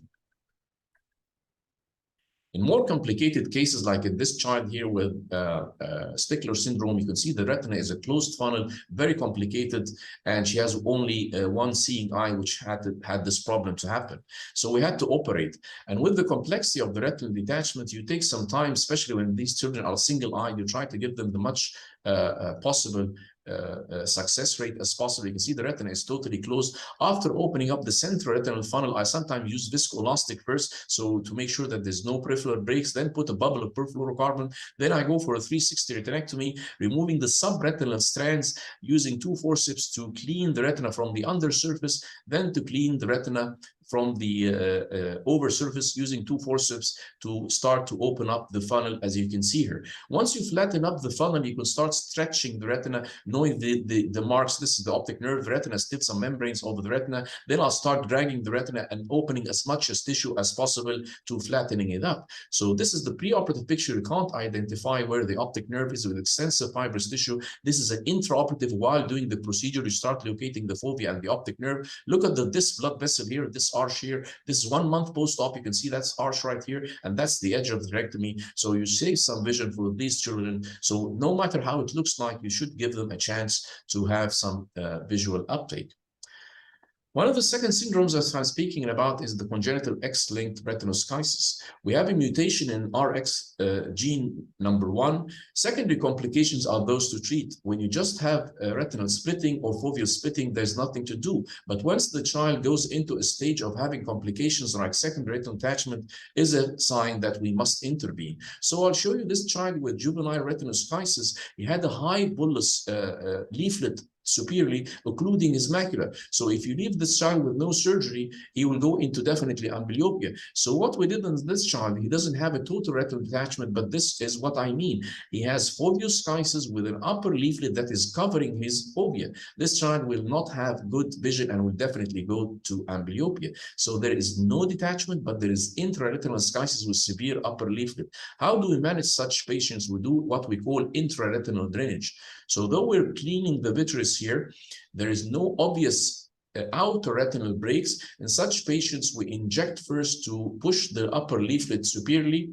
Then we drain the retinal fluid by using a 40 or a 38 gauge cannula. You can easily go through the leaflets like this and start to aspirate to flatten the retinal leaflets. One of the other techniques is you can cut the inner leaflet. But when you have such a large leaflet, usually if you try to de-roof this leaflet, you'll be going within the arcades and even sometimes damaging the blood vessels. So you might make 1 or 2 punctures, then the leaflet starts to open up and helps you to unveil the macula and save the child while he has in visual development. To drain the outer and the inner retinal leaflets here, you can do some laser to the outer leaflets if you're suspecting any retinal pathology with that. As I said, we only operate on symptomatic and only those that have outer retinal breaks as a complication of schisis. So once this happens, either you do vitrectomy or buckle. So I'll show you another case of schisis here that presented, as you can see, that this one has foveal schisis, and this one presented, the other eye presented with detachment with schisis as well as a macular hole. So you examine the retinal periphery, there is outer retinal breaks. So in this patient here, I did a complete vitrectomy, make sure that you detach the hyaloid and you have dual pathology. You have a macular hole and at the same time you have a peripheral retinal break. So once you can identify where the peripheral retinal breaks, I'll deal with it as a regular detachment, and at the same time we're going to remove the ILM and use it as an ILM multi-layered plug to close such a large break in this patient. One of the techniques that I use is once I remove the fluid from the outer retinal break and make sure that the retina is flat, I use what I call the multi-layer technique of the ILM peel and have twice as size of the macular hole of ILM. I keep the ILM intact, then I put it in a multi-layer form, which makes the ILM stick to each other so they stay in place. They don't move, as you can see here, and it stays in place at the end of surgery. Once even you go to air, you can see that the ILM multi-layer flap is in place. Laser to the peripheral retinal breaks. The ILM, you can see it here, the size of the break, and at the early post-operative period, both are flat. Another variety of detachment I'll speak about is the colopomas that you see in children with retinal detachment. This is a challenging patient, again, with a pediatric retinal detachment and an optic nerve colopoma. Once you detach the hyaloid, you have to see where the fluid is coming from. Sometimes it's coming from the disc. Sometimes you have a hole in the edge of the colopoma, and you have to treat that. You have to be very careful with what happens with traction. You can easily tear a small blood vessel while trying to detach the hyaloid, which is very sticky to the retinal retinal vessels. You just do compression for such a vessel or increase the intraocular pressure and deal with the pathology as a typical detachment. So once I wait for a couple of minutes, the hemorrhage starts to stop, then you inject the perfluorocarbon and identify where these tears are. Sometimes you can see them close to the disc, sometimes it's in the glaucoma. If it's in glaucoma, sometimes I use a flap from the superior retinal eye lamp to put it inside. Sometimes I use amniotic membrane, depending on the size. If it's outside the break, you can sometimes laser it if it's around the edge, depending on where you find the retinal breaks in patients with glaucoma. Then I do a laser. This patient here, I drained it. There is a peripheral break, which I made intentionally to drain the fluid here. Then you flatten up the retina, indentation 360. In these patients, I do 360 laser. I don't take chances, and this patient was left silicone filled. Giant retinal breaks, we see them especially post-traumatic or very high myopic patients, like in this patient here with the giant retinal break. You try to open up the retina. Sometimes it's wise to remove the retinal edges completely to make sure that you have a free mobile retina and start to opening up the retinal detachment. I can see this patient here. You try to save retina at the same time because you don't want to have a high or a big area of choroidal exposure, which causes hypotony. So we try to save the retina. You open up the retina as much as possible, removing all the epiretinal membranes, and I use a massaging technique to unroll the edges of the giant retinal break while supporting the central area to keep as much retina as possible, but at the same time with no PVR. Then you go a bit by bit, flattening up the retina, unrolling the edges there until you have a clean edges. The most important point is see clear edges. You sometimes use two diamond dust scrapers or finesse loops to open up and reorient the retina before putting your laser burn in giant retinal breaks. I always or sometimes use a peripheral buckle around, especially when the child is young in age, as a future investment to prevent PVR. What about PHPV? In these patients, there are a variety of forms. You can't know before surgery if you have retinal involvement in the membrane coming to you to the back surface of the lens. So in these patients, I always like the infusion cannula first to be inside the lens because you don't know what's behind.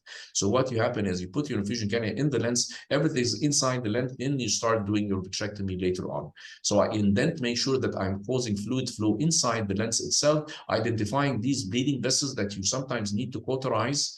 You have to be very careful. I first remove the lens, then you start cutting the membrane. There is always ciliary processes pulled. This is ciliary processes pulled. It's certainly because of the contraction. So you first release the traction on the ciliary processes by cutting this dense membrane. Then you might need to do radial cuts to watch what happens once you cut. The ciliary processes snap back in place again. This prevents the hypotony if you keep pulling on the ciliary processes. Then you start removing as much as possible from this membrane after cauterizing some of the blood vessels inside. You can see this one was done 27 gauge. It's a good tool still in anterior processes or anterior procedure. Then this is the stalk that comes in the back. You cut it. You don't cut it in flush with the disc because sometimes there is anomalies in that dragged vessel that might bleed or might even pull on the retina. So, in summary, new instrumentation and techniques share in the way we approach various forms of pediatric retinal disease. New techniques in management evolve from what we have and what we need, or what we need to do better for the sake of the child and having good visual outcomes. New tools, enzymes, all are trying to help us in dealing with pediatric retinal detachment. PVR in a pediatric age group shares in the variety of forms of detachment that we see in pediatric age group. It's more challenging to deal with according to the complexity and the nature of the disease presenting, age of the child, type of vitreoretinal adhesions involved. The second problem is the healing response. It's a growth factor mediating, and we should expect that we might have PVR sooner or later with a long life expectancy with a child. So a child with a retinal detachment is a case that we need to follow up for his life because they may form PVR and redetachment. The least traumatic surgical procedure to get the job done is important to decrease the incidence of PVR. Thank you so much, and I thank again the Ophthalmological Society for the kind invitation. Thank you.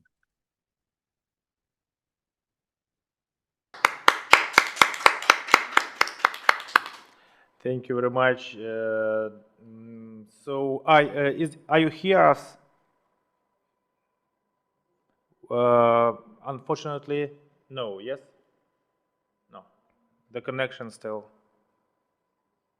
For some reason I can't hear you. I'm trying to maybe get something fixed, and maybe the host might try to open it up, because even my speakers, I can't hear you, but you can hear me at your end. Yeah, we hear you. Excellent. And thank you again for your impressive presentation, for your impressive cases, and for your impressive surgical technique. Thank you very much.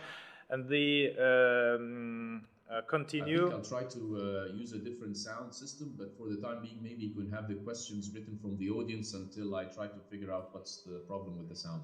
Yeah, exactly. We write the questions directly to you because we have some questions, but not now. Thank you very much.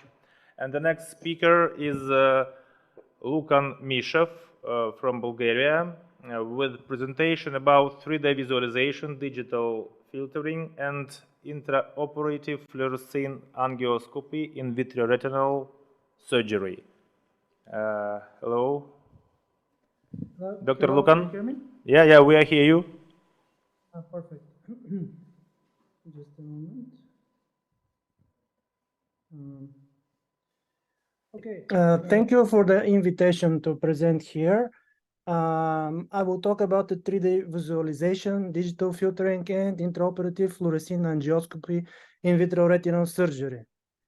These are my disclosures, and some of them are particularly related to the topic. I will mainly cover two systems with which I have experience. This is the Alcon Ingenuity, and the most important thing here is that we have manual depth control and exposure control, which heavily influences the image quality that surgeon perceives.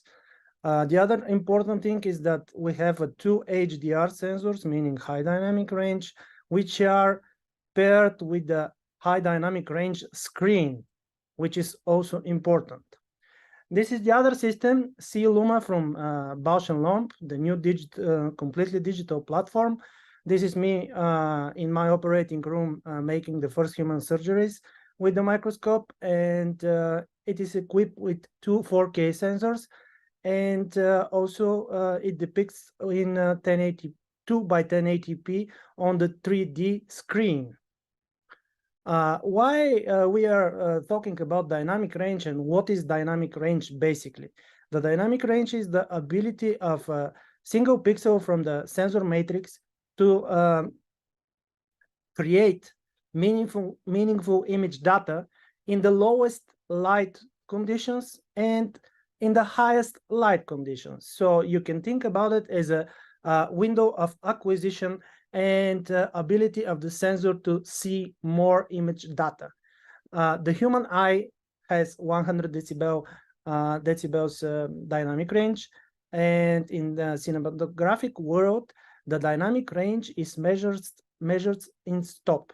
Why I do this comparison? In order to compare it with mid-range DSLR or high-end cinema cameras, which have basically between 40 to 78 decibels. The Ingenuity camera has 85 decibels, meaning it's closer to the human eye, which is a good thing. These are the available 3D surgical system at the moment, and you can see that only Alcon disclosed the dynamic range of the camera, and OcuTRX are claiming basically similar dynamic range. All the others, Sizar, Tivo, C-Luma from B&L, Bionics One, they don't disclose their dynamic range, but they claim higher resolution. And there is a catch here. We need to know that higher resolution on similar size sensors means smaller pixels, and the pixel size determines the dynamic range. So we need to think about it and always look to the image that we get.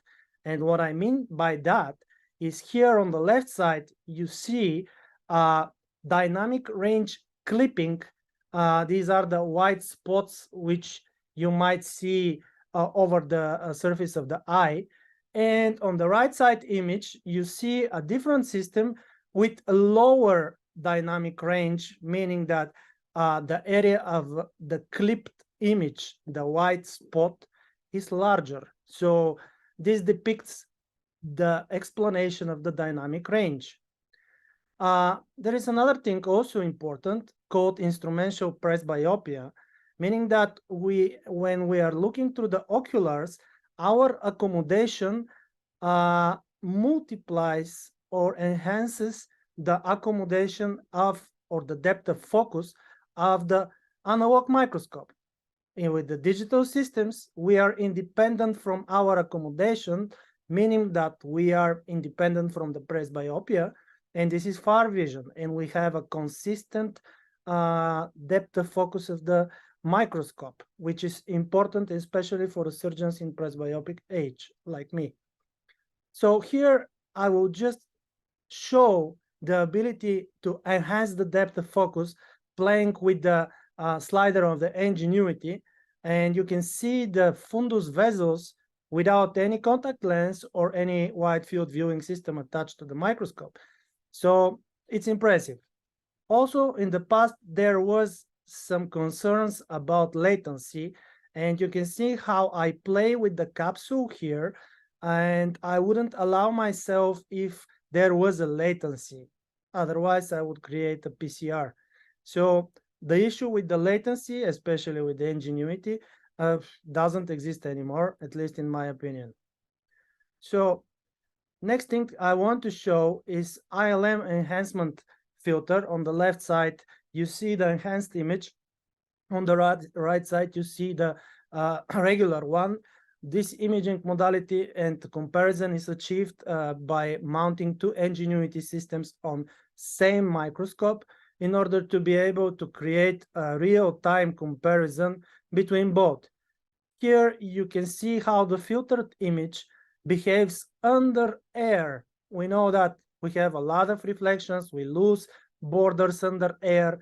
So I think that the filtered image somehow enhances my ability to see the borders and to see and work more precisely during fluid air exchange maneuvers and drainage of the PFCL, as in this case. And also you can see better the vascular structures, and in my opinion, it helps me to do my job better. Next image, which is quite new, is actually intraoperative fluorescein angioscopy. It is angioscopy because it is a continuous imaging, and you can appreciate here in this diabetic case the capillary dropout, the lack of perfusion in choroid in some areas, and good perfusion in other areas, which might determine our behavior later, meaning PRP and specific areas which we need to treat with laser also. For the first time, there is a visualization system in ophthalmology which can be used as intraoperative diagnostic tool or navigational device. So we are getting closer to the neurosurgeons which are using such approaches for a long time ago. So you can see that the image resolution and the overall quality of the image is not bad at all. You can, of course, use different types of digital filters. What is important in my approach is that I don't use a hardware barrier filter mounted on the microscope. I use the Ingenuity and I created a digital filtering sequence which is able to capture the fluorescence of the intravenous or intra-arterial fluorescein solution. Of course, to achieve that, you need to have a dedicated light source with the proper excitation light bandwidth, which in my case is 419 nanometers, 490 nanometers wavelength, and you can appreciate the macular structures, meaning that you might see the CME. So this is a brief case in which we saw something like an embolus in one of the vessels, two embolus, and we were wondering if this is an occlusion or there is a perfusion. And the intraoperative fluorescein angio showed us that there is no interruption in the blood flow, meaning that these are arteriosclerotic plaques, but not embolus. So again, it's a decision-making tool. In this case, we spotted a lack of choroidal filling and early hyperfluorescence of the optic nerve. And we thought that during our surgery, there is somehow an impending ischemic incident on the optic nerve. And what we decided to do was to apply intravenous RTPA plus fraxiparin. And in the end of the surgery, we saw diminishment of the choroidal lack of filling, and probably we got lucky or we saved the eye, but on the next day, the eye was with vision. So here, it's another example of angioscopy where I can identify that this is a blood collection and not a bleeding vessel. Otherwise, if it was a vessel, the blood would be fluorescent. So I don't need to apply any diathermy here. And vice versa, this is a leaking point, which I will diathermize and I will prevent further bleeding from this area. So again, this is a intraoperative navigational tool or diagnostic device. Next, another interesting approach, it's a fluoroscopic vitrectomy. Since 1979, Machemer introduced the vitrectomy, and since that time, we are just guessing where is the vitreous, or we are anticipating it by some collateral things like flow rate or something like that. On the right side image, you can see the regular view with fluorescein in the eye, but on the left side, you can see the fluoroscopic visualization where you can see everything actually, and you might be amazed how much vitreous we often leave in the periphery simply because we don't see it. And we just assume that we cleaned everything, but with fluoroscopic visualization, we might see what we are removing, and we can use high flow rate. As you see, I'm using 620 because I don't expect or anticipate retina jumping. I see what I'm cutting at the moment. So the fluoroscopic vitrectomy, I do believe that will somehow change our way of cleaning the vitreous, but it's a matter of time. Next case which I want to show is vitreoretinal adhesion over a lattice area. We all know from the anatomy that there is an intimate connection between the vitreous and the lattice areas, but here you can see it quite clearly, and you can remove it really precise without inducing any additional breaks by pulling or somehow touching the retina, simply because you see what you're removing. It's not a transparent tissue anymore because the fluorescein is highly attracted to the vitreous. This is another example of the fluoroscopic visualization where you can see actually the well-known Schlieren phenomena or the subretinal fluid drainage. And you can see it quite well with the fluoroscopic visualization. Here it is. And also, you might be certain that you drained almost everything because you see what you drain. What happens when you start to play more with the endoillumination? This is an example of the constellation endoillumination model modification with special filters, which can achieve different wavelengths of illumination and how they can help us during vitrectomy or something else. Here, for example, I'm using 550 nanometers light and different filters over that light. And of course, playing with the digital image gives us the opportunity to enhance certain details from the overall composite image. So you saw the choroidal vessels here, and it's a matter of somehow imagination what you can do actually with the digital filtering. This is another example on a highly diabetic highly complicated diabetic case. I'm using 550 nanometer light to highlight the vitreous. You can see it quite well. And you can see and remove the vitreous more effectively, in my opinion, because in vitreoretinal surgery, if we see, we are allowed to work, and we work better if we don't see what we are supposed to remove from the eye. Now, this is a 490 nanometer excitation with the intraoperative fluorescein angio showing the advanced ischemia in that retina. And at the beginning, you might think that this case is actually hopeless in terms of perfusion. And unfortunately, we often have such type of patients. So what we're gonna do here? And let's see, this is the regular image of this retina, already stained with membrane blue duo. And this is the normal imaging, more or less.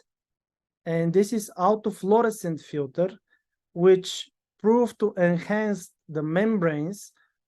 And also you can see the vessels and are they are perfused or not.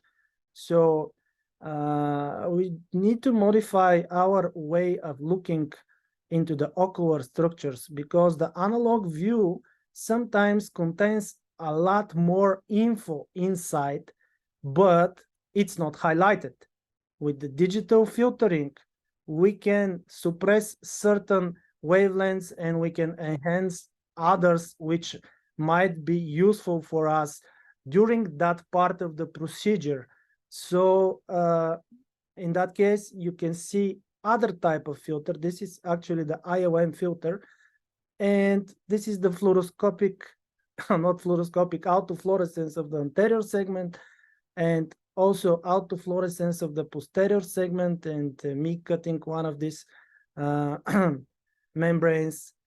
This is other type of illumination, which is 532. So no, it's 579 actually, because it's a bit yellow, but it can show how playing with the multi-wavelength and illumination, we might extract more information from the surgical field at this type of this part of the procedure. You can see the membrane here, which I try to gently remove because sometimes we might induce or enlarge existing macular holes. But anyways, if we see better, I do believe that we do the surgery better. And this is something else which is related to the anterior segment, but I think it's equally important.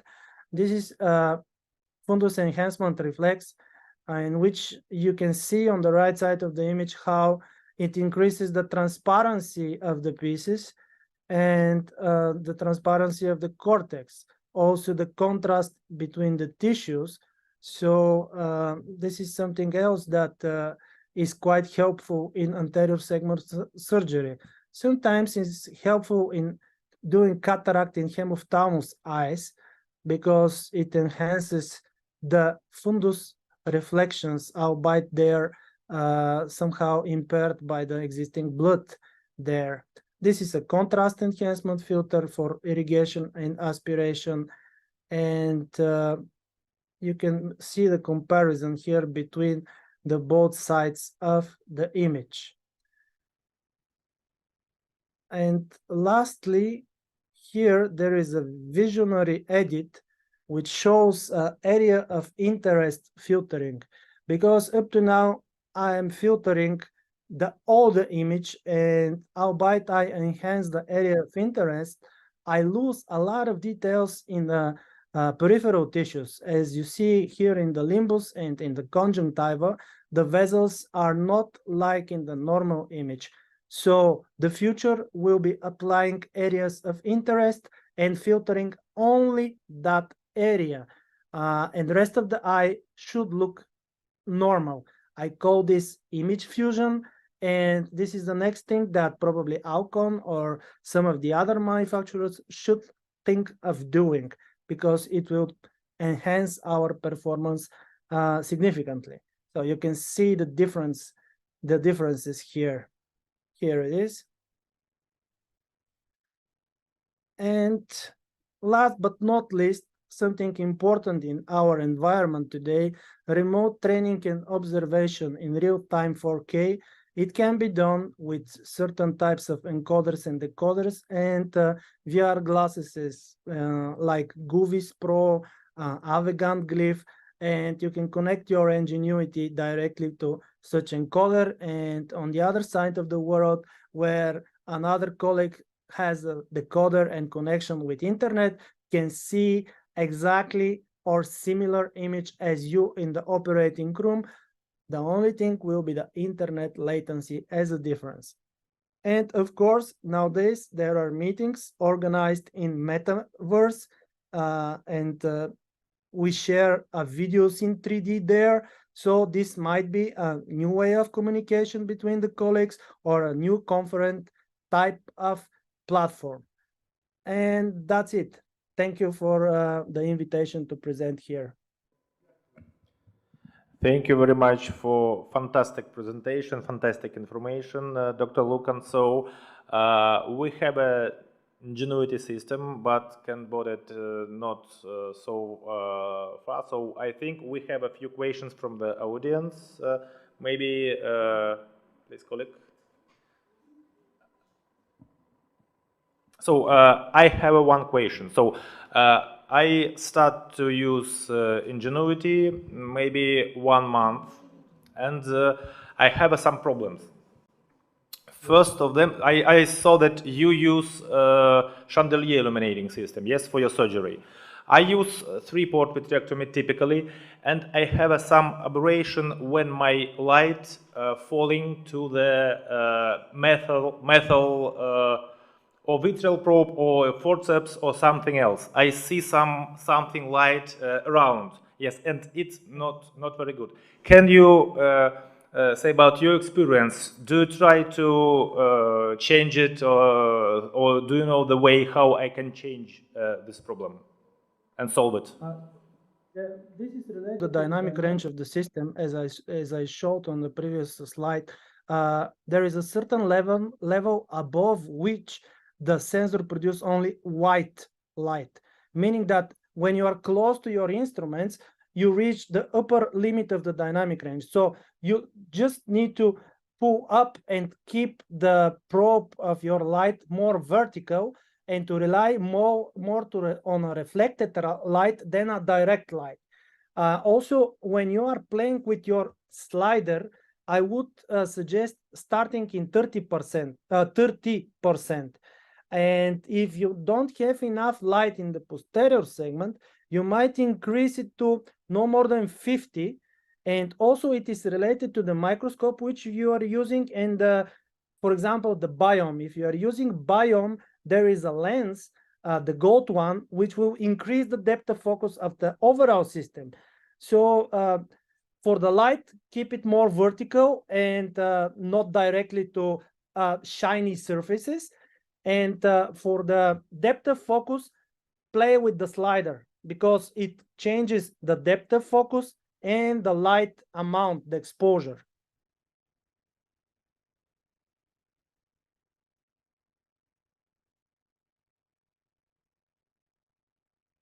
Yeah. Yes, I hear well, actually.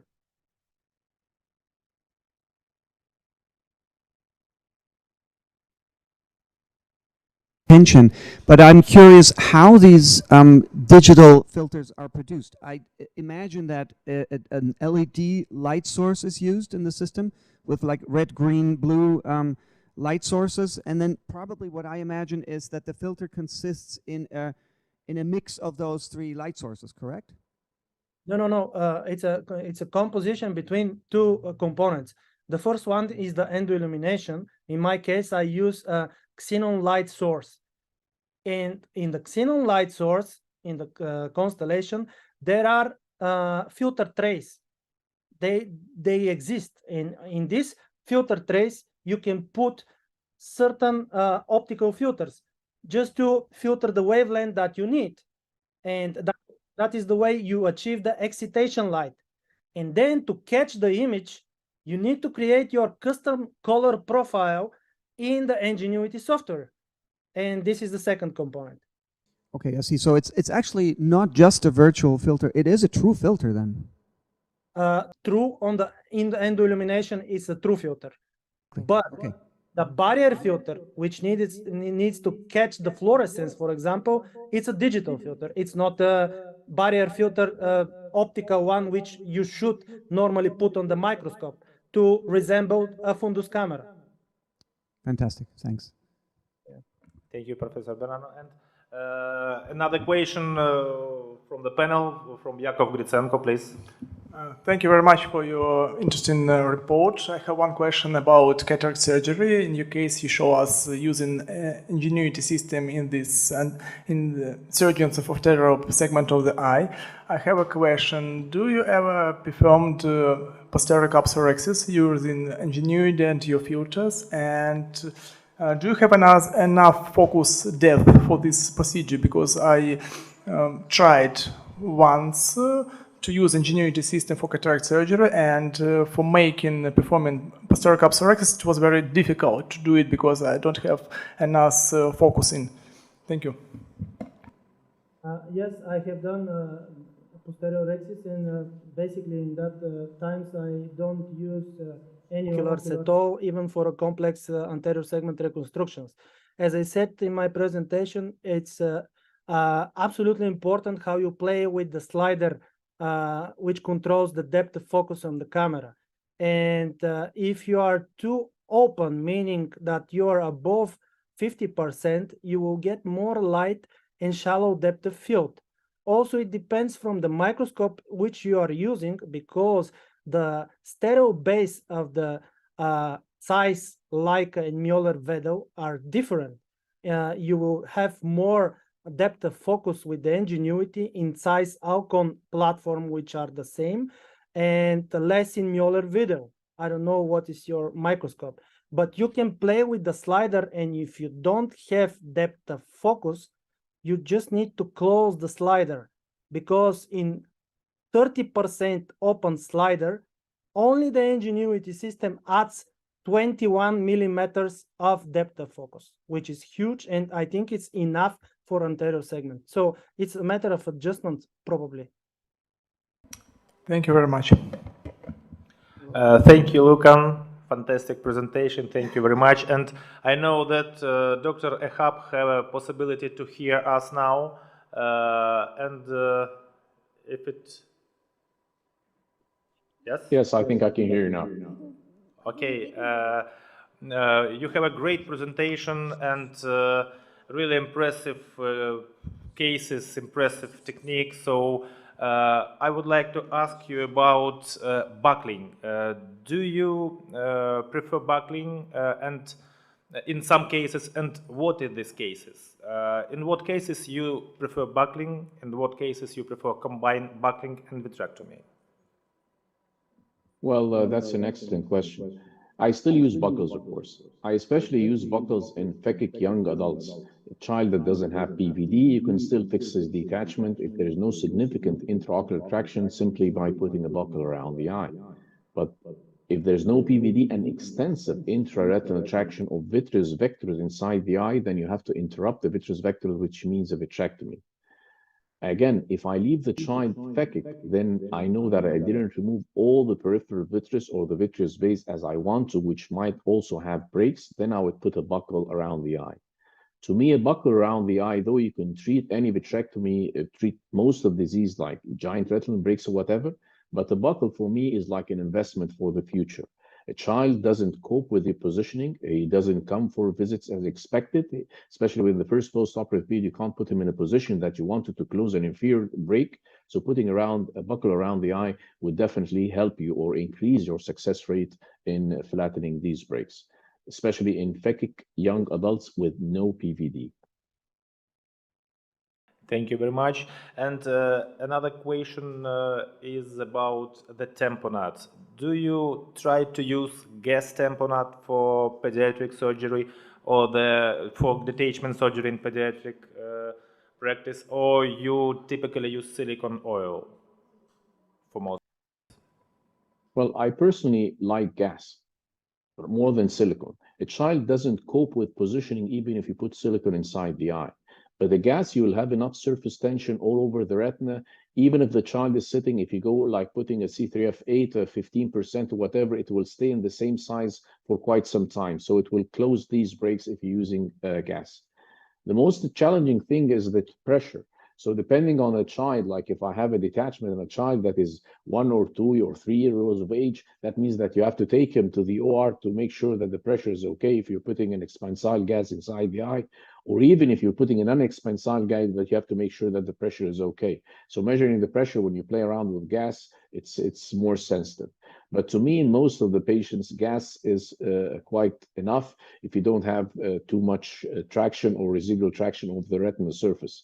Denseron might be, or heavy silicone might be also an option. The problem is with difficulty in removing it in some of these patients. Recently, we've been using short-term PFO, Declin. I'll speak about it tomorrow in my talk, especially if you take the patient after 10 days to remove the tamponade, which is the phase in which you create chorioretinal adhesion. If a child, you do laser, you do cryo, whatever, you need 10 to 14 days to have a chorioretinal adhesion. So put tamponade that keeps the holes dry for the first 14 days. You have a very high success rate that even if you put later on a gas bubble that doesn't close the break or an air bubble, you will have a good retinal flattening. So my first choice will be gas. Heavy silicone is inferior retinal pathology, inferior retinal breaks that have a problem. And in some cases, I use perfluorocarbon, short-term tamponade for 2 weeks. Then I exchange that with just air or gas bubble if needed. And the last question is about canal assist vitrectomy. Is my opinion on use canal assist in 100% of my pediatric cases, because even in the case I know that I remove posterior hyaloid, I saw the Weiss ring, I know that I remove hyaloid. Even in these cases, I check the presence of remaining hyaloid in the macula, because if we remove it, we can prevent the perimacular and epimacular proliferation. So do you use Kenalog usually in 100% of your cases, or you use Kenalog only in some of your cases? Thank you. Well, that's an excellent comment. I would say in pretty much like 90% of my patients I use Kenalog, because in pediatric detachment or pediatric age group, you always miss, and you always miss hyaloid over the retinal surface, which is by itself a prognostic factor for causing redetachment. So it's better injecting and seeing what you leave inside the eye than saying, no, I won't use triamcinolone, and you find out that I see that even in patients during silicone removal, you're removing the silicone and you find that there's still hyaloid attached, especially in the inferior retina, that might cause redetachment. So putting triamcinolone or putting any type of a visualization technique to see the hyaloid is very important in pediatric age group. Would like to thank you again. Thank you for your beautiful cases, for your technique, and waiting for you next year, hopefully in Ukraine, in Filatov lecture. Tomorrow, but the next year, I hope that you can meet us, and we invite you the next year also. But see you tomorrow. It will be my pleasure. It will be my pleasure to see you in person in the next meeting. Hopefully, definitely, I would love to join you, and everything will be back to normal. Hope by next year. Yeah. See you. Bye bye. Thank you. Thank you.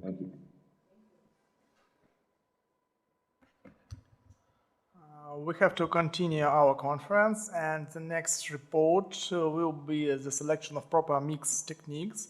It's Nin Li Wang, professor from China. The report is recording. Good morning, everyone. First, I would like to thank the organizers for having me today. I'm Dr. Nin Li Wang from Beijing Tongren Hospital. My topic is to discuss how to choosing glaucoma surgery, whether filtration surgery or mix. I have no financial disclosure to report. So far, the most important and the only known treatable risk factors for glaucoma is intraocular pressures. Therefore, we focus on the target IOP achieved by the various interventions, including medication, laser, and surgical procedures. Over the past 60 years, there are plenty newly surgical techniques and devices designed to reduce the IOP. Why do so many surgical techniques keep coming? Because none of them were the perfect procedures. So we still keep pursue the perfect techniques. The success rate of the trabeculectomy can reach the 8 to 90%, and the post-operative IOP may reach the target. Unfortunately, the filtration surgery have a higher incidence of the complication rate, and it is still challenging. So, perfect surgery should be with a high success rate and a lower rate of the complication. Recently, there are many novel devices have been introduced for the lowering intraocular pressure. The definition for MIGS is to minimally change the anatomy or physiology of the eye and ensure the higher safe profile and fast discovery. We usually classify the MIGS procedures by their site of the action, for example, slam canal, supracorridor, or subconjunctiva. Last year, American Glaucoma Society published a new classification and divided the MIGS into the canal-based MIGS or subconjunctiva MIGS.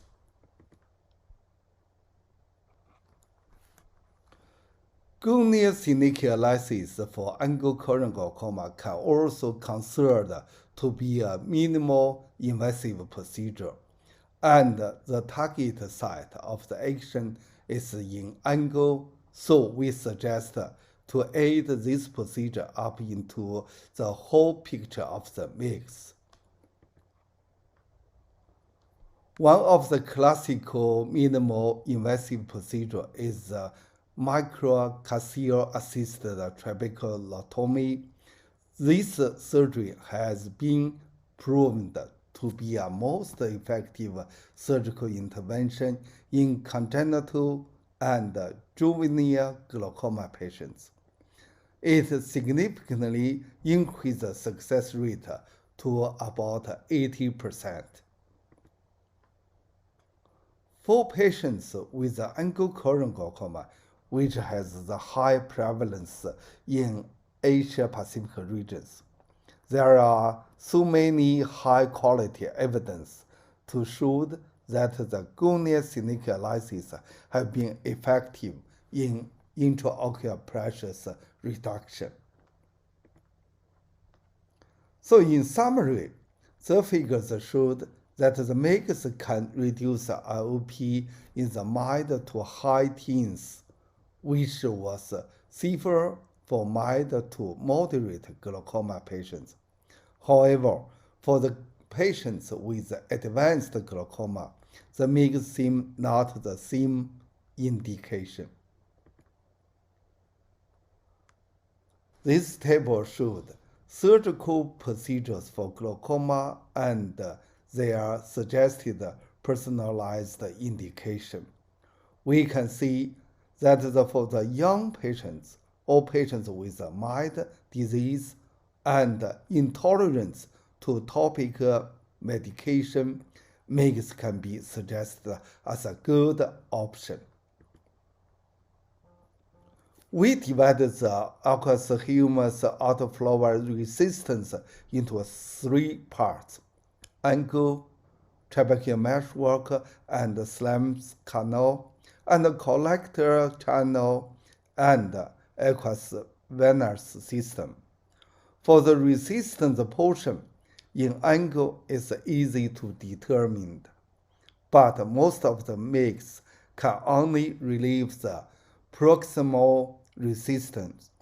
For patients with distal resistance, it cannot be identified pro-operatively, so it is the main reason for the low success rate of the mix so far. Back to our questions. To answer the questions how to choose the glaucoma surgery for individual patients, the novel technique to determine resistant portion is further directions, and we need to design a new surgical technique to resolve the distal resistant portions. Let's work together to solve the problem and wait for the perfect mix. These are all my lectures. Finally, I would like to thank all the members of our team and thank their contributions.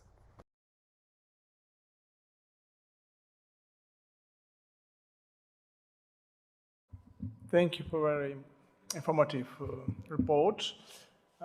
Taking into consideration of all pros and cons, it's very difficult to choose the optimal approach for glaucoma patients because of a lot of things, such as stage of glaucoma, age of patient, anatomical proportions of the eye. It is a very difficult option for ophthalmological to make right decision and to treat these patients. Thank you. It was very interesting. The next report. The next report is Price Beyond, our experience of AMA Optimax Eye Clinic. Mircea Filip in recording. Thank you.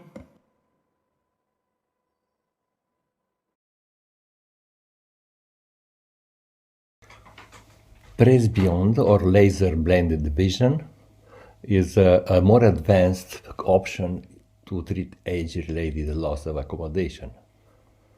It combines the accuracy of corneal refractive surgery with the benefit of increasing the depth of focus. Micromonovision technique is a kind of. It induces spherical aberrations in the eye to a certain level, thus optimizing the laser surgery. It was developed and introduced by Professor Dan Reinstein and Carl Zeiss Meditech. The dominant eye is corrected to have the best distance vision. The non-dominant eye to have the best near vision. Micromonovision technique that combines the increased depth of focus in each eye through the optimized profile of ablation. In this manner, a good vision is obtained for far, intermediate, and near. The so-called blended zone provides a good superimposed images that determine binocularly comparing with the conventional monovision. Preoperatively, a nomogram is created for each eye in order to obtain a target optimized refraction. The monovision component is adjusted. It's adjusted at the level of tolerance of for each individual between 0.75 to 1.50, and the optical zone is chosen according to the pupillary diameter. It is a femtoLASIK technique that corrects diopter between -8 and +5, including astigmatism up to 2 diopters. Presbyond is recommended in patients between 40 and 60 years old.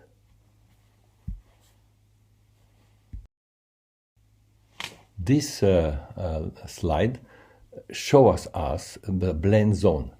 In the dominant eye in left, non-dominant eye in the right side, and in between there is a blend zone which provides us a very good solution for the near.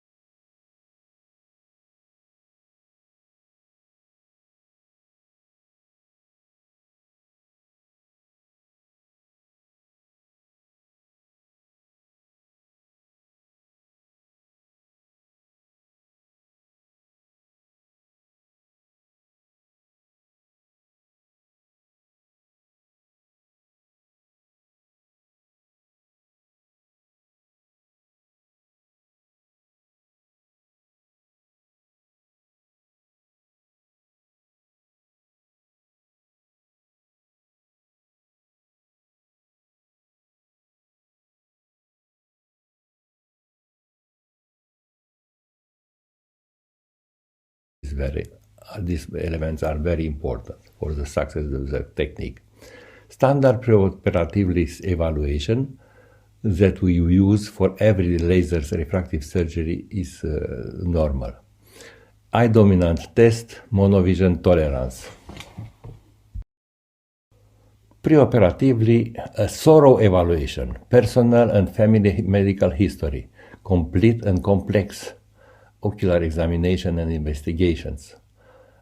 Eye test dominance using 4 methods: camera, rifle, index, paper, Hall. Monovision tolerance. Biomicroscopy of anterior and posterior pole, planetometry, eye motility, and many investigations like you see here. Not all the patients are suitable for this technique. So the discussion with the patient is extremely important. After the surgery, the vision will be different between the eyes. And it is important not to compare.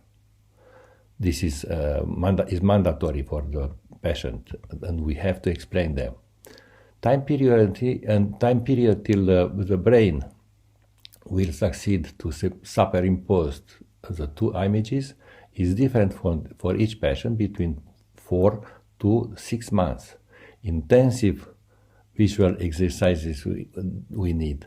Sometimes glasses might be needed until the refraction is stabilized for reading letters and in the dim light.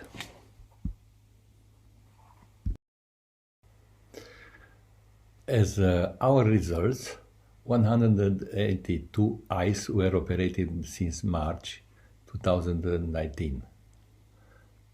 Many of them are with hyperopia, as you see here, The age was between 45 till mean age till 55.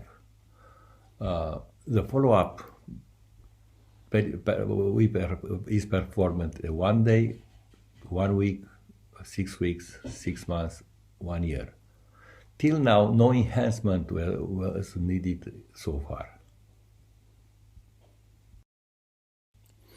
It's an advanced technique to correct presbyopia. Minimal invasive procedure, reversible, well tolerated. Wow effect from the first day postoperatively. Good alternative to obtain glasses independence without the consequences of multifocal.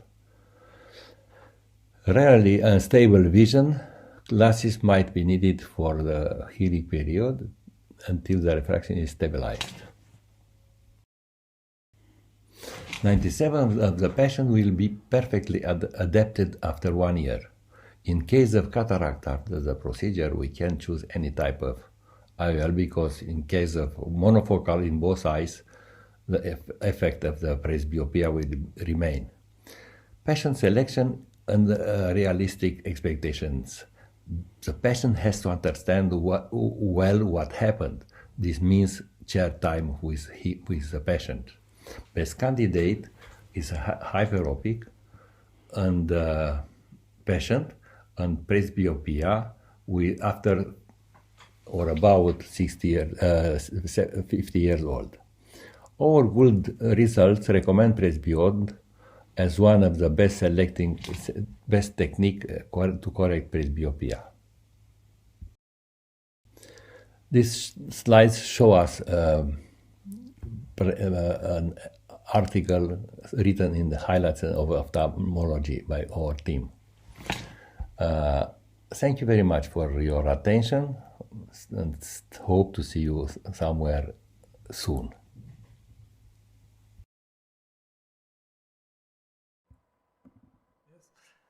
Thank you, Professor Mircea Filip, for your impressive report. Yes, it's presbyont is additional option for presbyotic people. In our opinion, we use multifocal lenses. Maybe it's a lack of experience of using your technique. Thank you very much.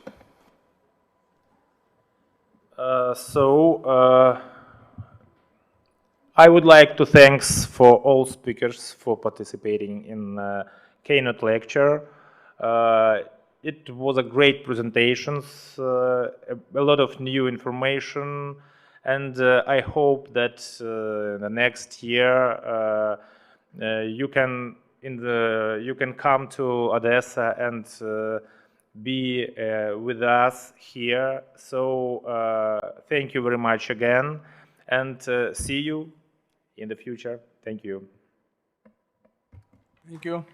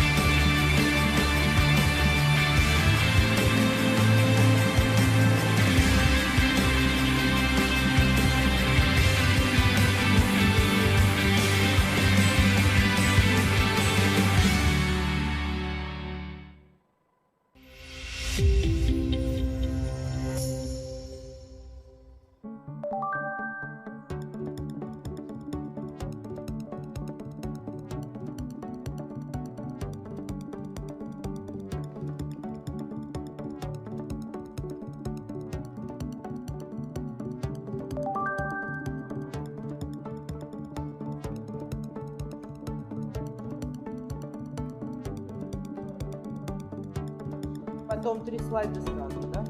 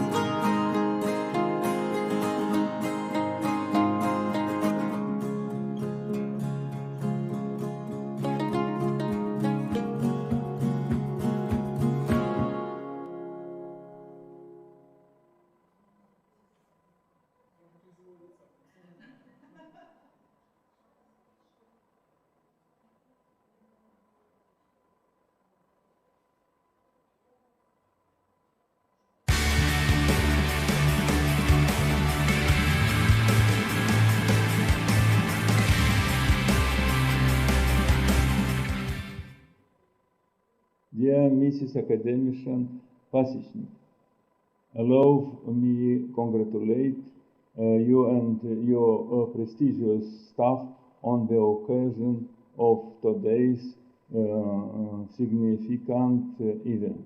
Thank you for offering me the opportunity to take part in the sessions and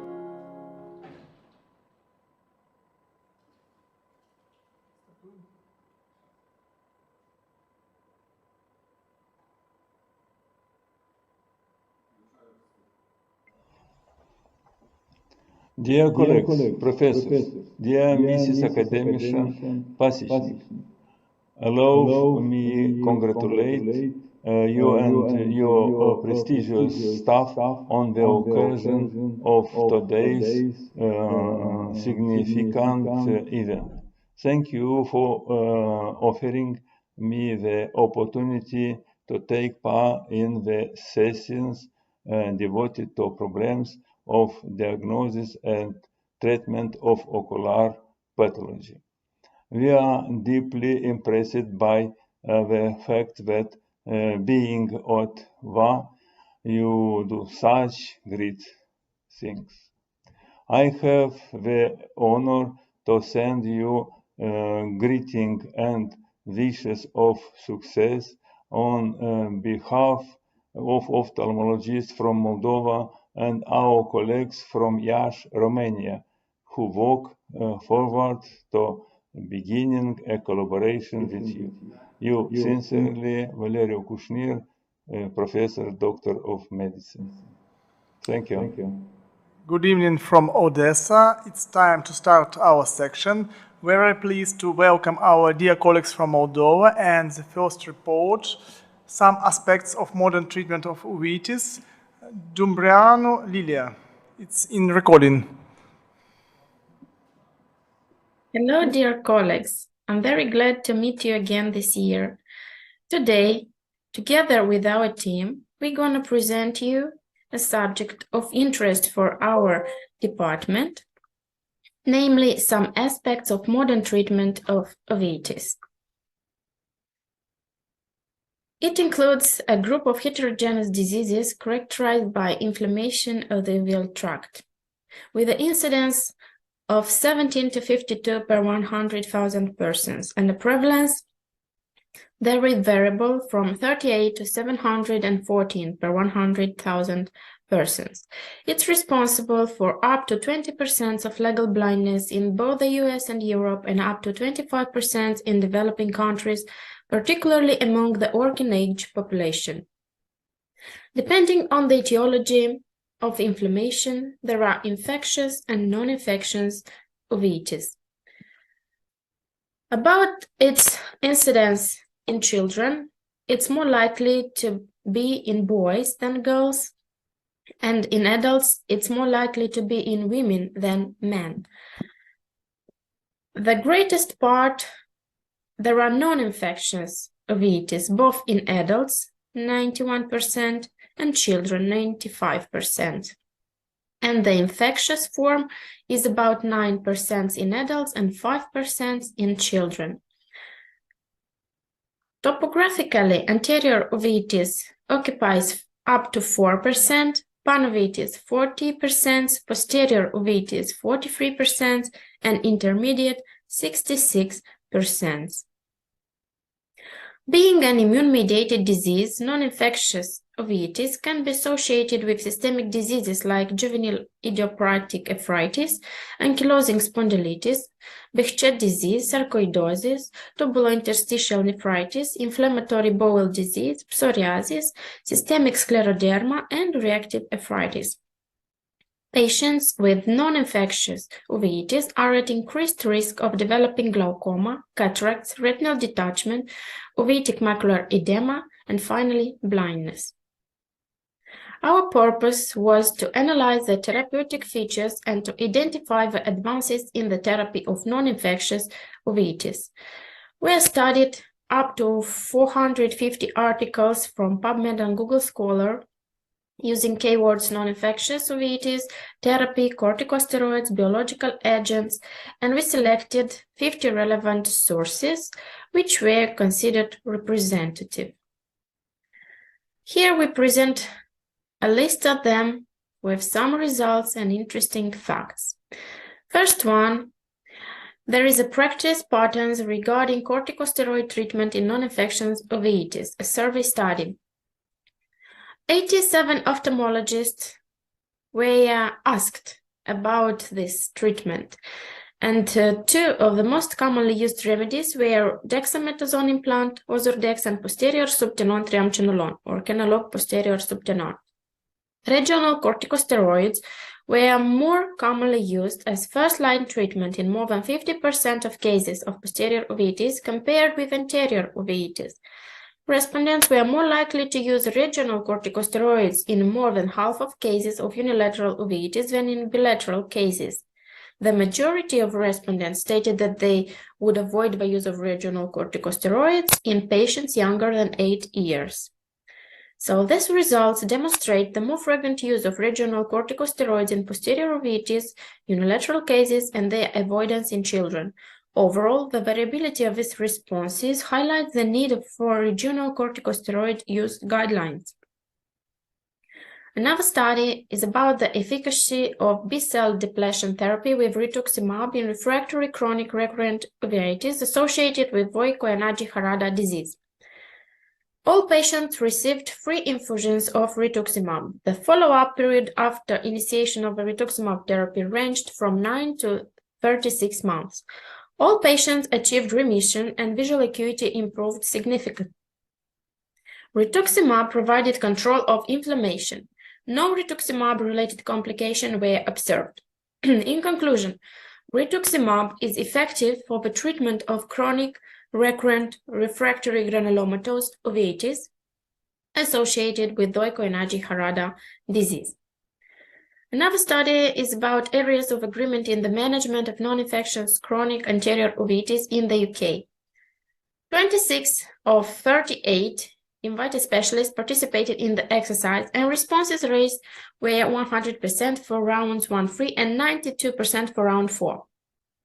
A consensus was reached on 23 of the 44 articles.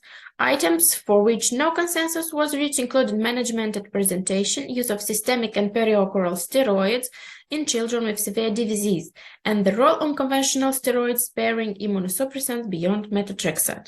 In conclusion, management uncertainty at the group level, as shown by the absence of consensus, reflects areas where too little is known.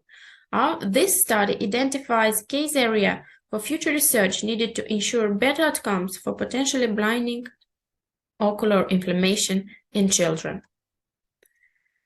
Here is long-term outcomes of treatment with biologic agents in eyes with refractory active non-infectious intermediate uveitis, posterior uveitis, and panuveitis. Results show that patients which were followed for a mean of 5 years demonstrated active uveitis at baseline, and 34% demonstrated coexisting active systemic disease. Control of ocular inflammation was achieved in 87%. The mean oral prednisolone dose at baseline was 17 mg per day, and at 6 months it was reduced to 7 mg per day, remaining stable up to 5 years of follow-up. Best corrected visual acuity at baseline was 0.5, improved at 3 months, and remained stable during follow-up. After baseline, 42% of eyes had flares, and the mean number of flares decreased from 1.8 to 0.6 flares per year. Treatment failed in 33 eyes. The risk of treatment failure was lower when treatment used adalimumab, but was higher when systemic disease was also active at baseline. In conclusion, overall, eyes treated with biologic agents after failure of corticosteroids and a second-line immunosuppressive drug showed satisfactory disease control, reduced use of systemic immunosuppression, stable visual acuity, and the risk of relapse of the disease by 23%. After multivariate adjustment, old age, treatment with adalimumab versus infliximab, and concomitant inactive systemic disease were associated with a lower risk of treatment failure. Here is another study about JAK inhibitors in refractory juvenile idiopathic arthritis-associated uveitis. This is a case series study. 4 patients with a long history of juvenile idiopathic arthritis and associated severe uveitis were included. The indication for treatment with JAK inhibitors was uncontrolled arthritis and/or uveitis despite treatments with conventional and disease-modifying biologic antirheumatic drugs, or DMARDs. During treatment with JAK inhibitors, namely baricitinib, 3 cases, and tofacitinib, 1 case, all of our patients showed improvement in uveitis, defined as a reduction in intraocular inflammation according to standardized uveitis nomenclature criteria. However, we observed a different response to treatment between uveitis and joint disease, as the latter did not respond as favorably as the former. The treatment was well tolerated by all patients, and no ocular discomfort, ocular side effects, or allergic reactions were recorded. JAK inhibitors may provide available new treatment options for patients with GI-associated uveitis, especially in those refractory cases that do not respond adequately to conventional or biological DMARDs. Another study about the role of biosimilars in uveitis. A long-term world outcomes of the switch from original to biosimilars TNF-alpha inhibitors. So the aim of the study was to identify any change in the control of ocular inflammatory manifestation among patients with non-infectious uveitis switching from an originator to an appropriate anti-TNF biosimilar. 37 patients and 62 eyes with non-infectious uveitis undergoing switching from anti-TNF-alpha initiators to biosimilars were enrolled. In conclusion, switching to biosimilars represents a feasible treatment choice associated with maintenance of clinical efficacy in patients with non-infectious uveitis previously treated with appropriate originator anti-TNF biologic agents. Another study about biosimilars is about adalimumab and SB5, an adalimumab biosimilar in patients with rheumatoid arthritis. So this is a randomized study results. SB5 has been well tolerated for over 1 year in patients with rheumatoid arthritis, with efficacy, safety, and immunogenicity comparable to that of adalimumab. Switching from adalimumab to SB5 was uneventful during treatment. No increase in adverse events, increasing immunogenicity, or loss of efficacy were reported. Another study about periocular triamcinolone versus intravitreal triamcinolone and intravitreal dexamethasone implant for treatment of uveitic macular edema. The purpose of the study was to evaluate the comparative effectiveness of 3 types of regional corticosteroid injections for uveitic macular edema: periocular triamcinolone acetonide, intravitreal triamcinolone acetonide, and intravitreal dexamethasone implant. Patients were randomized 1:1:1 to receive 1 of 3 therapies. Patients with bilateral uveitic macular edema were given the same treatment for both eyes. In conclusion, intravitreal triamcinolone acetonide and intravitreal dexamethasone implant were superior to periocular triamcinolone acetonide for the treatment of uveitic macular edema. The risk of increased IOP was modest in all cases. Biological agents should be used with caution in the treatment of inflammatory eye conditions. Patients can benefit from either by reducing corticosteroids and avoiding their side effects, or by achieving better control of ocular inflammation. All patients receiving biological agents should be closely monitored. There is significant data showing promising results in the use of them. It's very important that doctors involved in the care of these patients, such as ophthalmologists and rheumatologists, know all the options available to better evaluate and treat these patients. Further studies of existing drugs and randomized controlled trials of additional targets will further refine this therapeutic option.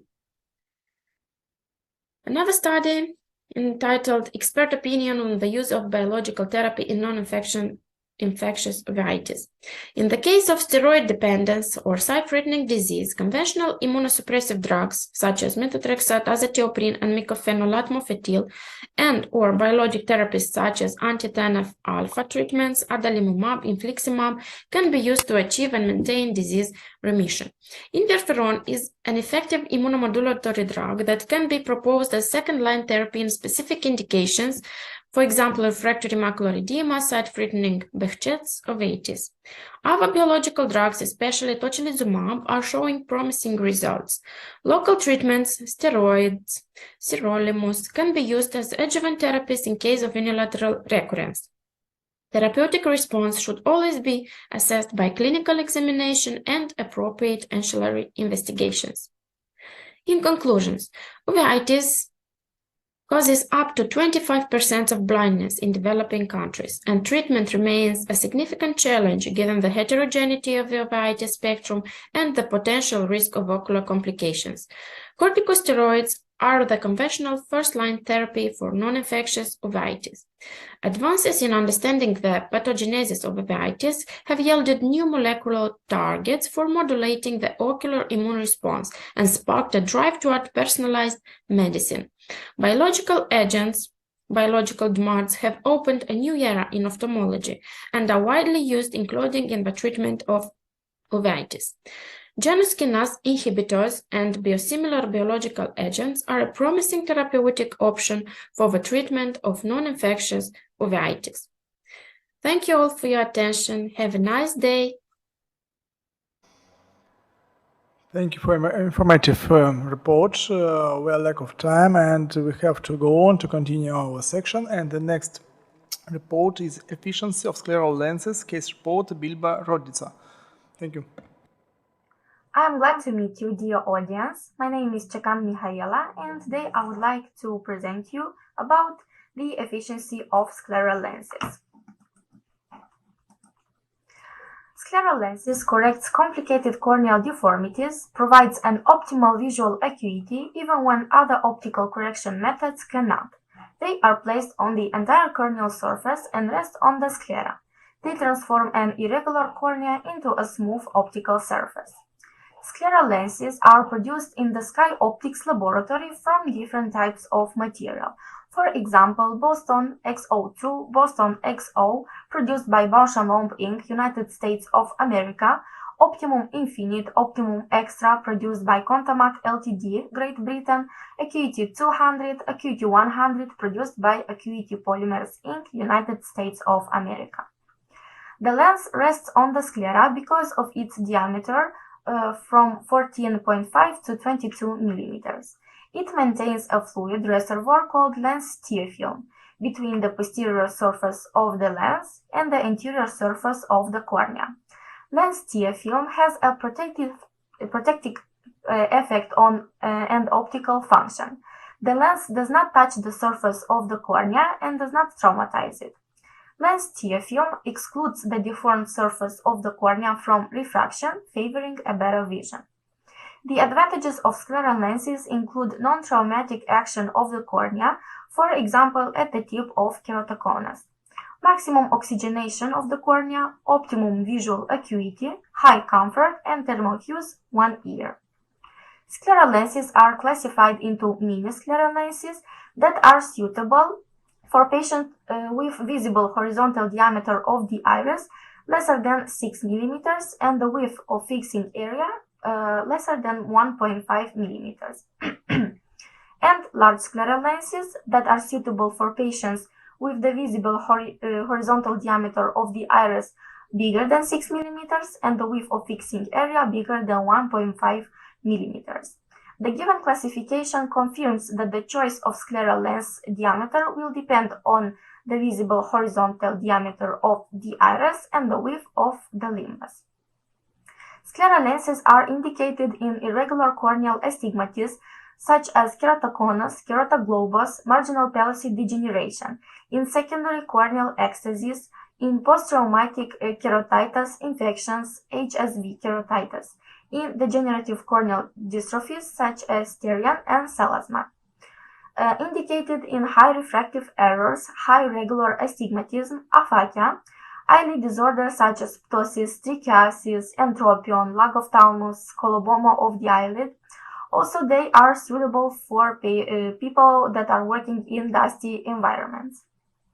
Other indications include severe dry eye syndrome, Sjogren syndrome, Stevens-Johnson syndrome, ocular cicatricial pemphigoid, chemical or thermal fuels, atopic keratoconjunctivitis, neurotrophic keratitis.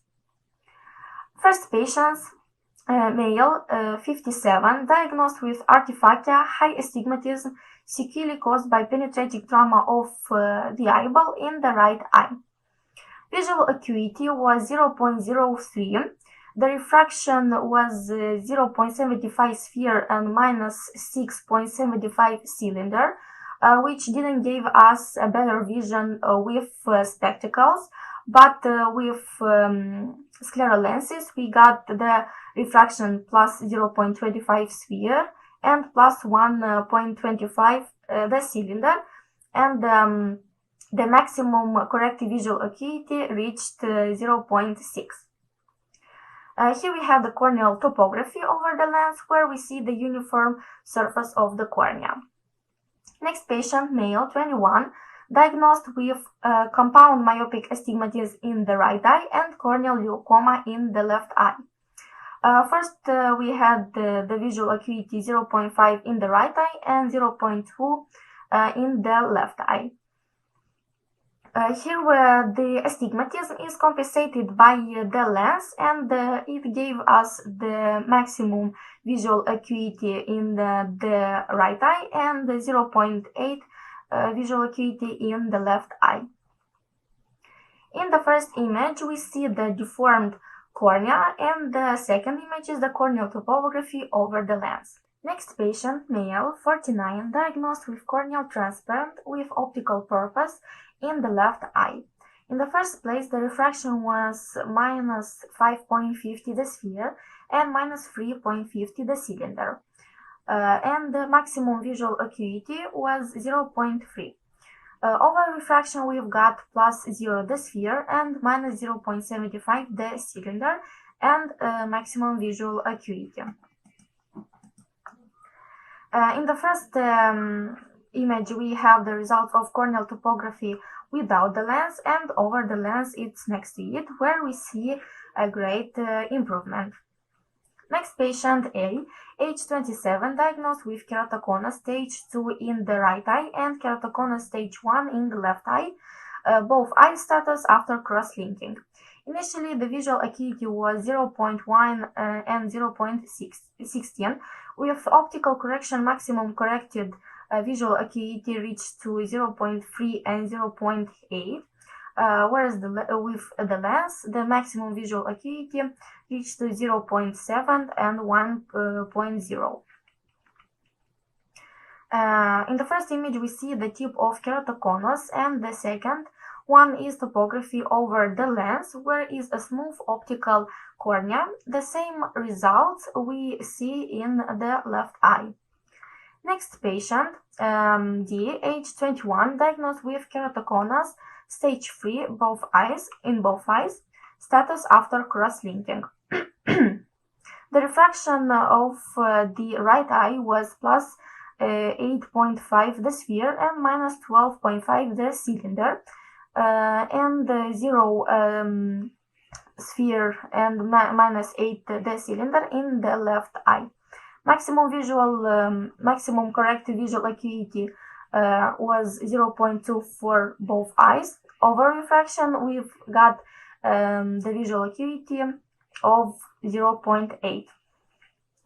Corneal topography shows us the affected area of the cornea, and next to it, it's corneal topography over the lens.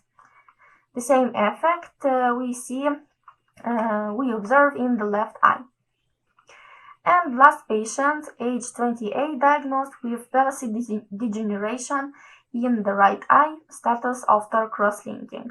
First, the visual acuity was 0.2 in the right eye.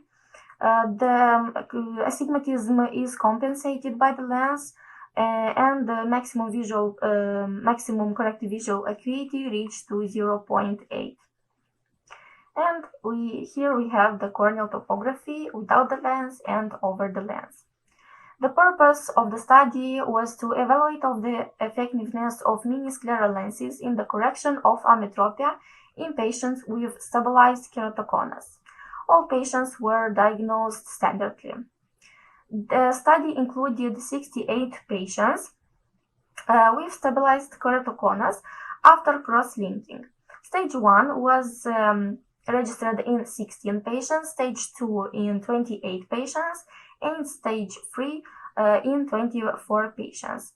All patients applied mini-scleral lenses for 12 months. The visual acuity of the patients had different dynamics depending on the stage of keratoconus.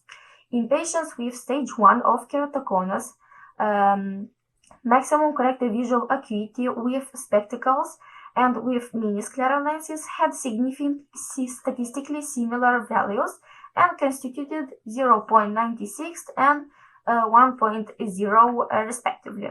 In patients with stage 2 and 3 of keratoconus, on the contrary, maximum corrected visual acuity 3 months after cross-linking was statistically significantly higher in the case of scleral lens application compared to optical correction.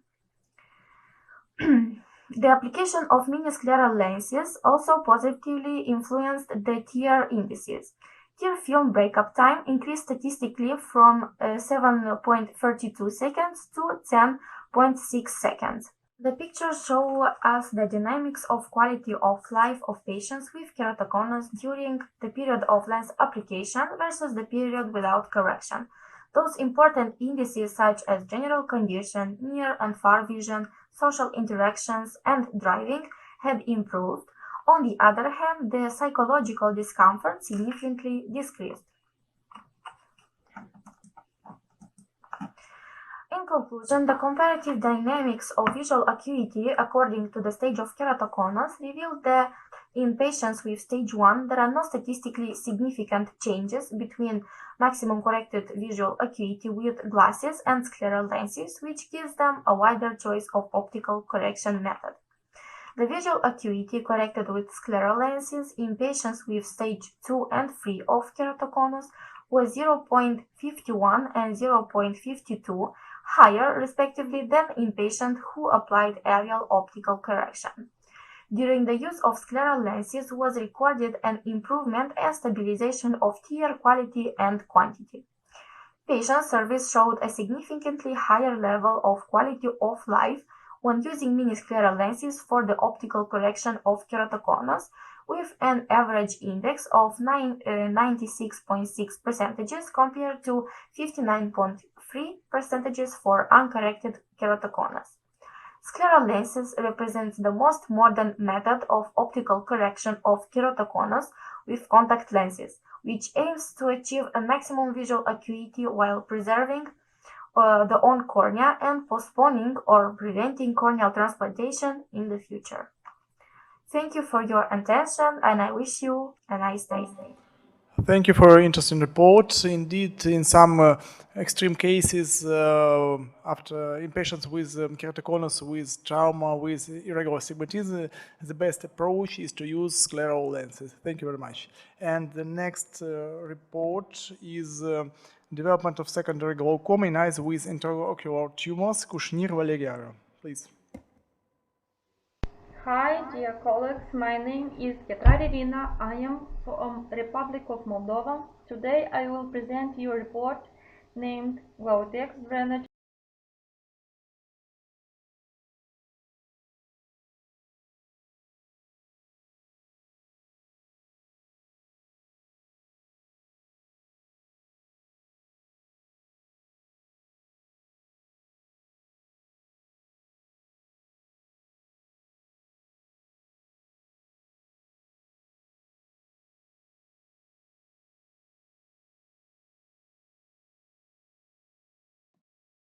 Good afternoon, dear doctors. Greetings from Moldova.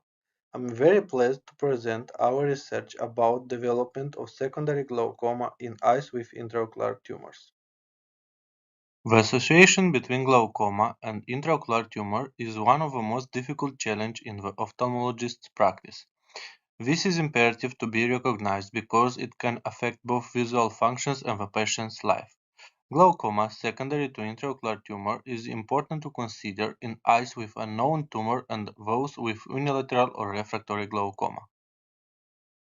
According to a survey of 2,700 eyes with intraocular tumors, secondary glaucoma developed in 5% of cases at the time of diagnosis of a tumor. In this diagram is represented intraocular tumors incidence from the top to bottom, decreasing depending on the frequency of a tumor localization. Orange color denote cases with intraocular tumors and the elevated IOP in percent according with involved eye structure. Blue color show the proportion of eyes with intraocular cancer and normal IOP. It's obvious the association between glaucoma and iris or ciliary body melanoma or metastasis.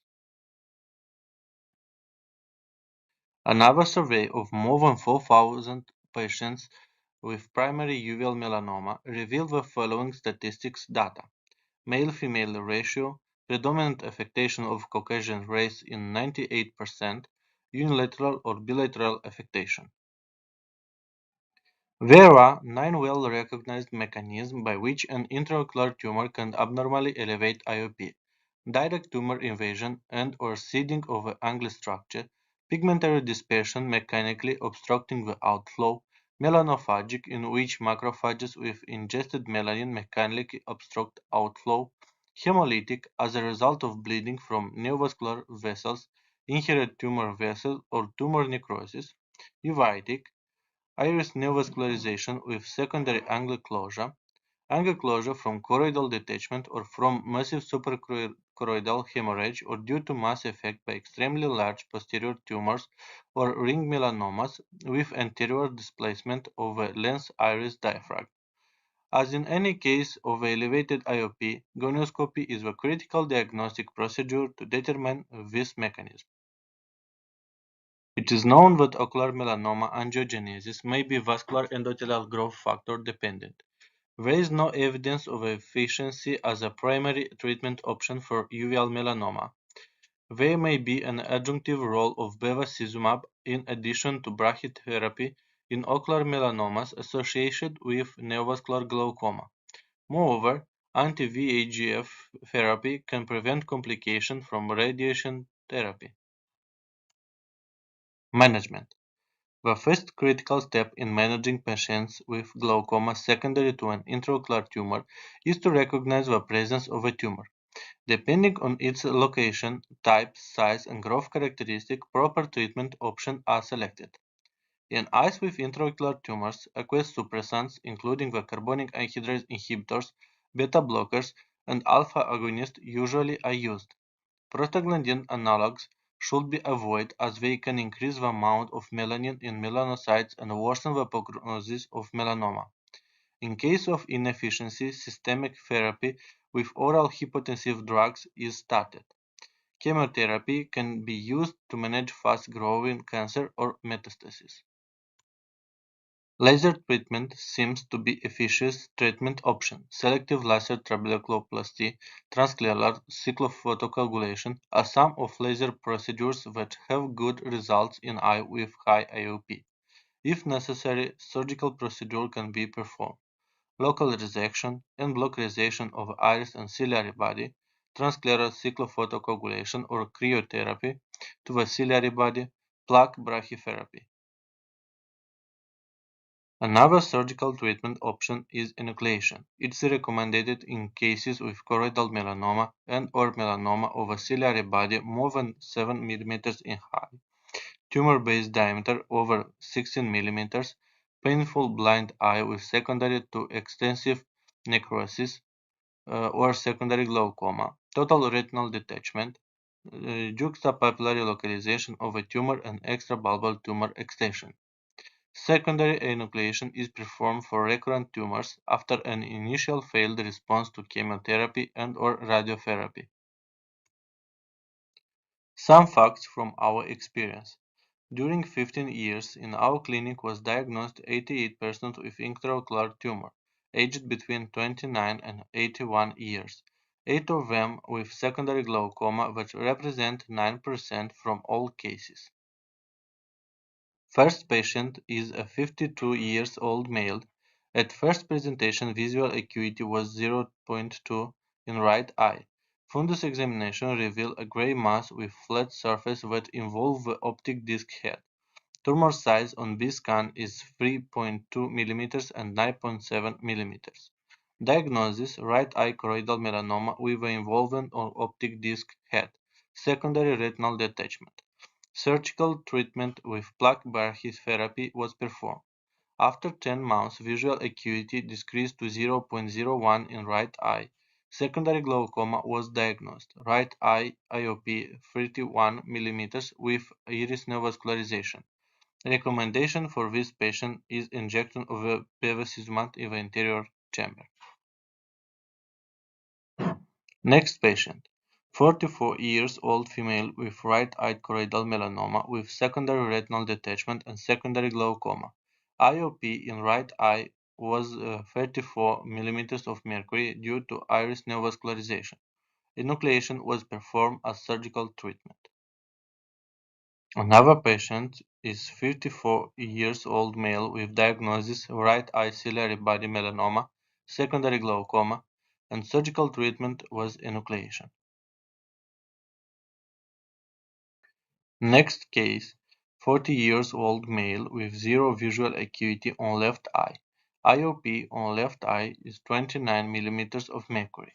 Diagnosis, left eye choroidal melanoma, secondary glaucoma. This patient is HIV positive. Recommendation for enucleation after performing ultrasound investigation of internal organs and lung radiography. Another patient, 67 years old female with left eye choroidal melanoma, secondary glaucoma. Also recommendation for enucleation. Next patient is 75-year-old female with diagnosis left eye ciliary body melanoma, secondary glaucoma, complicated cataract. Visual acuity 0 on left eye. IOP 29 millimeters of mercury. Tumor size high 15 millimeters and base 16 millimeters. From these pictures, we can observe that tumor protrudes through anterior chamber angle to sclera and conjunctiva. Enucleation was recommended in this case. In conclusion, patients with atypical unilateral or asymmetric glaucoma are suspect for intraocular malignancies. The primary goal of the treatment is to control the tumor, prevent its dissemination in the organism, and then reduce the IOP. Topic medical therapy is the first applied treatment. Surgical intervention for glaucoma, either laser cyclophotocoagulation, mini-invasive surgery, filtering, or shooting surgery should be avoided in eyes with active malignancies. Enucleation should be considered in special cases in order to prevent tumor metastasis and save the patient's life. Дякую. До побачення. Thank you for your interesting report. It's really extreme cases. We have to go on, and the next report is Glautex drainage in refractory glaucoma surgery. Aglaia Lobchenko, please. Hi, dear colleagues. My name is Ketrari Irina. I am from Republic of Moldova. Today I will present you a report named Glautex drainage in refractory glaucoma surgery. Surgical treatment of glaucoma is recognized as the most effective in terms of intraocular pressure compensation. For the surgical resolution of open-angle glaucoma, a number of surgical techniques with pathogenic justification are applied. It is questionable which drainage is more efficient. Our attention was drawn by the biabsorbable drainage Glautex, DDA and SDA models. Analysis of fistulizing and anti-glaucomatous surgery with the implantation of biabsorbable drainage Glautex in refractory glaucoma surgery. Features of the drainage Glautex. It has a wide bioresorptive film and has a permeability capacity for intraocular fluid. Has a rectangular shape with a thickness of 80 mm and a diameter of 30 mm. Doesn't have the ability to increase in the volume and doesn't put pressure on the adjacent tissue. Can be modeled during the intervention. Resorption period is 4-5 months. It is compatible with human tissue.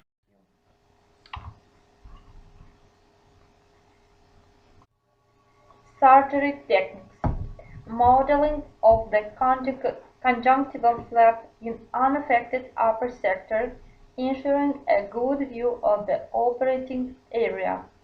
Hemostasis of the scleral vessels.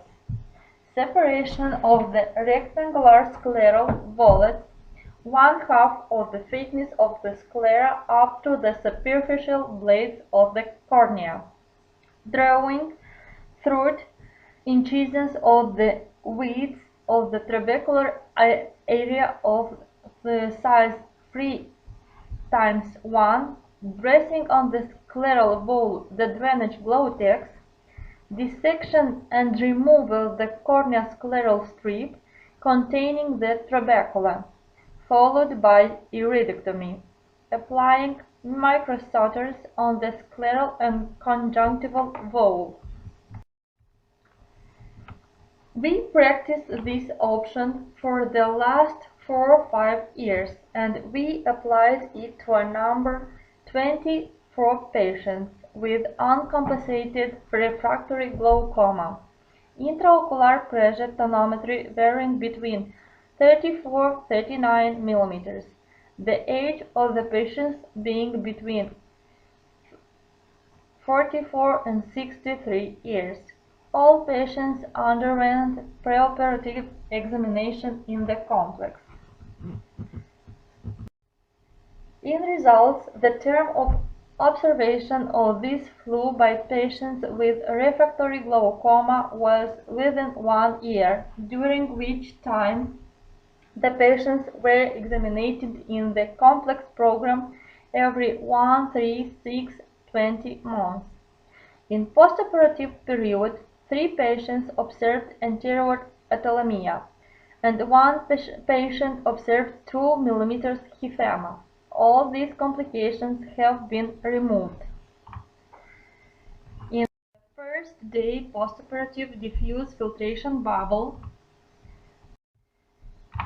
at 6 months postoperatively, the intraocular pressure level was 19.5 till 21 mm. At this postoperative distance, the drainage was not longer visibly fully absorbed.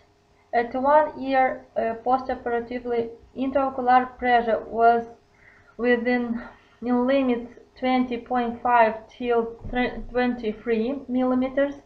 At 15 eyes without the use the drug therapy, in 4 cases on monotherapy background, at 2 eyes required combined medication, and in 1 case intraocular pressure was undercompensated on the medication background. The filtration bubble being moderately diffused in 23 patients, and in 1 case the bubble being flat. In conclusions, the trabeculectomy with bioabsorbent drainage implant glow-tex, a new variant that aims to prevent the scleroscleral and scleroconjunctival scarring process, implantation of glow-tex drainage, DDA and SDA models, in refractive glaucoma surgery brings to a stable hypotensive effect. The surgery is recommended in the most forms of glaucoma, especially in the cases of refractory glaucoma. Thank you for your attention. Have a nice day. Hello everyone. Thank you for your report. Treatment of refractory glaucoma, it's a real difficult challenge, and using this drainage is it can be the option for this patient because it's very difficult in our opinion. And we have to go to the next report. It's macular injury due to the laser dog accidental exposure. Alina Moskalchuk, please. The clinical case which I intend to present is about macular injury due to laser dog accidental exposure. The patient was a young male, 24 years old, with no pathological antecedents. He presented to our clinic with 1-day history of sudden impaired vision on the left eye and a central scotoma. He didn't take any medications. The patient told us that 1 day prior to presentation he was filming an advertising video for a type of laser named Laser Dog, and he wasn't wearing any safety goggles. When he looked at the laser beam, he observed that his vision suddenly diminished on the left eye. On examination, his best corrected visual acuity was 20/20 in right eye and 20/40 in left eye. The anterior segment exam was unremarkable in either eye. Fundus examination of his right eye was normal. The left eye revealed a macular cystic lesion. 10-2 Humphrey visual field demonstrated a mean deviation of 160 decibels and pattern standard deviation of 123 decibels in the left eye, which is specific for this central scotoma. On multicolor image, you can see the foveal injury in the left eye. On the right eye, everything is normal. The OCT showed yellow ellipsoid layer and retinal pigment epithelium layer disruption, and a foveal hyporeflective dome-shaped cystic lesion in the inner retinal layers, with, as you can see, an intact inner limiting membrane. The OCT examination in the right eye was normal. Here you can see this macular injury in different sections on this OCT examination with this outer retinal layers disruption. The established diagnosis was the laser-induced maculopathy with outer retinal disruption in the left eye. The patient received only 4 mg of intravitreal dexamethasone immediately at his presentation. 1 month later, the best corrected visual acuity improved from 2040 to 2025. On OCT exam, the outer segment layer recovery was seen. OCT section showing only mild foveal outer segment and ellipsoid discontinuities.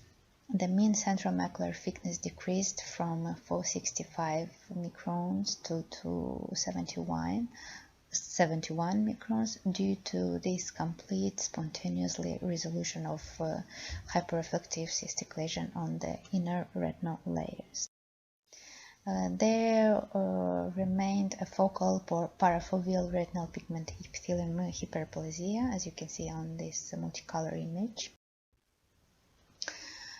This laser dock is a compact RGB laser projector used for visualizing music, for laser shows. It's a class 4 laser product, which is a very powerful one, which can cause extensive ocular damage. It has 3 kind of wavelengths. The blue one 445 nanometers, the green one 520 nanometers, and the red one 638 nanometers. As you can see here, the wavelengths between 400 and 7. In conclusion, I would like to say that the retina is particularly vulnerable to laser visible wavelengths, and since it is a central nervous tissue that does not regenerate, this injury is of critical public health importance. So protect the eyes, protect your eyes wearing safety goggles. Thank you. Hello, dear. Thank you for your brilliant treatment in such non-standard case, and we will go on. And the last report, concomitant exotropia surgery outcome modeling. Alda Paduka, please. We want to present you concomitant exotropia surgery outcomes modeling. Thanks a lot for the opportunity to be a part of your scientific event. As it's known, strabismus affects approximately 4% of the population and can significantly affect the health-related quality of life of adults and children in various ways, including psychological and functional aspects. The main goal of strabismus surgery is to correct misalignment of the eyes and improve binocular vision. Therefore, the predictability of the surgery outcomes depend on the assessment of the factors that may influence the outcome of a strabismus surgery. There is no consensus on which factors are most important in predicting motor and functional surgery outcomes. Von Graeff was the first who mentioned the dose-response relationship in strabismus in 1857, and von Planck in 1906 followed his idea using the degree-millimeter ratio based on the notion that 5 degrees equals 1.1 millimeter of the surface of the globe. Since then, a lot of surgical formulas and tables have been developed and proposed to grow the predictability of strabismus surgery. However, there is still no consensus among strabismus surgeons on the dosage effect of recession and resection of extraocular muscles, and there is still disagreement about how much surgery is required for different types and degrees of strabismus.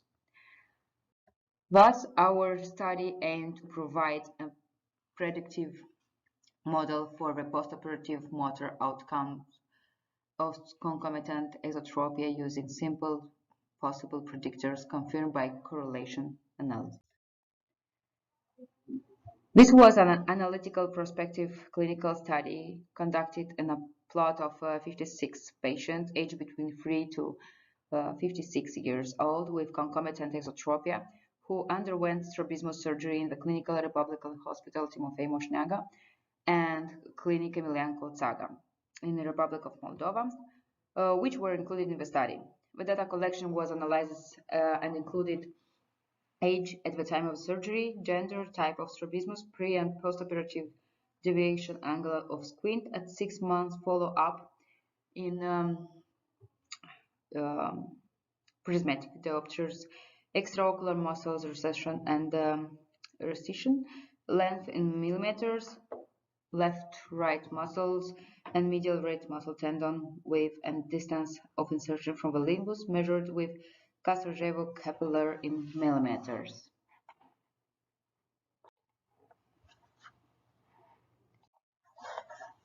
All patients underwent a full ophthalmic and orthophoric exam before the surgical correction. The Pries cover test was used in order to measure the angle of deviation for both far 6 meters and near 30 centimeters fixation with an appropriate optical correction.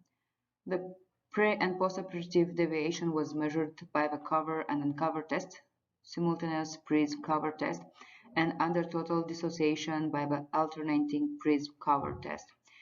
To rule out any sensory effect of the angle of deviation. The amount of strabismus surgery was based upon ocular alignment and primary gaze at distance.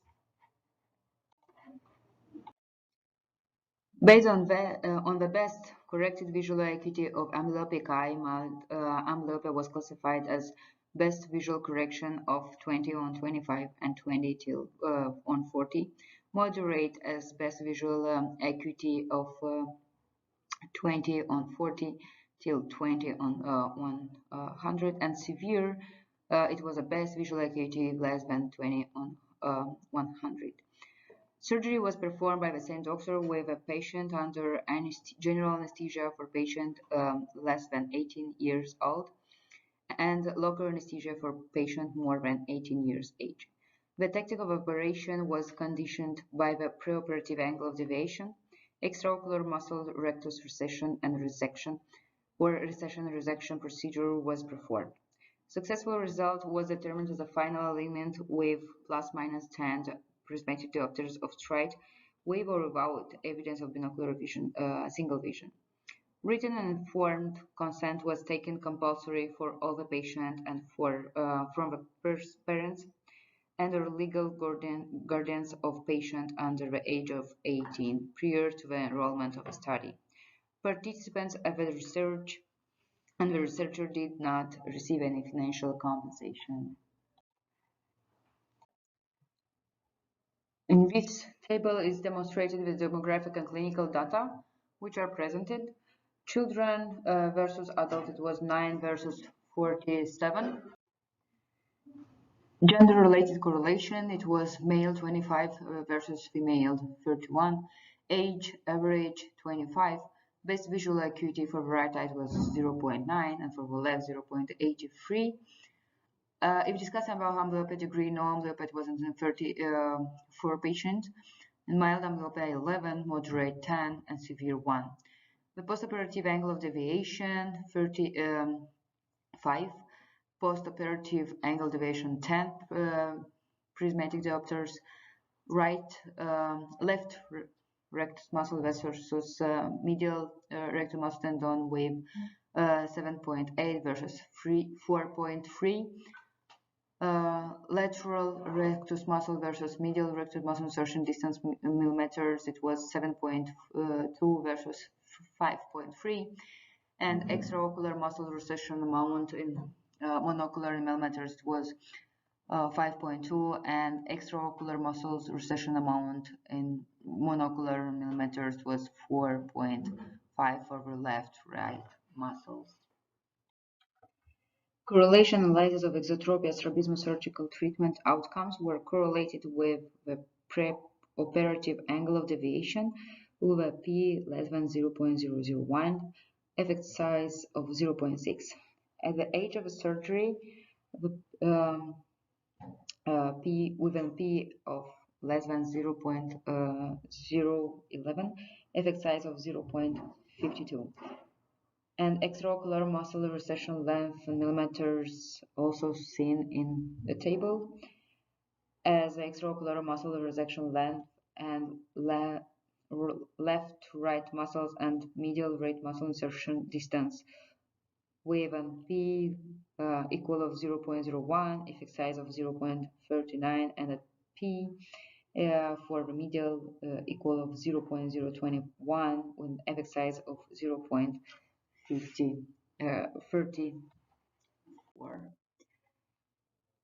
A stepwise multivariable regression model revealed that the preoperative angle of deviation of extraocular muscles resection length and extraocular muscle resection length contribute meaningful information in the prediction of postoperative outcomes. Moreover, the adjusted R squared equals 0.92 depicts that the model explains 92% of variance in the postoperative outcomes. The final model included the following features: a constant of B equal minus 1508, preoperative deviation B equal 0.80, and extraocular muscle recession amount B equal minus 0.52. The following mathematical expression was obtained: exotropia postoperative surgical outcome is equal minus 1508 plus 0.80 multiplied by preoperative angle minus 0.52 extraocular muscle resection amount. In the exotropia cases, for every additional preoperative deviation degree was expected postoperative amount of deviation increased by 0.80 on average by holding all other variables constant. For every additional extraocular muscle resection amount of millimeters, they were expected for postoperative deviation decrease by 0.52 on average. Thanks a lot for your attention and have a nice day. We have to finish our section. I want to thank you for your participation in this section, and I hope to see you next year at our annual conference in Odessa. Thank you very much.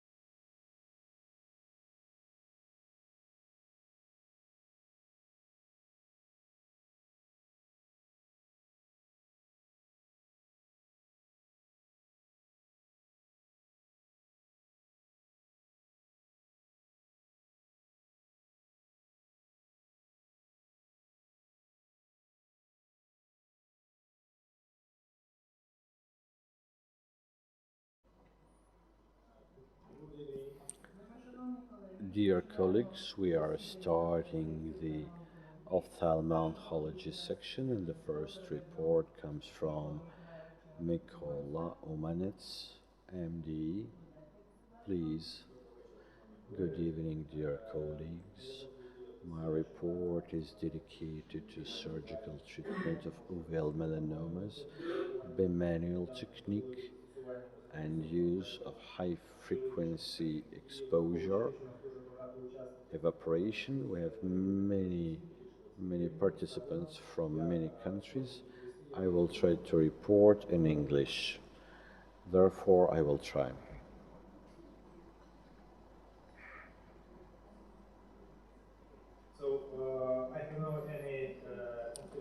Нема конфлікту інтересів, немає фінансової зацікавленості. Моя презентація відомо, що овальна меланома становить до 80% усіх інтраокулярних пухлин. Радіаційна терапія – це один з найбільш популярних методів, який дає дуже хороші результати. А також резекція меланоми – це є найбільш радикальним методом видалення меланоми. До факторів ризику відносяться кровотеча та можливість дисемінації пухлинних клітин. Таким чином, як саме можна покращити гемостаз під час цієї операції? У співпраці з інститутом Патона ми розробили девайс, ми розробили прибор, який може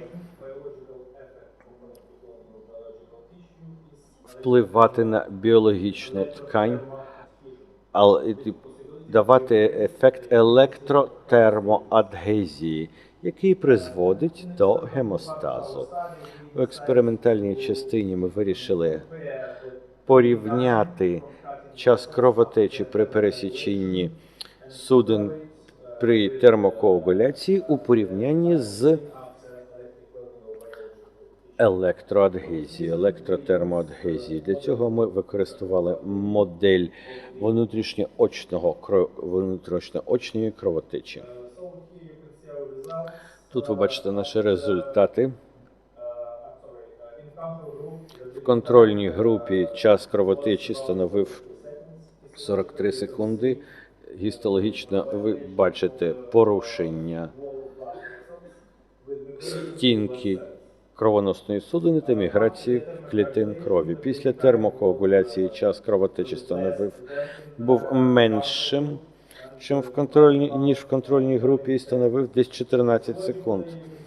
Гістологічно ви бачите посткоагуляційний некроз.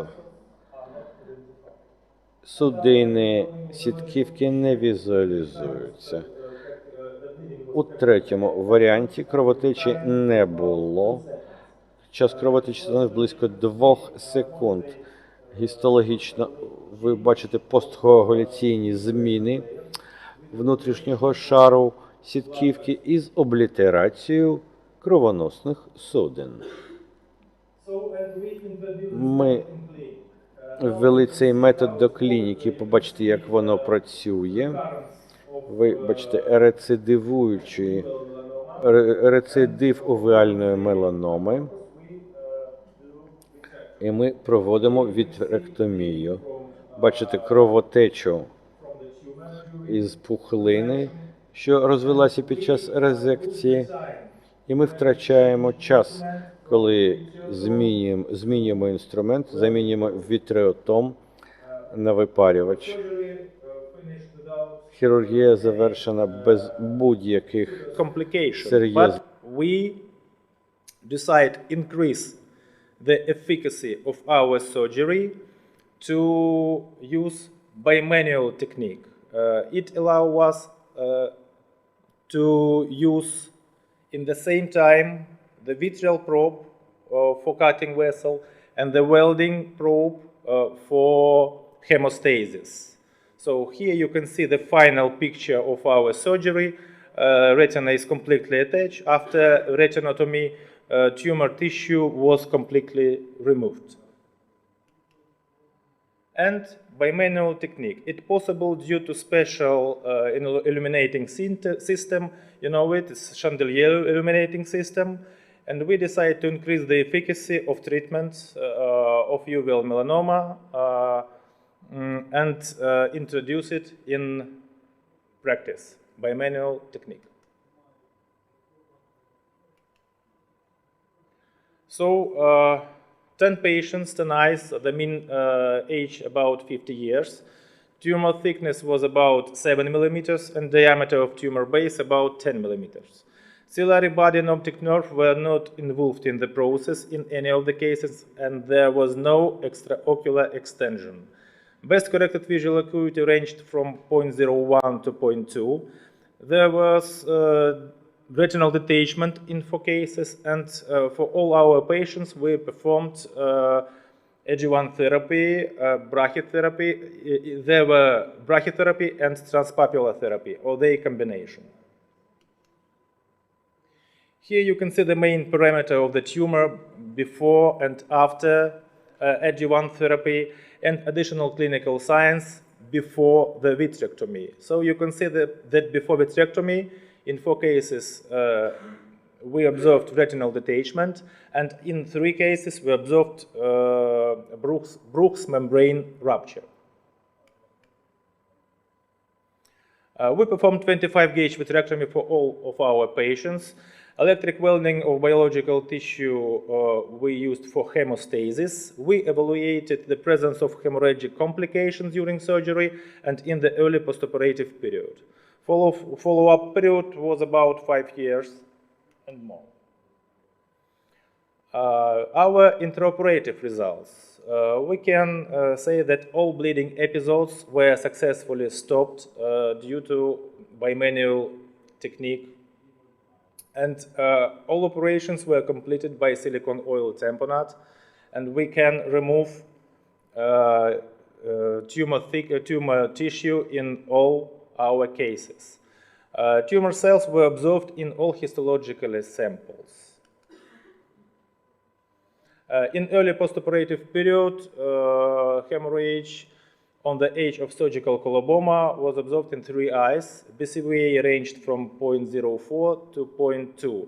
IOP was in the normal range in all our patients. Hopefully, all our patients were survived, and there was no any recurrence or dissemination of tumor process. There was no metastasis. We observed retinal detachment in one eye and uveitis and phthisis oculus in 2 of our cases. So this is our case. Here you can see that I removed the tumor, and I removed it by vitrectomy. At my left eye, you can see welding probe. And when the acute bleeding was stopped, now you can see this episode, I aspirate blood by vitrectomy and immediately performed welding of choroid and of the retina. And you can see that bleeding was stopped. And you can see clear scleral bed after welding, so no bleeding. Then we continue remove the tumor tissue, and here you can see our results after 2 months. We performed silicone oil removal, and here you can see clear scleral bed, no signs of tumor tissue. Yes, and after scleropression, you can see peripheral part of choroid and ciliary body. So we can conclude that proposed technique of bimanual endoresection of uveal melanoma using high-frequency electric welding of biological tissues allow us to avoid intraoperative bleeding complications in all our cases. Thank you very much for your attention. Thank you very much for your very interesting report. Dear colleagues, do you have any questions to Professor Romanets? Можливо, українською мовою, якщо маєте запитання.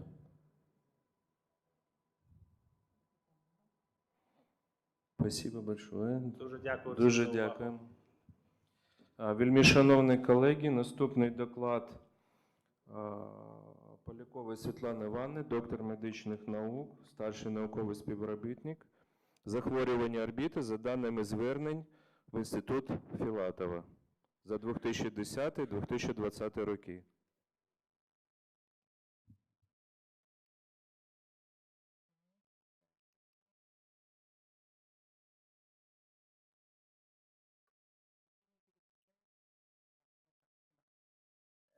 Шановні колеги, анатомотопографічні особливості орбіти, її взаємовідносини з порожниною черепа і придатковими пазухами носу. Cavity and nasal cavities result in good conditions for various kinds of pathologies, typical not only for orbit and also for other general diseases. Timely differential diagnosis of orbit pathology is complicated. However, correct diagnosis is the basis for treatment results. The mistakes and wrong treatment strategy can result in vision loss and loss of eye, as well as the death of the patient. Study objective was analysis of orbital disease based on Filatov's Institute data for the recent decade. We have analyzed retrospectively over 2,000 case histories, mean age 51 years, 66% female patients, 33.7 male patients. This table represents the data for the years, mean age, gender. You see that every year the mean age was approximately similar, and females were dominating each year. The frequency of orbit diseases based on nosology is as follows. The leader is endocrine ophthalmopathies, 34%. Second place, inflammation of orbit, 33%. Tumors, malignant tumors, 15%. Benign tumors, 12%. Other nosologies are much less frequent. Among benign tumors, vascular tumors prevail, 49%. Second place, neurogenous tumors. Third place, benign tumors of epithelium originating from lacrimal glands. Other tumors take up to 15%. Among malignant tumors, the first place is occupied by epithelial tumors, 47%. Second place, lymphomas. Other nosologies are like metastatic tumors, primary melanomas, vascular malignancies, and neurogenic malignant tumors take about 13% together. This diagram represents the frequency of endocrine ophthalmopathy and orbital inflammation by the years of study. In 2010-2011, the patients with inflammatory diseases were prevailing. In recent years, their number has diminished. On the contrary, patients with endocrine ophthalmopathy, starting from year 7, were much more common, much more frequent. The peak was reached in years 17, 18, and 19. Among the tumors, among the vascular tumors, we should mention prevailing benign tumors. As far as you can see, only in year 2014 and 2020 there were no patients with malignant tumors. Among neurogenous tumors, the benign tumors prevailed. Only in years 18 and 19, 2 cases of malignant tumors were reported, namely neuroblastomas. Among epithelium tumors, the first place is occupied by skin cancer and skin and sinus cancer. Most cases were reported in years 13, 15, and 18. Among epithelial tumors originating from lacrimal gland, benign tumors prevail. In 2010, 12,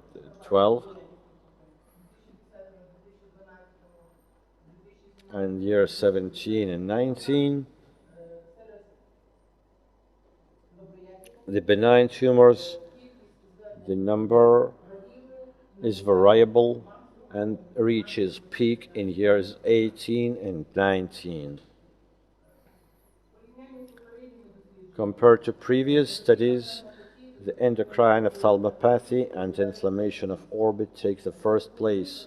Among tumors, malignant prevail, taking 54%. Among them, epithelial tumors are prevailing. Earlier, starting from year 1986, from lymphomas were prevailing in previous years. Benign tumors, vascular tumors prevail, taking 55%. This data is similar to literature data. All patients were receiving symptomatic treatment.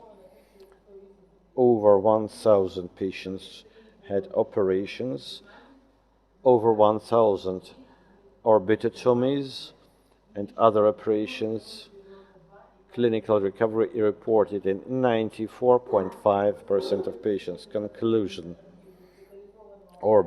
accumulation of orbit pathologies in one diagnostic and treatment center enables timely diagnosing and treatment and provides highly specific care with a good prognosis and treatment results. Thank you for your attention. Thank you for your report. Dear colleagues, do you have any questions?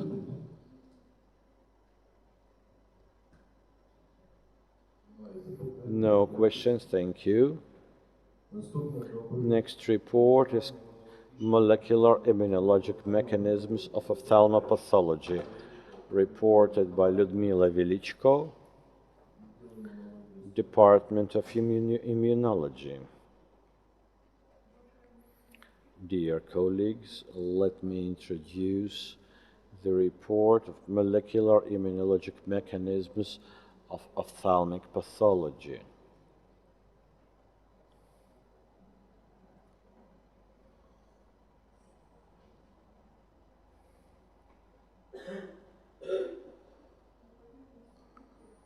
The cell surface holds over 350 molecules. Depending on their functional activity, they either go deeper into a membrane or expressed on its surface. The change of the expression of these molecules is the basis for immune cells to study that. The study of expression can help us in diagnosing and choice of targets for proper immune-based therapy. Study objective was to study the predictors of molecular markers of lymph cells activation to predict the results of organ-preserving treatment or tumor growth in sclera. A few words about the works of Professor Witt. They helped to develop such a study. Professor Witt has been studying tumors, the morphology of tumors after the enucleation.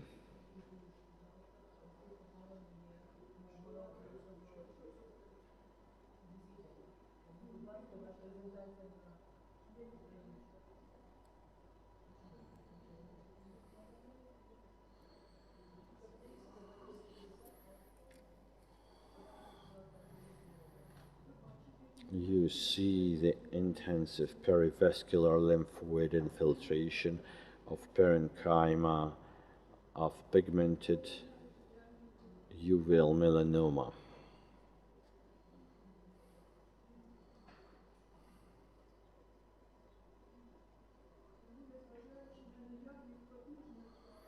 Despite the presence of powerful obstacles for immune reactions, the pro-inflammatory cytokines play a key role in initiation of these processes.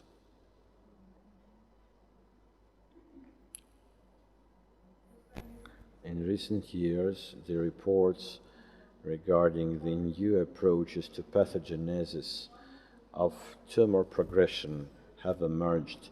Those mechanisms are mediated by interaction of immune cells and tumor cells. Due to this, we are presenting the search of molecular markers seems to be most interesting because they can reflect the dynamics of tumor process. Most of lymph cells infiltrated of the pigmented uveal melanoma. These are the pictures from Professor Witt's monography. You can also see the ultra-structure characteristics of immune cells that infiltrate the parenchyma of uveal melanoma. It is the representation of lymph cell. Also the ultrastructure of immune cell infiltrating the parenchyma of melanoma. This is the plasma cell. This picture represents the expression of CD3 lymphocytes that infiltrate the parenchyma of pigmented melanoma.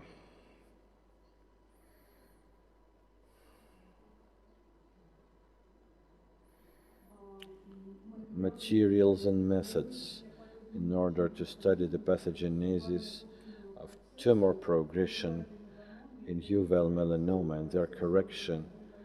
During the organ-preserving treatment, we have examined over 700 patients. All studies were conducted at the Department 8, and the studies were rather vast. Their scope was rather big.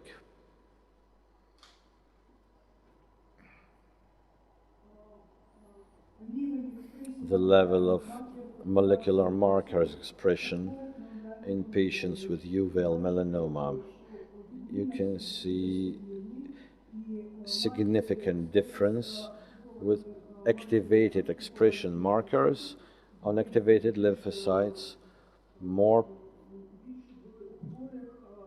pronounced in patients with uveal melanoma compared to healthy patients. Also, the patients with an invasion of tumor into sclera also demonstrated significantly higher level of activated lymphocytes compared to patients without any invasion of tumor into sclera. You can also see that patients with a tumor regression demonstrated significant changes by CD50 marker and CD95 marker conclusions. It is possible to predict the positive results of organ-preserving treatment, full or complete full or partial regression or disease stabilization in patients with uveal melanoma based on molecular markers of lymphocytes activation, ESAM level, CD54 over 171 cells per MCL, and apoptotic molecule FACCD 95 over 282 cells per microliter, as well as a relative parameter of CD54 over 19% and CD55 over 18%, the possibility of positive result of organ-preserving treatment reaches 70.5%. The comparison of CD54 expression and CD95 expression, the apoptosis marker, demonstrated that in patients with regression of uveal melanoma demonstrate higher expression of these markers compared to patients with a disease progression after the organ-preserving treatment. There is a possibility to predict the growth of uveal melanoma into sclera. In 76%, it is associated with absolute level of CD95, 3 to 5 cells per MCL, and relative level of CD54 over 19% in peripheral serum plasma. Thank you for your attention. Thank you for your report. Dear colleagues, do you have any questions?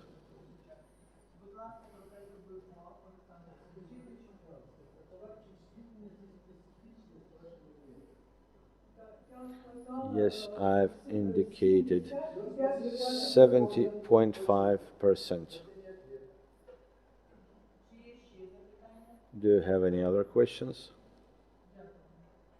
Thank you. Next report, group of authors, Polyakova, Tsukhanova, histologic changes in melanoma.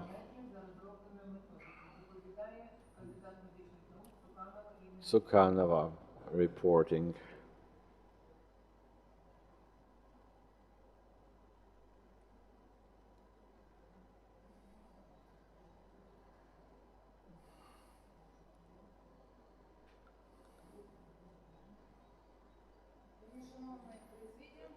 Dear colleagues, dear chairboard, transpapillary thermotherapy is used to treat uveal melanoma since 90s of the previous century, both as monotherapy and in combination with brachytherapy. For transpapillary thermotherapy, the diodic laser is used with wavelength 810 nanometers. It is associated with a lower level of absorption in media, with a lower level of complications like opaqueness of eye structures, and it also enables deeper penetration into melanoma tissue. The microscopic structure of melanoma reflects the mechanism of treatment effect. For this or that, for different physical factors, study objective detection of histomorphology changes of uveal melanoma during transpapillary thermal therapy. Enucleated eyeballs were used with chorioidal melanoma. Prior to enucleation, patients were receiving one session of thermotherapy daily. The number of thermotherapy sessions indicated. Transpapillary thermotherapy was performed by Iridis Quantum Medical. The continuous irradiation level was used at wavelength 810 nanometers. with gradual elevation of power to 850 milliwatts. Enucleation of eyeball was performed next day after the thermotherapy. Description of histological slides provided. Results. Histomorphology demonstrated different cells of melanoma, mixed type 2 patients, epithelioid 1 patient, and weasel cell 1 patient. This slide demonstrates subtotal vacuole degeneration of parenchyma in melanoma choroidea, which is found after 1 session of transpapillary thermal therapy.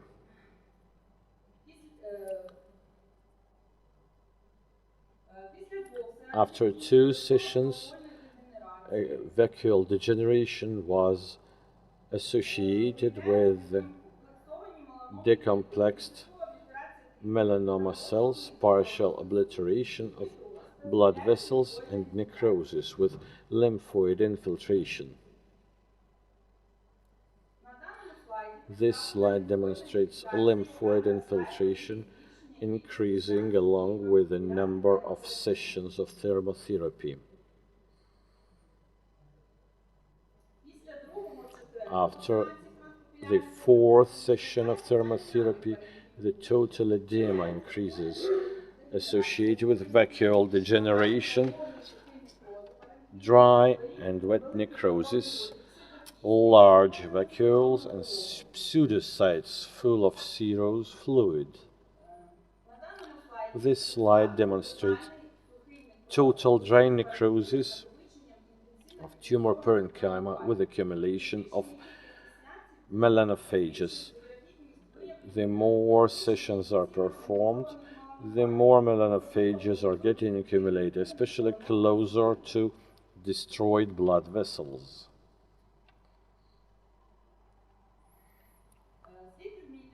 You should note that these changes in tumor parenchyma and thromboemboli of blood vessels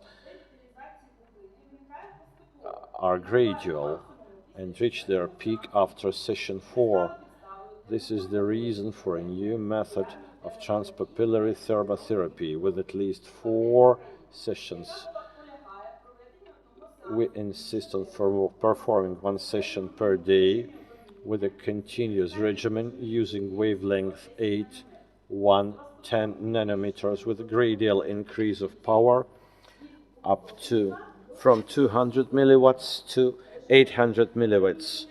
The power has been chosen in an individual way in order to avoid any visible changes or small paleness on the surface of patients without any pain reported.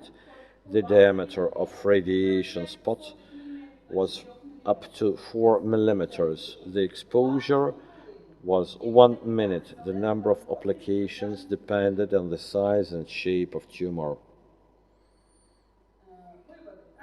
Conclusions. Thermotherapy of uveal melanoma results of development of cellular degeneration inside the tumor, as well as dry necrosis associated with destruction of blood vessels, destruction and thrombosis, especially in a highly pigmented tumors. Conclusion 2. Thromboemboli of blood vessels resulting in devitalization of tumor started after the 1st session of transpapillary thermotherapy and reach peak after the 4th session, which is the reason for the new modification of method patent of Ukraine. Thank you for attention.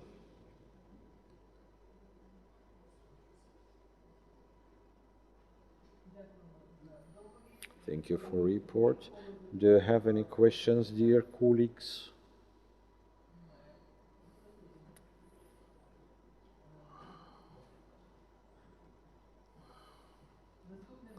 Next report, a group of authors, experience of using high-frequency welding for eye enucleation in patients with melanoma. Reporter Pukhlik Olena Sergeyevna.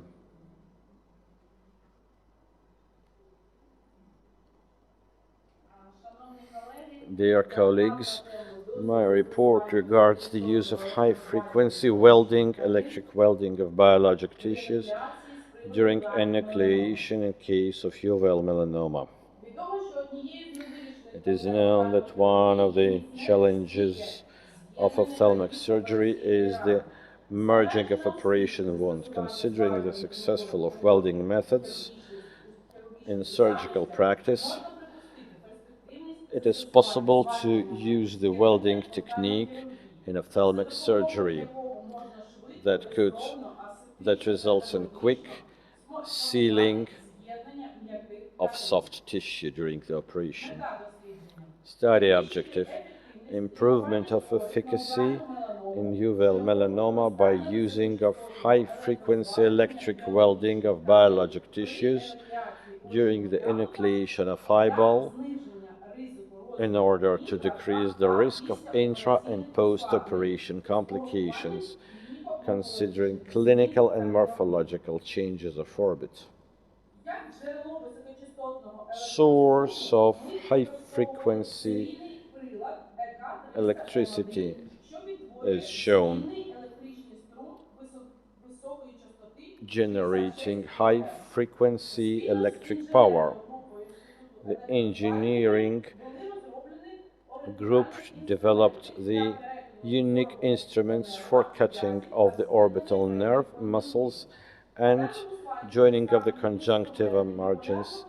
Here is the bipolar instruments used for performance of this operation.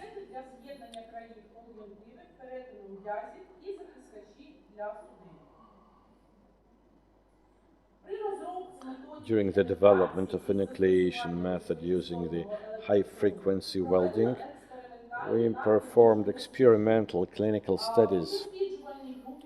In the study group, enucleation was performed using the high-frequency electric current.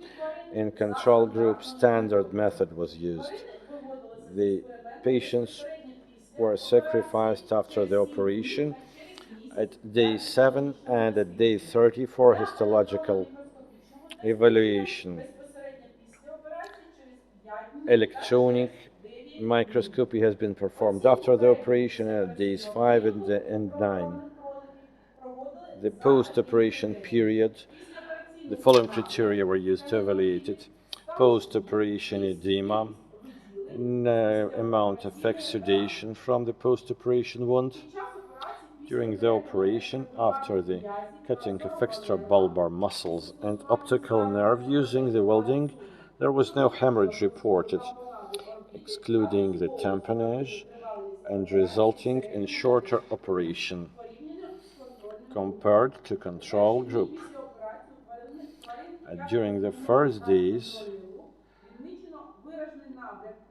severe edema was reported.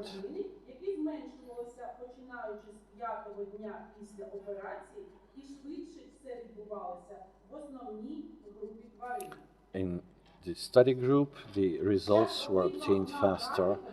This graph demonstrates full cessation of conjunctival exudation was reported prior to day 11. In control group, it was continuing until day 15 of examination. The post-operation wound during day 5 and day 7. In study group, there were no signs of thermal damage of surrounding tissue. There was no deformation or necrosis. The picture demonstrates that conjunctiva tissues that are lying close to post-operation wound were pale pink, and the tissues touched by the lateral sides also have no changes. The pictures demonstrate soft tissues of orbit and conjunctiva at day 1 and within 7 days in the control group of animals.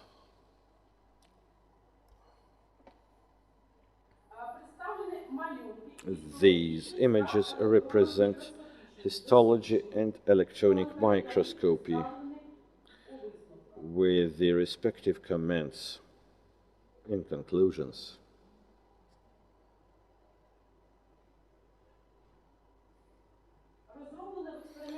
We have developed a method of enucleation using high-frequency electricity. It has been implemented in patients with uveal melanoma. This method, we have operated 64 patients. The study group, the control group, had 20 patients who received regular operations. The comparison analysis has been made, and the post-operation period was analyzed in both groups. The operation, general anesthesia is used for operation. The incision of conjunctiva is done along the limbus. Conjunctiva is separated using the device. The bipolar pincer is used to cut off the straight muscles with no hemorrhage.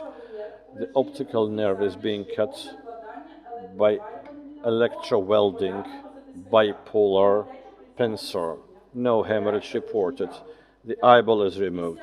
After this, the margins of conjunctive are placed one to each other and joined together, welded together with a bipolar pincer. The albucid solution is placed into the cavity. The wound is closed with aseptic bandage. You see the conjunctiva cavity right after enucleation and within 5 days after the operation. In all patients, short and long-term results were examined. During the operation, the following features were found. During the dissection of straight muscles with an electric power, there was no hemorrhage. The dissection of optical nerve was not associated with any hemorrhage during the intra and post-operation period. During the connection of merging of conjunctiva tissue, they were merging in a stiff and good way. Treatment duration. Use of welding method results in shortened operation by 6 minutes compared to general standard method. This graph represents the number of days of the hospitalization days. In the study group, it is 5 to 7 days. In control group, it is 7 to 9 days. This method is not associated with use of sutures, so there are no inflammation reactions to suture materials, and there is no need to remove the sutures. At days 5-6 after the operation, the primary prosthesing was made, enabling discharge earlier compared to irregular methods. So, the new scientific data regarding the enucleation, the electrowelding, improve results in formation of detritus of denaturated protein, which is a protein that serves as a glue for gluing the wound surface, thus enhancing the regeneration.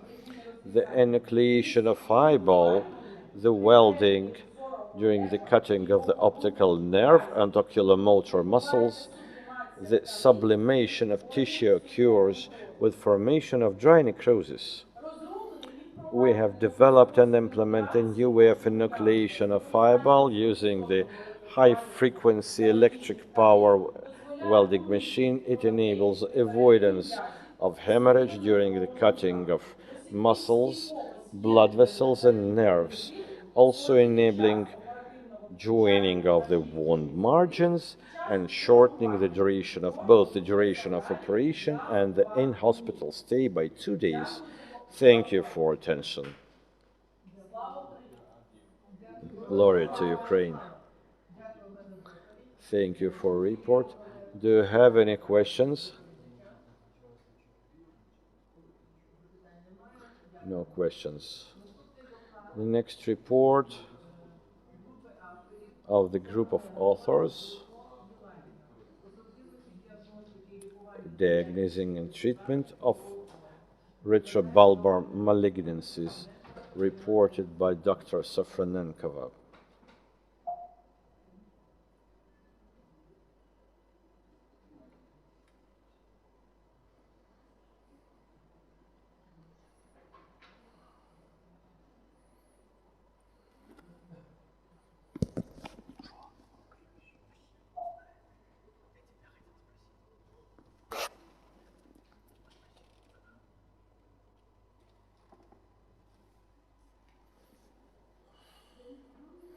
Dear colleagues, the neoplasm of conjunctiva and sclera make up to 10% of eyeball tumors. Considering the climate of Ukraine, their number increases up to 25%. These tumors are usually located in the eye fissure area,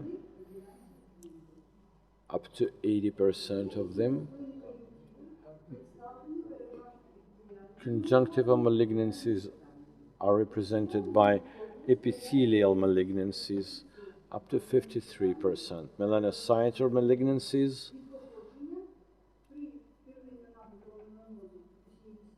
are found in 75%. They originate from nevi or by primary disease, so-called melanoma de novo. The clinical diagnosis of malignant and benign tumors is complex because the clinical signs can be similar and biopsy is associated with a higher risk of dissemination. It is crucial to get the information about the malignancy status of the tumor because this is the main criteria for treatment choice. Considering the aggressive approaches, hyperdiagnosis might be dangerous also because it can result in extra increased amount of operation. That's why we have developed the algorithm of patient's examination. On the first place, it is the clinical examination, followed by ultrasonic scanning, cytology, and choice of treatment. During the clinical examination, during the clinical evaluation of malignancy, you can see here are the three pictures demonstrating flat cell carcinoma of conjunctiva, image 2 papilloma of conjunctiva, and image 3 pigment-free melanoma. Clinically, they are very similar.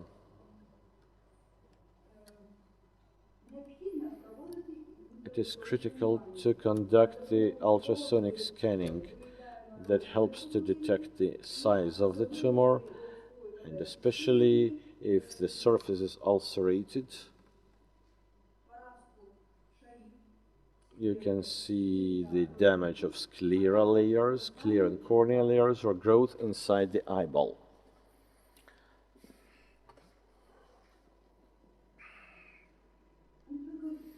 Ultrasonic scanning should be dynamical in order to evaluate the thickness of layers at the late stages after treatment, or to detect the thinning of the scleral layers.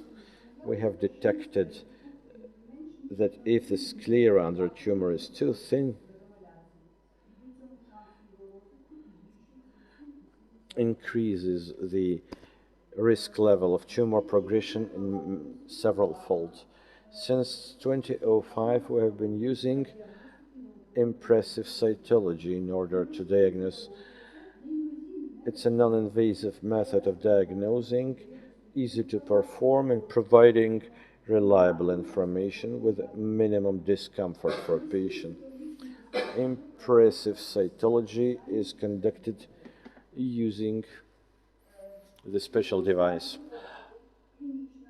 Here is the clinical case of conjunctiva and cornea melanoma. Image 2 represents the impressive cytology results.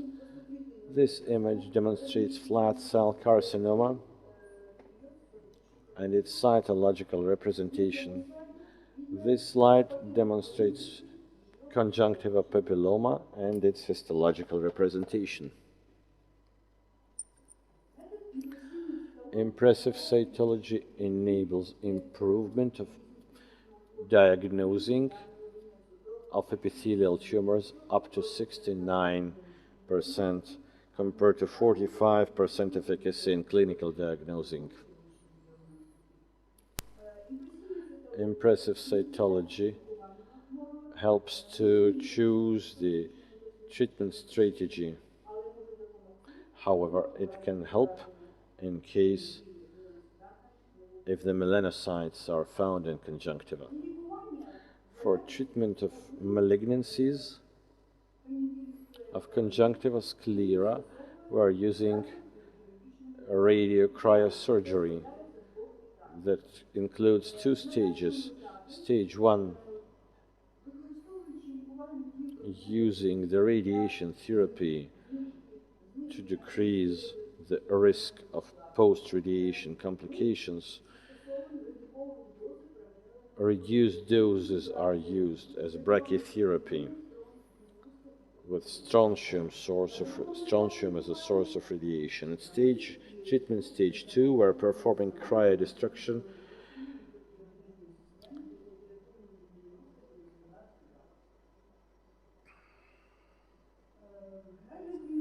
radiocriosurgery has been conducted in 58 patients with malignancies of sclera.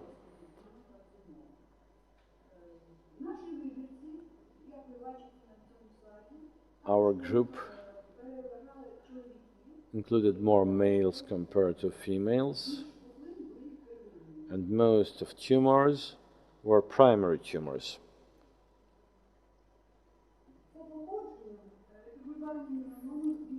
Genesis of epibulbar melanomas.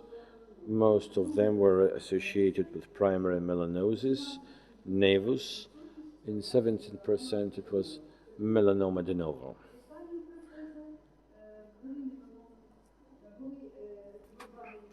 Epibulbar melanomas were found also. In epibulbar carcinoma,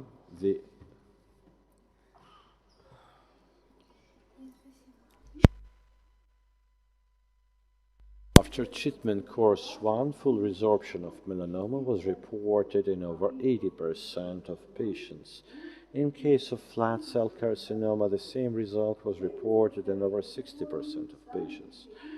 Follow-up period duration was up to 70 days. In case of melanoma, recurrent episodes were reported in 6.9% of patients. Among all patients, in 3 of them, metastases into regional lymph nodes were reported. 1 patient demonstrated remote metastasis. In patients with epibulbar carcinoma, recurrent episodes were reported in 43% of patients. In 2 patients, metastases into regional nodes were reported. In 1 patient, metastases into distant lymph nodes were reported. In 3 patients, due to progression of the malignant tumors, surgical intervention was required with enucleation. Therefore, radiocriosurgery treatment is an effective measure of treatment for malignant neoplasms. Use of radiocriosurgery enables larger scale indications with a good functional result, resulting in improvement of the patient's quality of life. This slide demonstrates pigment-free melanoma and cornea prior to treatment. Slide 2 demonstrates the same after treatment session with the formation of ischemia scar. Follow-up 5 years, no recurrent episodes reported. This is the pigment melanoma of conjunctiva and cornea. Condition after treatment with a scar, pigmented scar. Follow-up period 7 years, no recurrent episodes reported.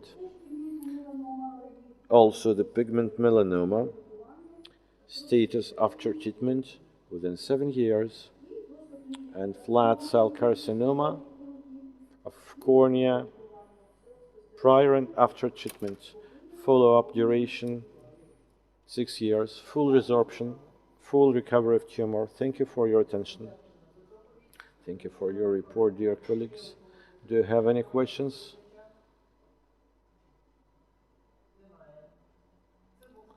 That was the last report in this session. We are over. Thank you. Thank you for your presence and participation and attention. See you again.